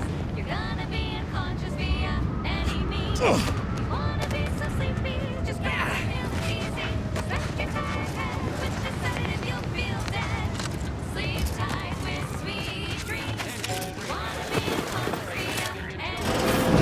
You wanna be so sleepy, just grab a pill, it's easy. Just rest your tired head with the sedative, you'll feel dead. Sleep tight with sweet dreams.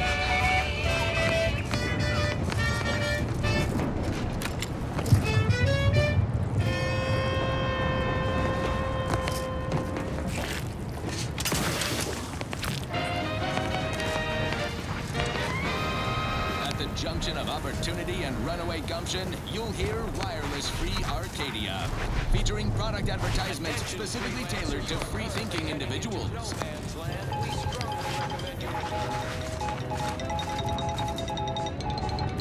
Auntie Cleo here to address all the hubbub over these riffs.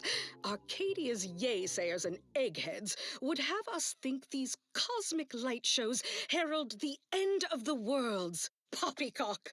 Riffs present an opportunity, not a calamity. Once someone irons out their reality-rending downside, we'll be left with nothing but upside. I have full confidence that our lab coats in experimental operations will innovate a profitable use for them. Riffs could be leveraged in negotiations or to gatekeep trade routes. Think of the R&D potential. Seriously, think of it. That's your job, VPs. Auntie's job is to keep you motivated. The threat of extinction is the mother of invention, after all. Now, on to other things. Now for something a little different, tonally, if not thematically. She's the best choice. It's Auntie's choice. Spy, move! You left yourself slow, feeling down on your luck. Let me know when you need it to stretch. Check your scopes for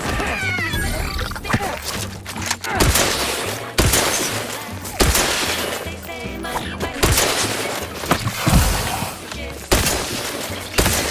we've got the tools to make you better than back and scan. Would not refuse medical support. is the best choice. No product testing should do.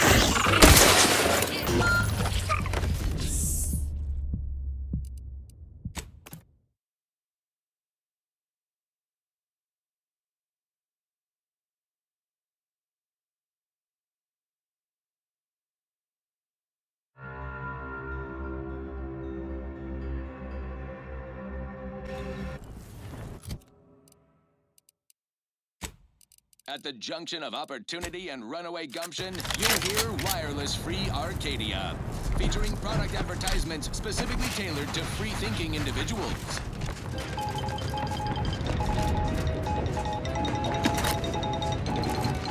Valued underlings, your anti-Cleo needs to spark some combustion under a few listless posteriors. Listen in dreadful anticipation to my latest demotions report, starting with Asta Fiskwich, senior copywriter in invasive marketing, whose sloganeering was a bit too Tau-Ceti for the vibrant... Ready to waste it, on your command. You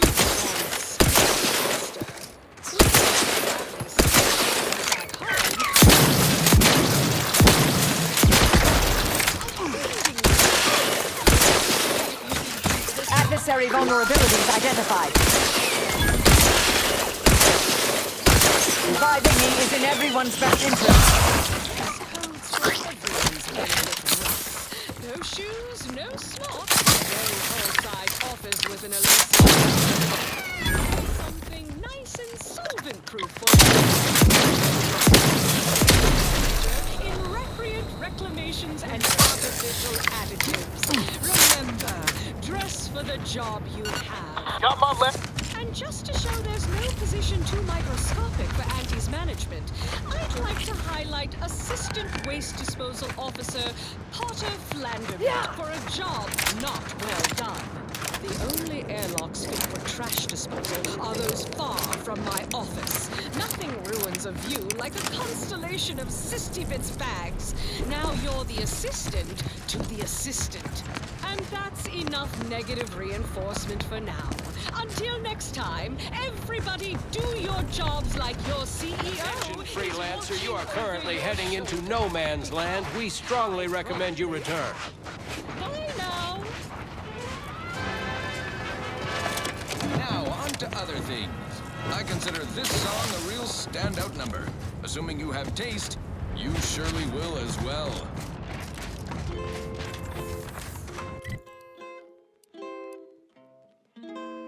Oh, I am the uncomplicated loner.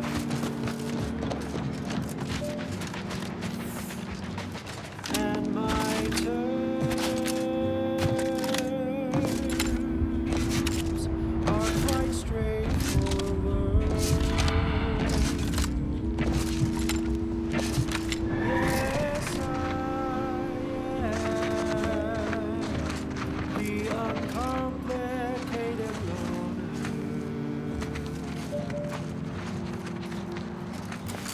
And my Resorting to violence. are never lower. Target analyzed. Lay down fire. There's a cause for your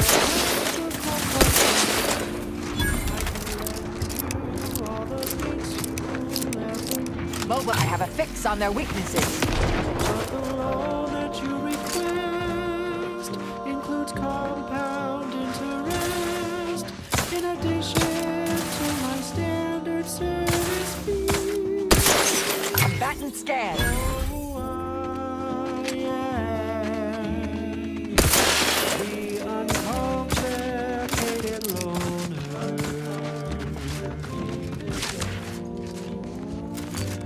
Check your scopes for combatant analysis.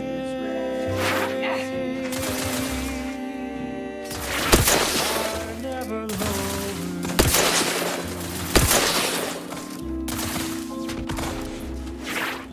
Adversary vulnerabilities identified.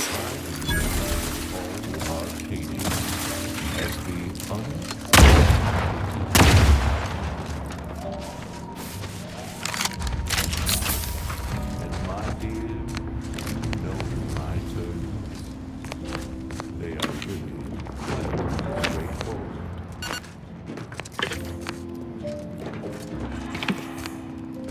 Oh yes, everybody knows I am indeed the uncomplicated loner.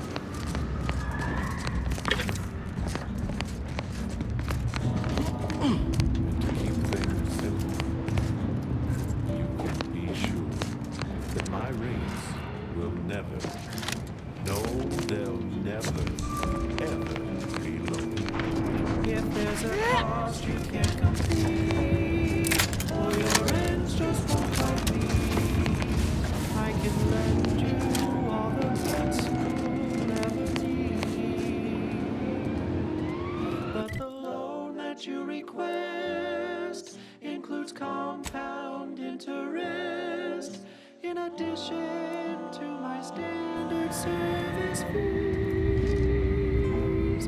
Oh, I am the uncomplicated loner.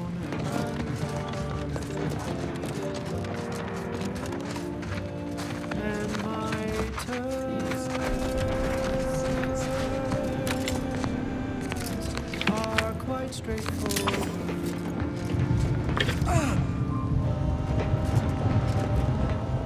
Though my deals are quid pro quo, Hold your fire! Rolling up hunkering down! Standing by to stupefy.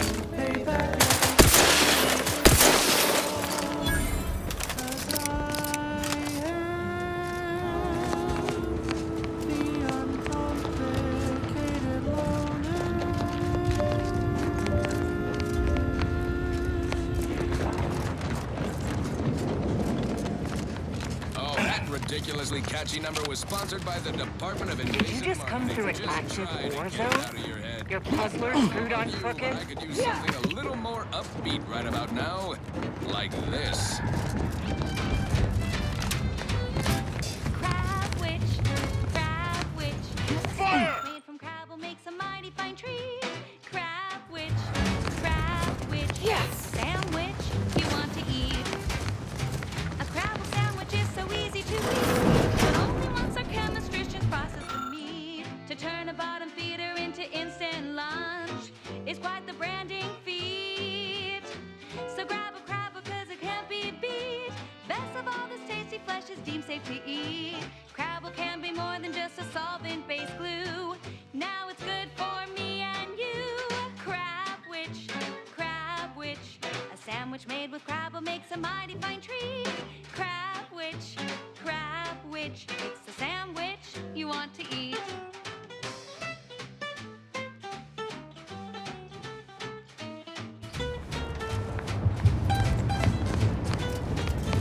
How's the scavenging out there? Anything juicy?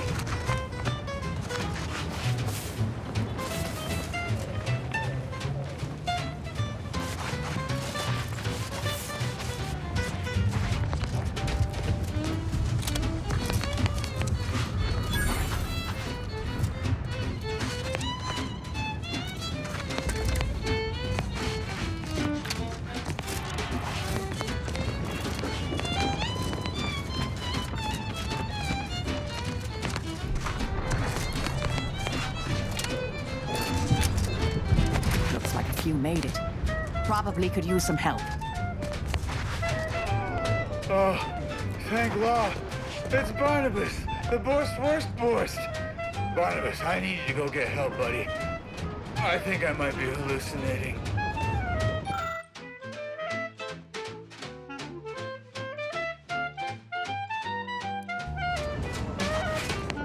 Yeah.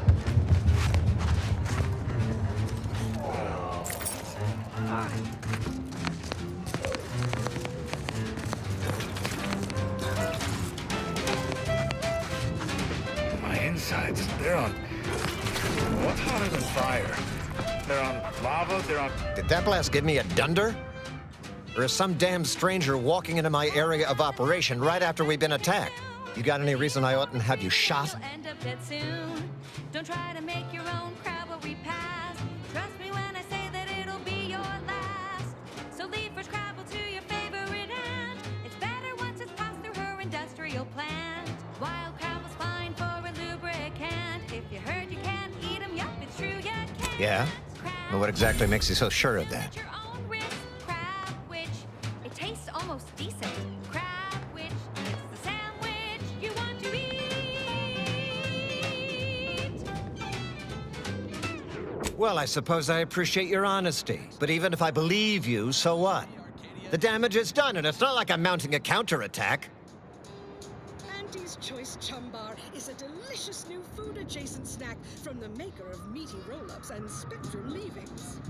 The chumbar is made from the finest coagulated slurry of both animal and vegetable byproducts. Maybe. I suppose it's possible. But even if I believe you, what by law do you think I can do about it? For the perfect combination of crunchy and chewy. Try it today. And buy an extra bar to share with a chum. Seriously?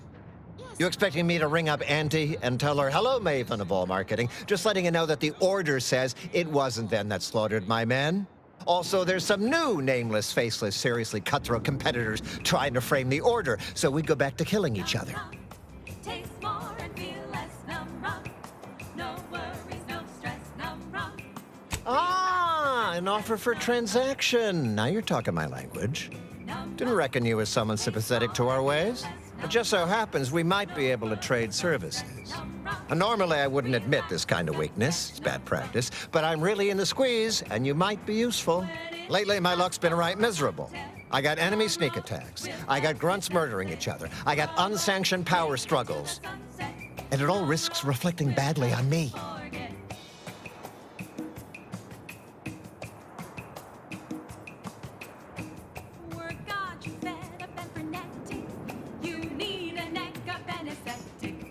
You cut down the number of issues that are vexing me, and I'll send you word of peace and harmony up the chain. What's good for me is good for you, see? Quid pro quo. Or, if all that sounds like too much work for you, there are other ways to curry my favor. Make me believe your good intentions. Encourage me to take your side.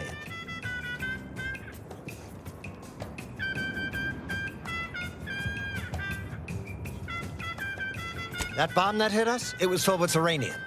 So not only did it kill us the good old-fashioned way, it also caused serious poisoning. My contract medicalist over there is literally up to her elbows in it. Her hourly rate is ridiculous, and our damn auto docs have gone on the fritz from the workload. You get her the compression coil she needs to make the auto docs work, and that should cut her billable hours in half, and then I'll send your message.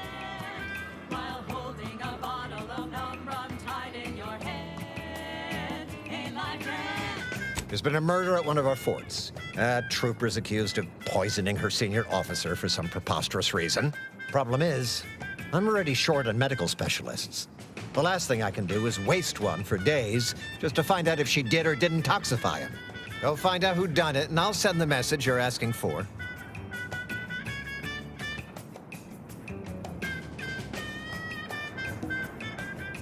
This is gonna make no more sense for me saying it than it's gonna make for you hearing it, but apparently, the senior officer at one of my forts is a mantisaur.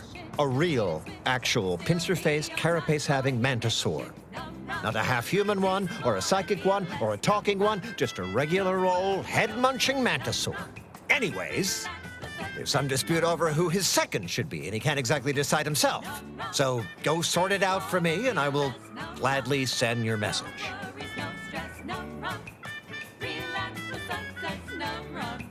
Now, you know that's an irrevocable deal, right? As in, please remember it's legally binding, and I will sue you if you fail to get it done. So don't let either of us down. People are dying, and all he cares about is what he can get out of it. Wish I could say I was surprised. It's Auntie's choice. Amplified across the rings of Elysium, from the boardroom to the bottom rung, this is wireless-free Arcadia, official frequency of Auntie's Choice. And this month's winner of Auntie's Jingle Contest TM is factory technician third-class Janie Thirunadu Karasar, who submitted the following audio recording. I love Auntie, yes I do. Her hair looks real, like a real hairdo. I love Auntie, so do you. Let's buy Sisty Bits, covered in goo. Congratulations, Janie. You and your family win a full year's supply of Borst Pockets for one low price. And now, back to it. Thank you so much for tuning in to the one wireless station in Arcadia that doesn't tell you what to think, only what to buy.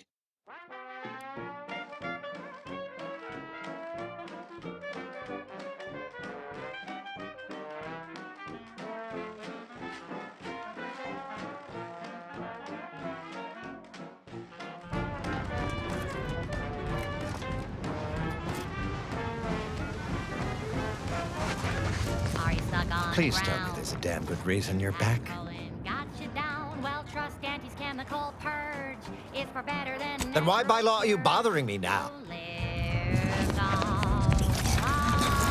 Free. No longer does my packed intestine the base. What in the scrupulous name of profitable deductibles do you think you're doing? Just who are you, and why are you walking through my triage? Be a raptor in a slipstream.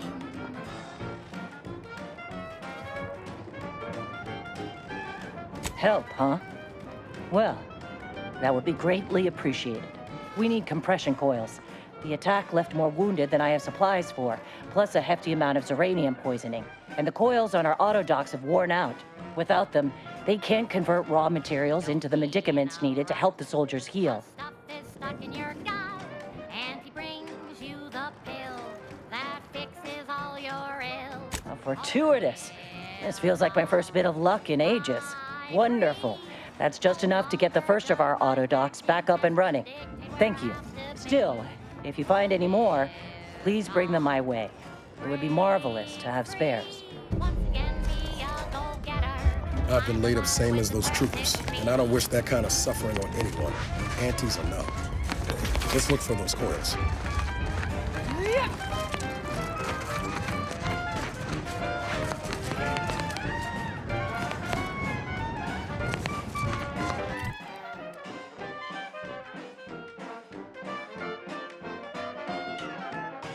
Are you stuck on the ground? Impacted colon got you down. Well, trust Auntie's chemical purge. Far better than natural cures. Oh, lift off, fly free. No longer does my packed intestine dictate where I have to be. Oh, lift off, take wing. Don't flounder at the bottom. Be raptor in the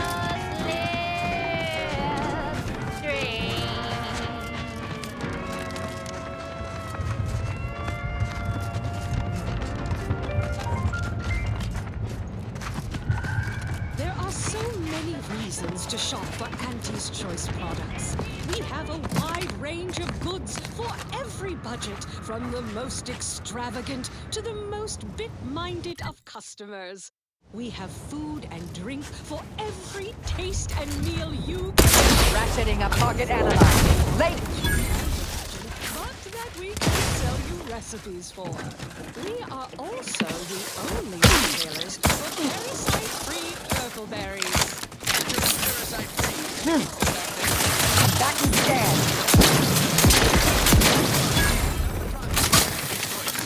Or its subsidiary companies, and the eating of said parasite absolves Auntie's Choice of any legal responsibility in perpetuity throughout the galaxy. Now, upward and... I have a fix on their weaknesses. Alrighty then. It's well past time for more merry stories.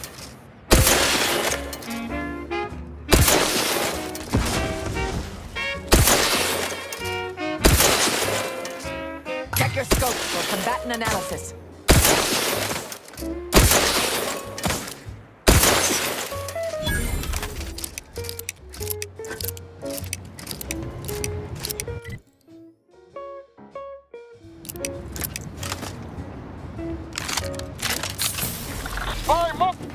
Investigating hostile intentions.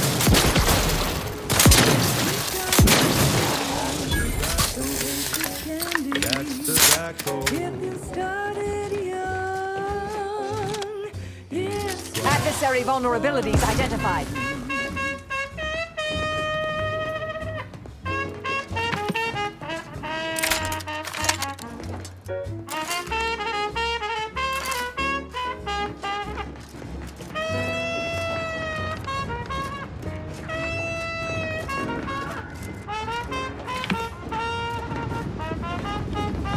I'll hand target analyzed. Lay down torpificator and ready. I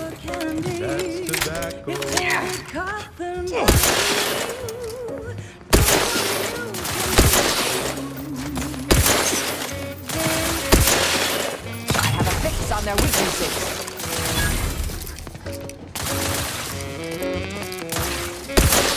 Troublemaker approaching.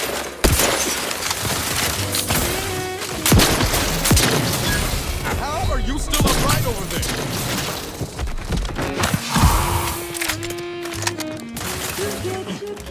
That's tobacco. Smoke our tobacco. It's what your friends Behind your back, they make fun of you.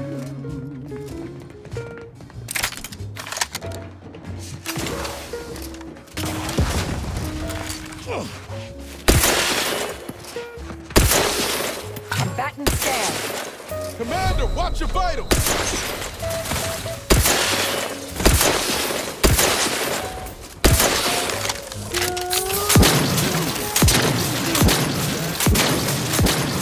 Target. Experts recommend you pay a buck.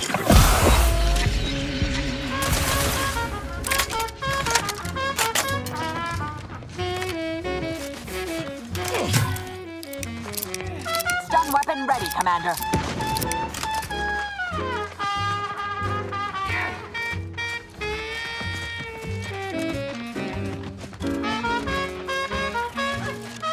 Adversary vulnerabilities identified. It's your candy. That's tobacco. Your favorite candy. That's tobacco. You want your candy. Tobacco.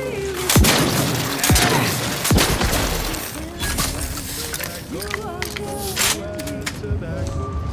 Candy, tobacco.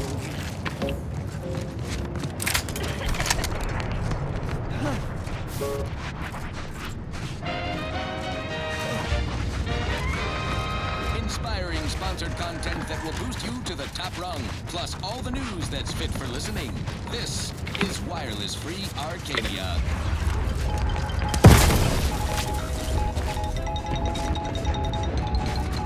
Anti's Choice values its employees. You represent a significant investment in human capital.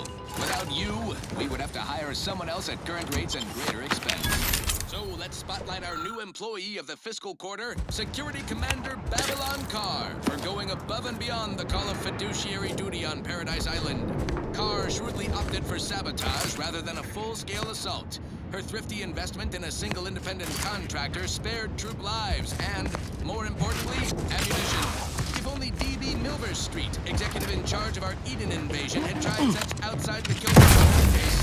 This is why Carr is our employee of the fiscal quarter, and he is not. As usual, our quarterly winner receives a Galaxy's Greatest Ante executive mug personalized with their employee number. Non-transferable conditions and terms apply. Now, on to other things. This one goes out to all those aspiring to climb the rungs of their department. May you ascend swiftly through talent or gut. She's just the best choice. It's Auntie's choice.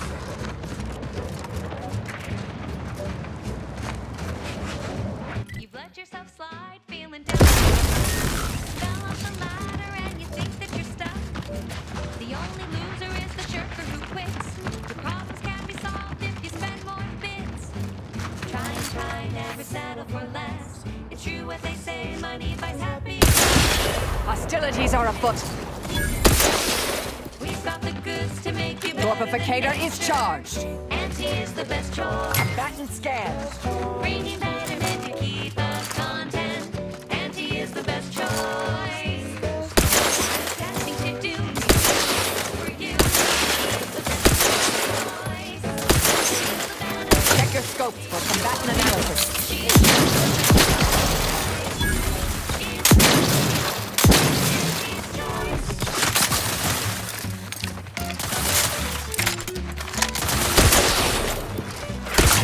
On their weaknesses.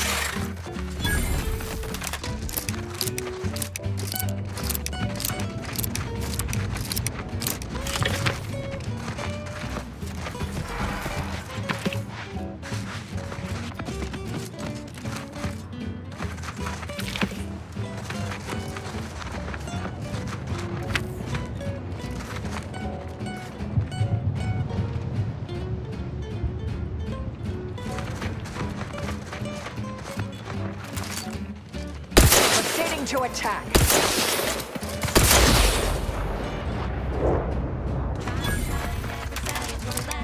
It's true what they say, money buys happiness. Work extra shifts, you can sleep later. We've got the goods to make you better than nature. Auntie is the best choice. Bringing betterment to keep us content. Auntie is the best choice.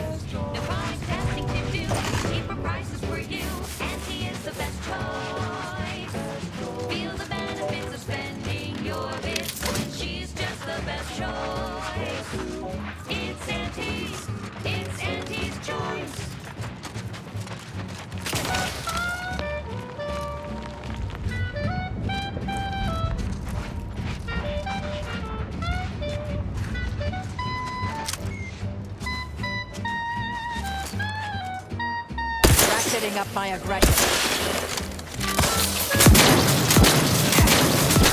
Check your scopes for combatant analysis. I'm seeing unfriendly soldiers.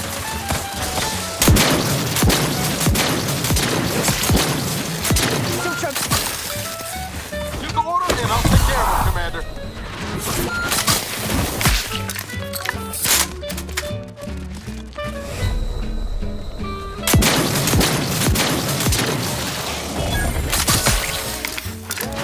Bringing back the keep the content. Anti is the best choice. No product testing can do means cheaper prices for you. Anti is the best choice. Feel the benefits of spending your bits. She's just the best choice. It's Auntie's. It's Auntie's choice.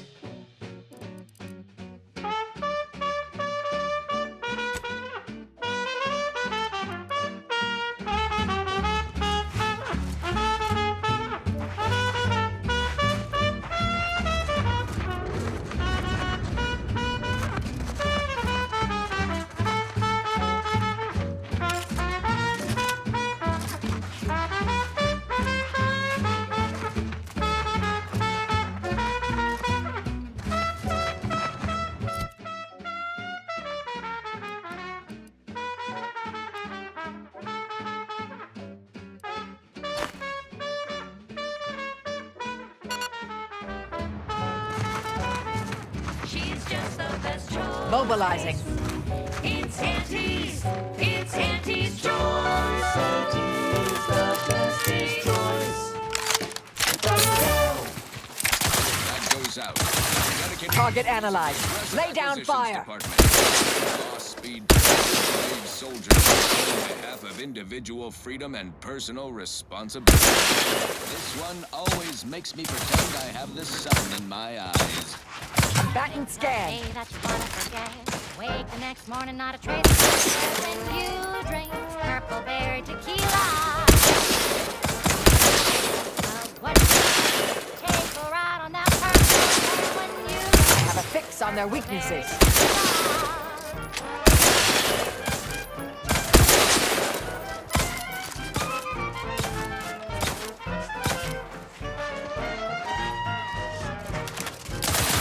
Adversary vulnerabilities identified.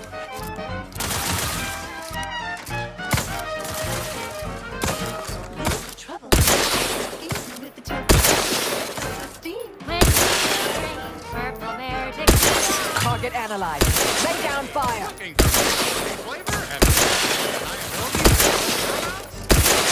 Arrive on the purple with purple berry tequila. Adversary vulnerabilities identified.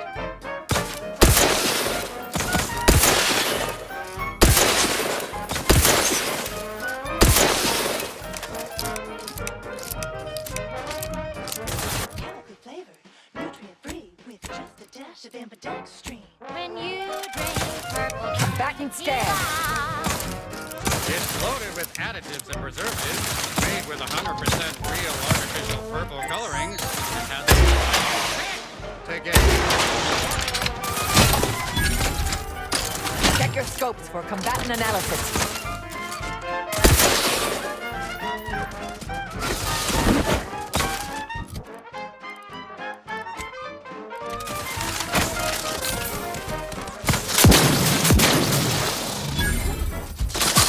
I have a fix on their weaknesses. When you drink purple berry tequila. Yes, yes, it's the only tequila that'll pick you up. You down. Purple berry tequila. Combatant scan.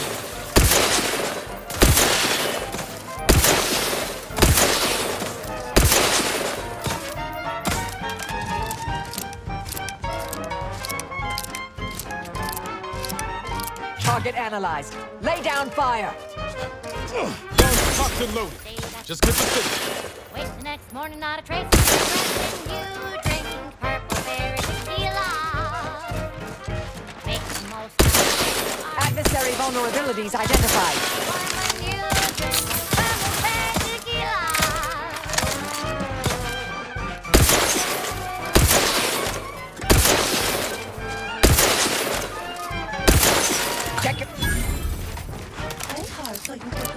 when you needed a distraction.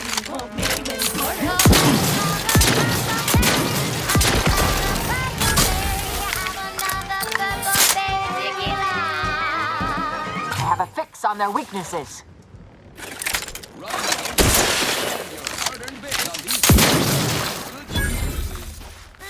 The idea is to kill them before you die.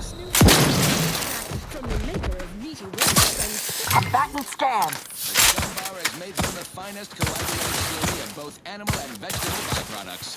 including but not limited to borscht entrails, organs, salt tuna, salad, peels, and tobacco. For the perfect Target analyzed. Lay down fire.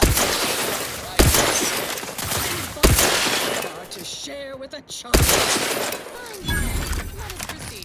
This one reminds me of the morning we drove the Protectorate from Fairfield. Adversary vulnerabilities identified. Freedom and fair trade.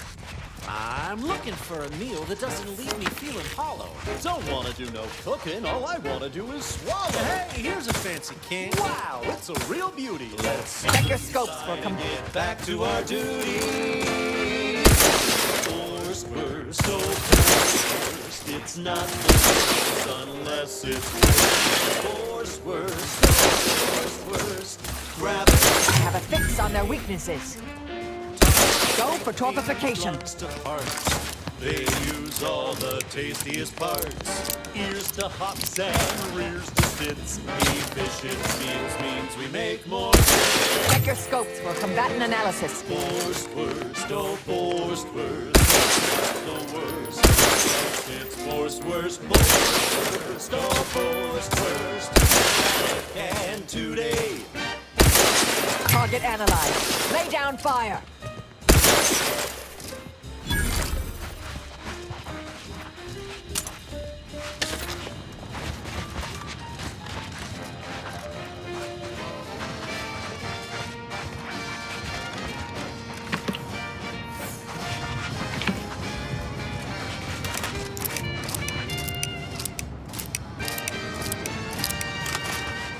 No coarse pores, brisk smoke in our gums. With their proprietary whisker extraction, pulverized bones means no tooth and crunch. We gobble it down and get back to the action. Oh, howdy. Didn't see you there. You caught us taking 5 between our 10-hour shifts. You know, working the assembly line makes for a powerful hunger. So when we need to relight our thrusters, we don't waste time slow roasting some fancy holy cow. Investigating hostile intentions. Adversary vulnerability.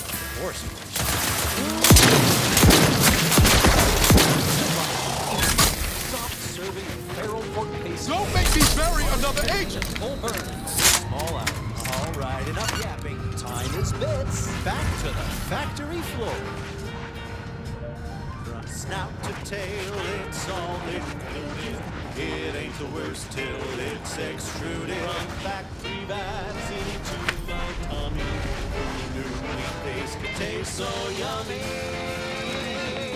Forced worst, oh forced worst. It's not the worst unless it's forced worst. Forced worst, oh forced worst. Grab a can today.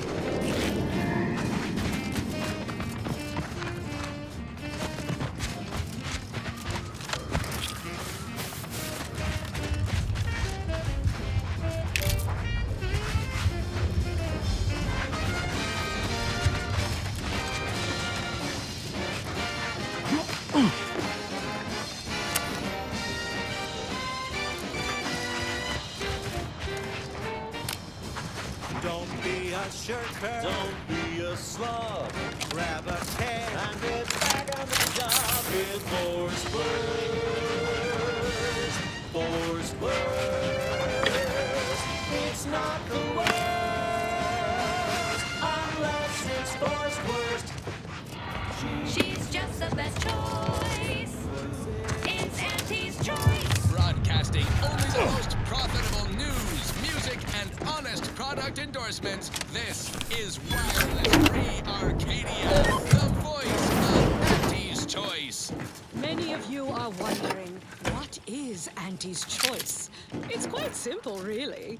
Auntie's Choice is a lawful entity formed under the legally binding Global Corporate Treaty of Versailles, capable of entering into contracts, owning assets, and existing indefinitely for the express purpose of executing its fiduciary duties to its board of directors and to Auntie herself.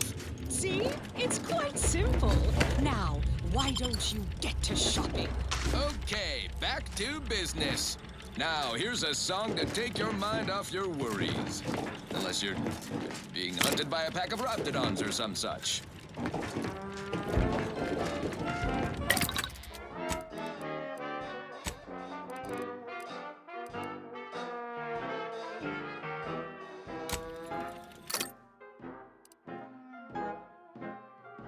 Round the year of 55, on Old Towshetty Prime, a mile beneath the methane ice, way down in the mine, some sugar lit a smoke, forgot the hatch was closed. The blast knocked off the miner's block, but exposed a mother lode. Accidents happen, it's part of the job. Hats off to our workers who lose parts on the job. Progress costs an arm, a leg, or sometimes even more. But that's what your auto doc discounts for.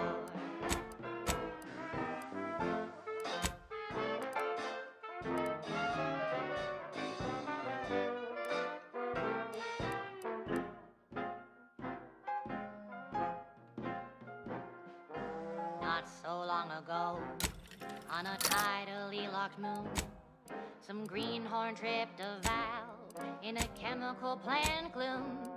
Brown sludge flooded the place. The vat manager chanced a taste. He didn't survive, but now we've got instant bar slow paste. Accidents happen, it's part of the job. Hats off to our workers who lose parts on the job. Management regrets your loss, but hey, that's a win. Sometimes getting ahead means giving up a limb.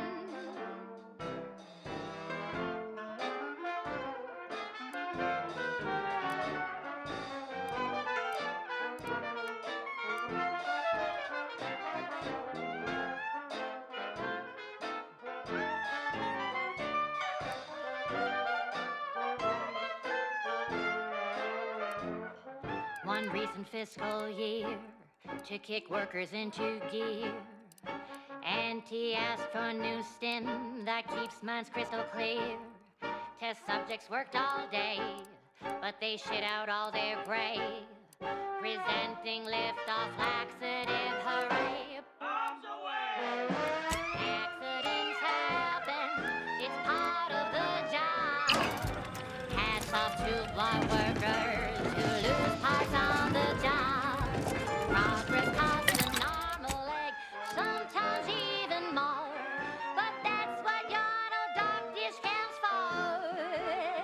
Or accidents happen, it's part of the job. Hats off to our workers who lose parts on the job. Management regrets your loss, but hey, that's a win. Sometimes getting ahead means giving up a limb. Sometimes getting ahead means giving up a limb. Sometimes getting ahead means giving up a limb.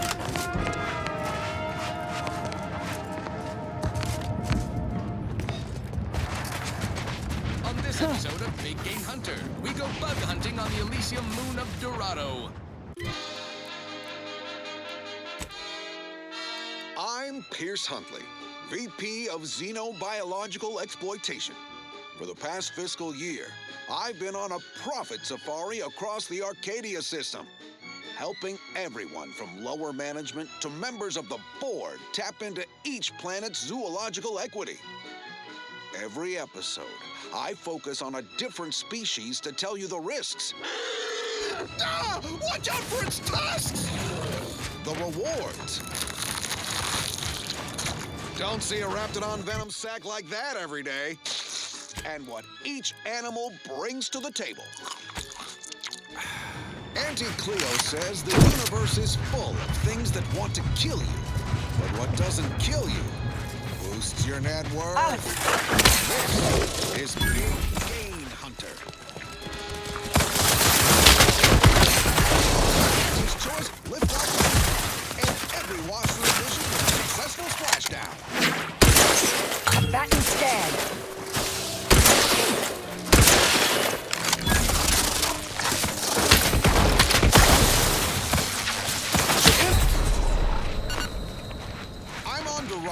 Soaking up solar particles in Golden Ridge.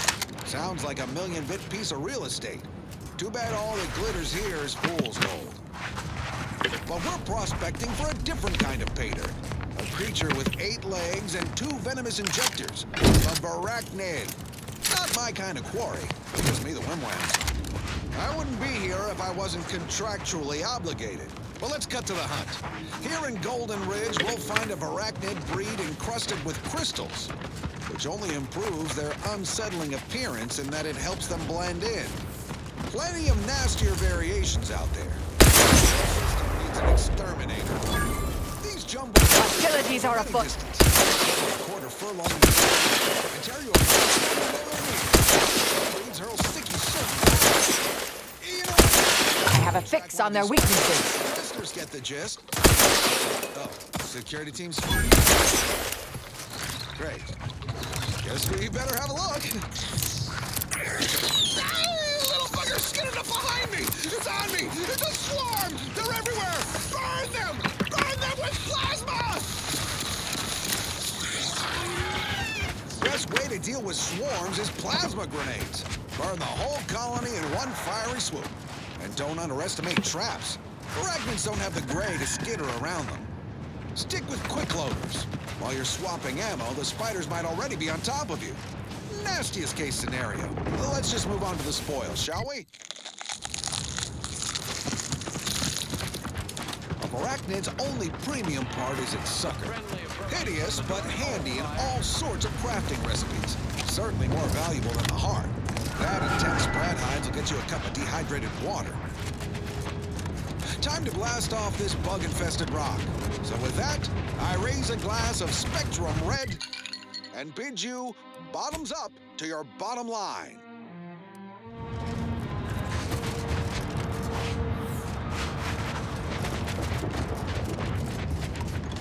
More quality broadcasting coming right up.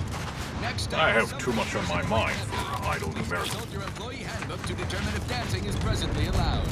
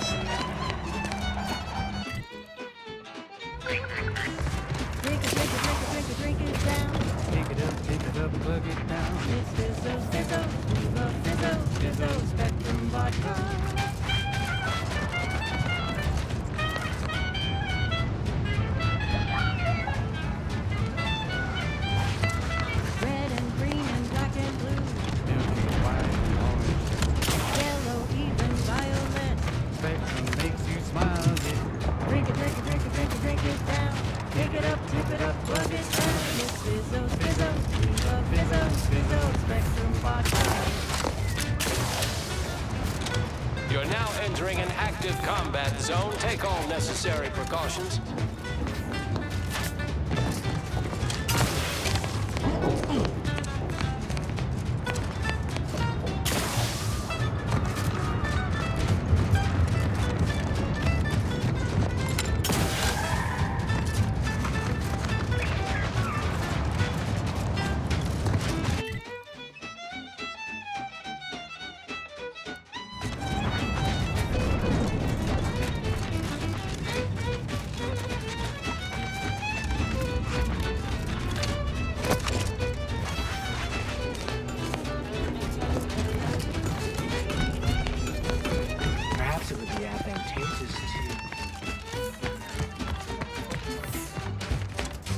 grade more colors through the gauntlet down.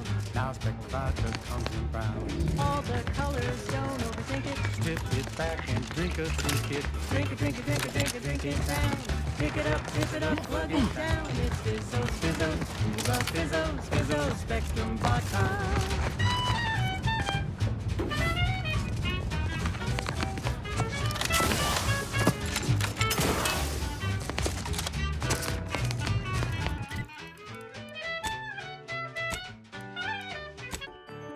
You can manage any such. You say. Increase the loyalizer setting to 510%.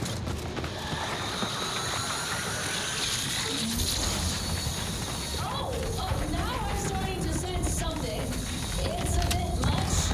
Ah, yes, I knew the pain would penetrate your spirited facade. No, not the pain. The crab witch odor. A little of that goes a long way. But if you breathe through your mouth, this contraption's actually kind of soothing. Does it go higher? Set to maximum loyalization. 1010%!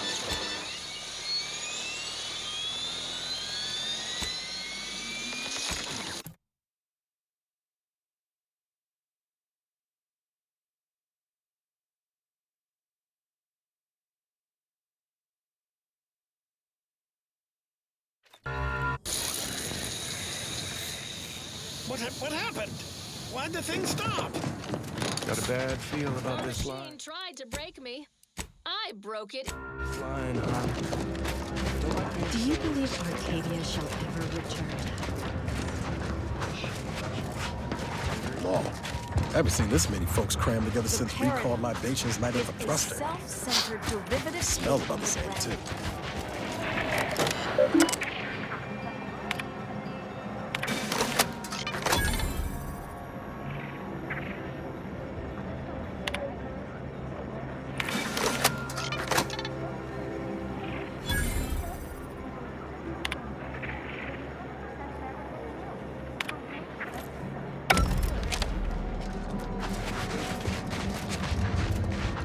Friends, neighbors, while you shelter.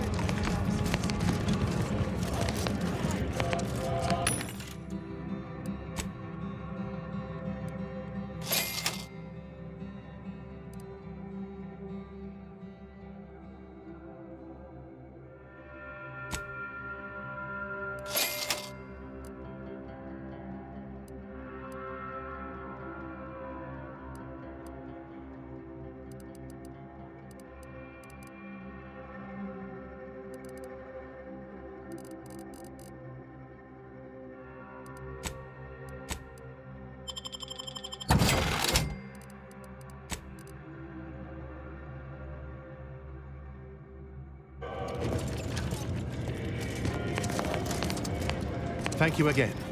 It's nice to have a little help around the camp. How can I be of service? I can tend to your injuries, provided you have the bits to compensate me for my time and skill. We're short on everything, I'm afraid, including generosity. Many thanks. Now, hold still. You might experience some momentary discomfort. Right as rain. Now, will there be anything else?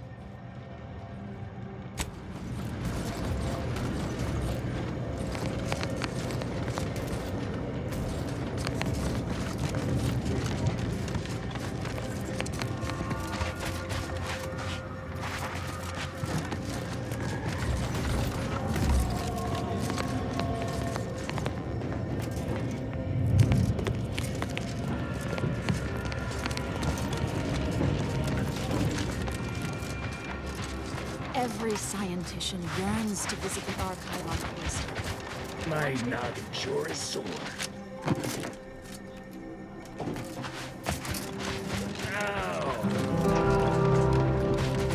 Look, I'm not with Auntie anymore. Really? What was yours? Honestly, I don't think it matters anymore. Do you believe Arcadia shall ever return to how it was? I wish. Between the invaders.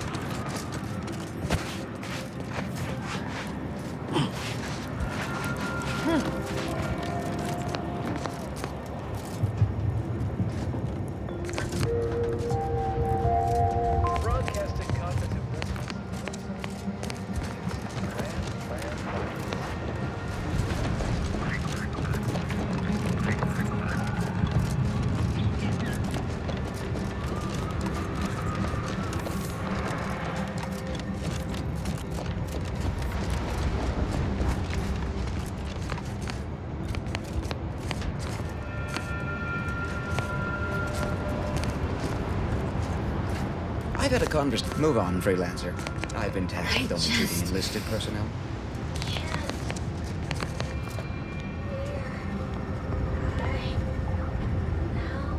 I just can't.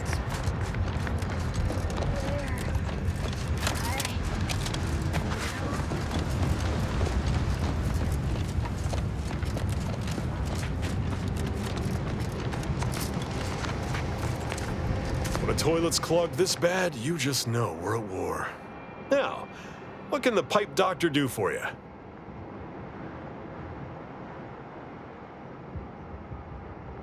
You mean you want the pipe doctor to practice real medicine?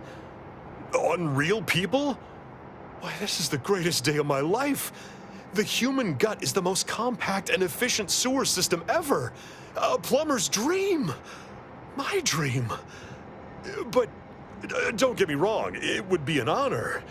I'm just not sure that I'm ready for that kind of challenge.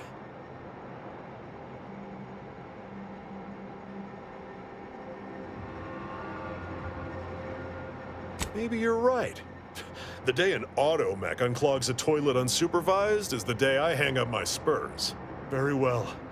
Sometimes it takes a plumber to do a doctor's job. If Matriarch's Mercy cries out in need, then the pipe doctor will answer. See you there, friend.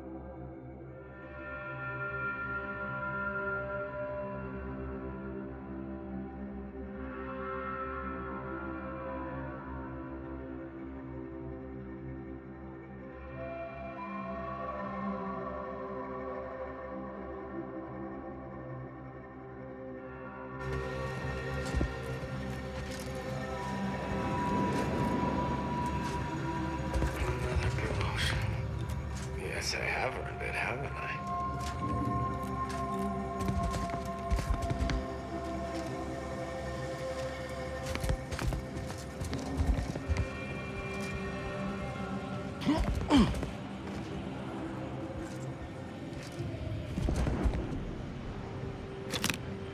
Yeah.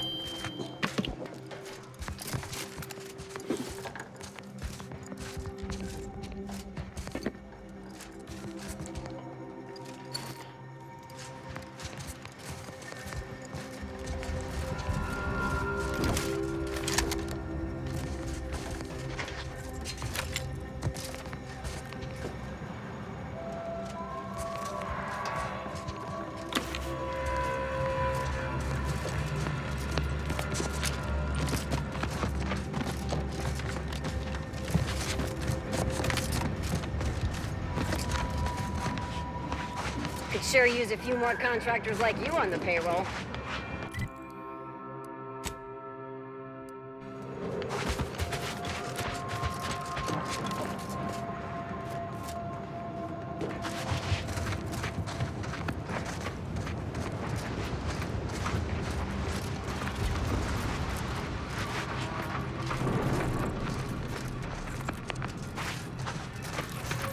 I wonder which local flora and fauna this new brood of mantisaurs will prefer. Slots contain so much nutritional value, basically everything that grows on the soil. Whichever boy brain know nothing. Up and at 'em! Kindly don't interrupt me. Training mantisaurs is enough of a headache without answering a stranger's questions.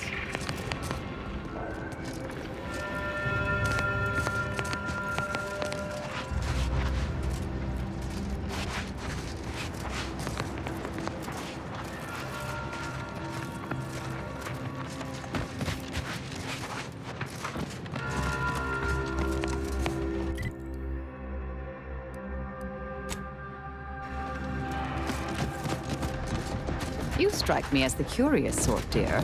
What is your most lettered field of study? Lettered fields? No. Always been keen on ship engines, though. Skip drives, too. Ah, skip drives are quite the enigma wrapped in spherical hyperalloy. Whatever management's I could paying talk you. your ear off about their theoretical fundamentals, but I suspect you seek more hands-on data. And how? They always arrived pre-assembled back in my factory days. We just mounted them to the bulkhead and moved on.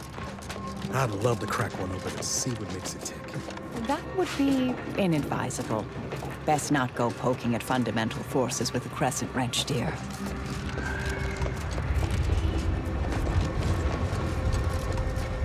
Fort Endurance sure has fared better than opportunity. Ironic, in its way.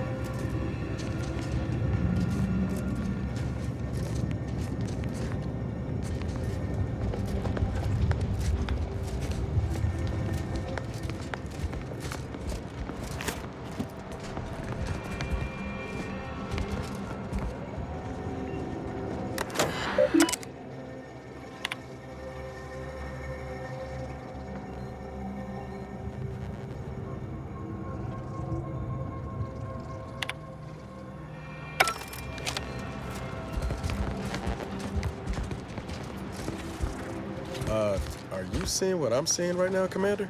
Honestly, Bradford, I've no notion Hey! how to cool Hey, your stranger! connection. You're one of those... I'm in charge, those... so I'm in charge. I can't remember what, but I need help, and here you folks... Hey! Hey, stranger! Please, you gotta help me.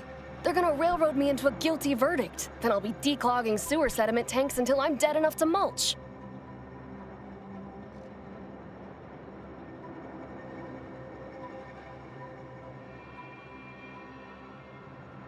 Durbin! Oh, that's great! He's bound to see the truth of this and let me go. Abner's trying to pin this on me, and it ain't right.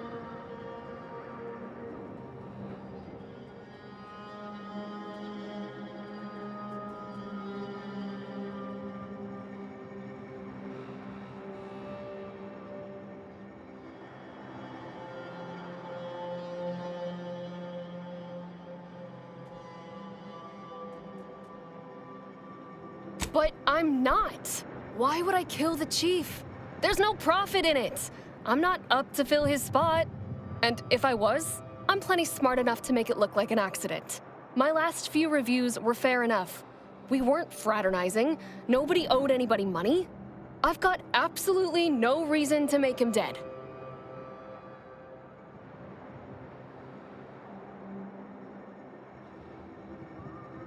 I don't think nobody killed Cuddy. I was there. That's why they think I did it. And he was fine. Well, he was fine up until he wasn't, and then he just swole up and died. But the way he swole up, it's something Cuddy always said might happen. Only it don't make no sense that it happened now.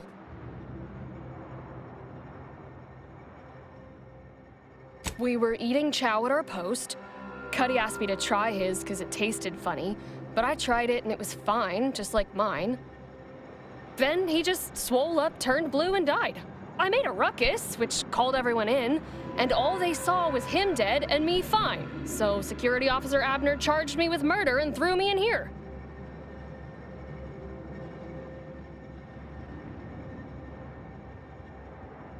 I've got no idea. We ate the same thing. The exact same thing. Came from the same pot, even.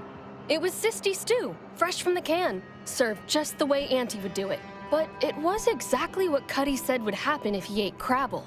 He was deathly allergic to crabble. But there ain't no crabble in sisty stew.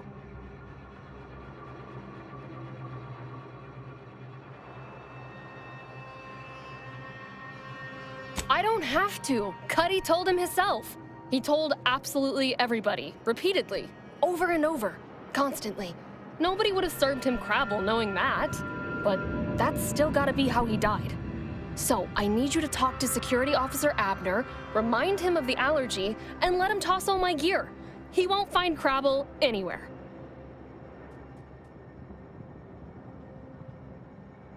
No, that was days ago, and they tossed out the rest of the stew.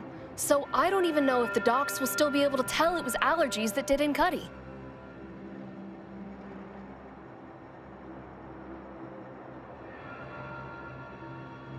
He will. He has to.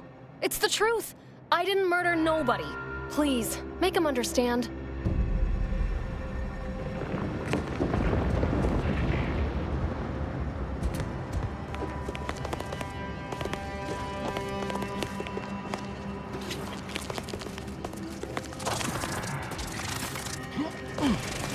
Yes?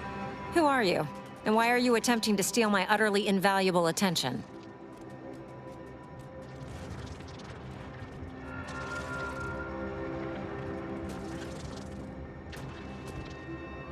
Murder? Oh, right. One of the enlisted killed their superior, or something. She's in that cage over there, and Security Officer Abner is in charge of the investigation. Ah, wonderful. I was hoping someone would bring some sense into this madness. You should go talk to Trooper Wentworth.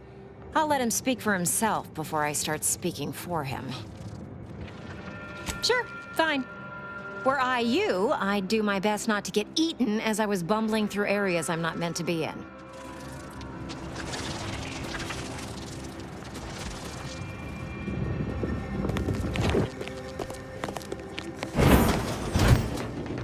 You, the get-and-go-getter. I'm offering deals so good, they're worth crawling under the bullets and over the barbed wire. Welcome to Bonnie's Barely Above Board Battlefield Bazaar, brought to you by Auntie's Choice. We know consumers are highly discerning in how they spend their bits in an active war zone, and I really appreciate you dodging literal bullets to bring me your business. And to show my gratitude, I'm offering you and only you a one-of-a-kind, once-in-a-lifetime, exclusively discounted rate of 4/5 of Auntie's standard profiteering rate.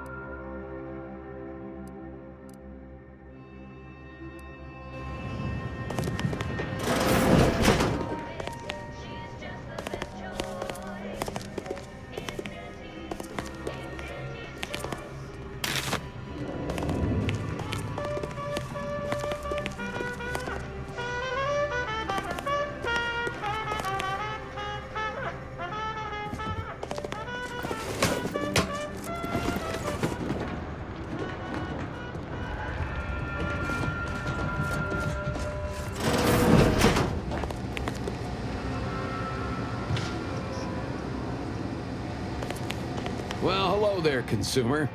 If you haven't yet, you should be sure to avail yourself of our retail opportunities downstairs. You here for the view?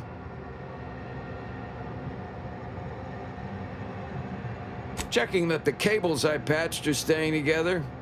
When that big old gun downstairs was working, it rattled the wiring in the walls, so sometimes the lines short out.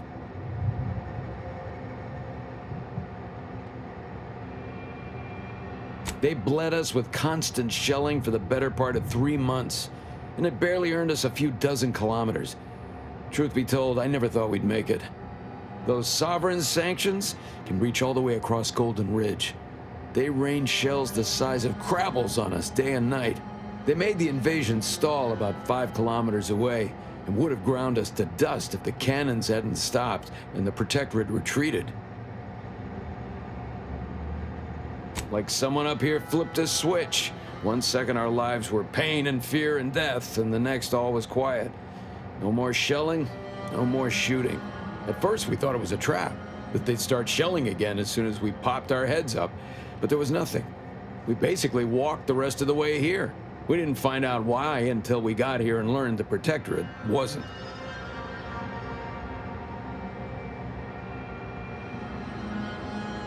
The Protectorate hightailed it.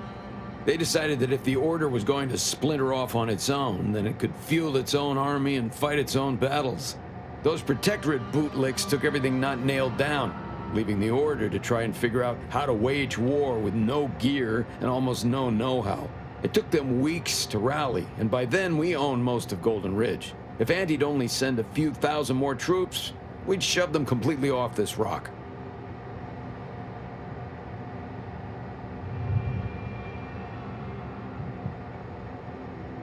Of course, I've seen about every meter of this rock by one means or another. So if you're looking to bargain, I'm sure I've got info for you. Say 250 bits per location. It landed over by some particularly aggressive creepy crawlies. I'll mark it for you. These landed near some mantisaurs. I'll mark your map for you. This batch is over near some kind of zealots or cultists or something. Find them, you'll find the coils. The last is a pretty little place I like to call the Crystal Overlook. Can't miss them. Uh-huh.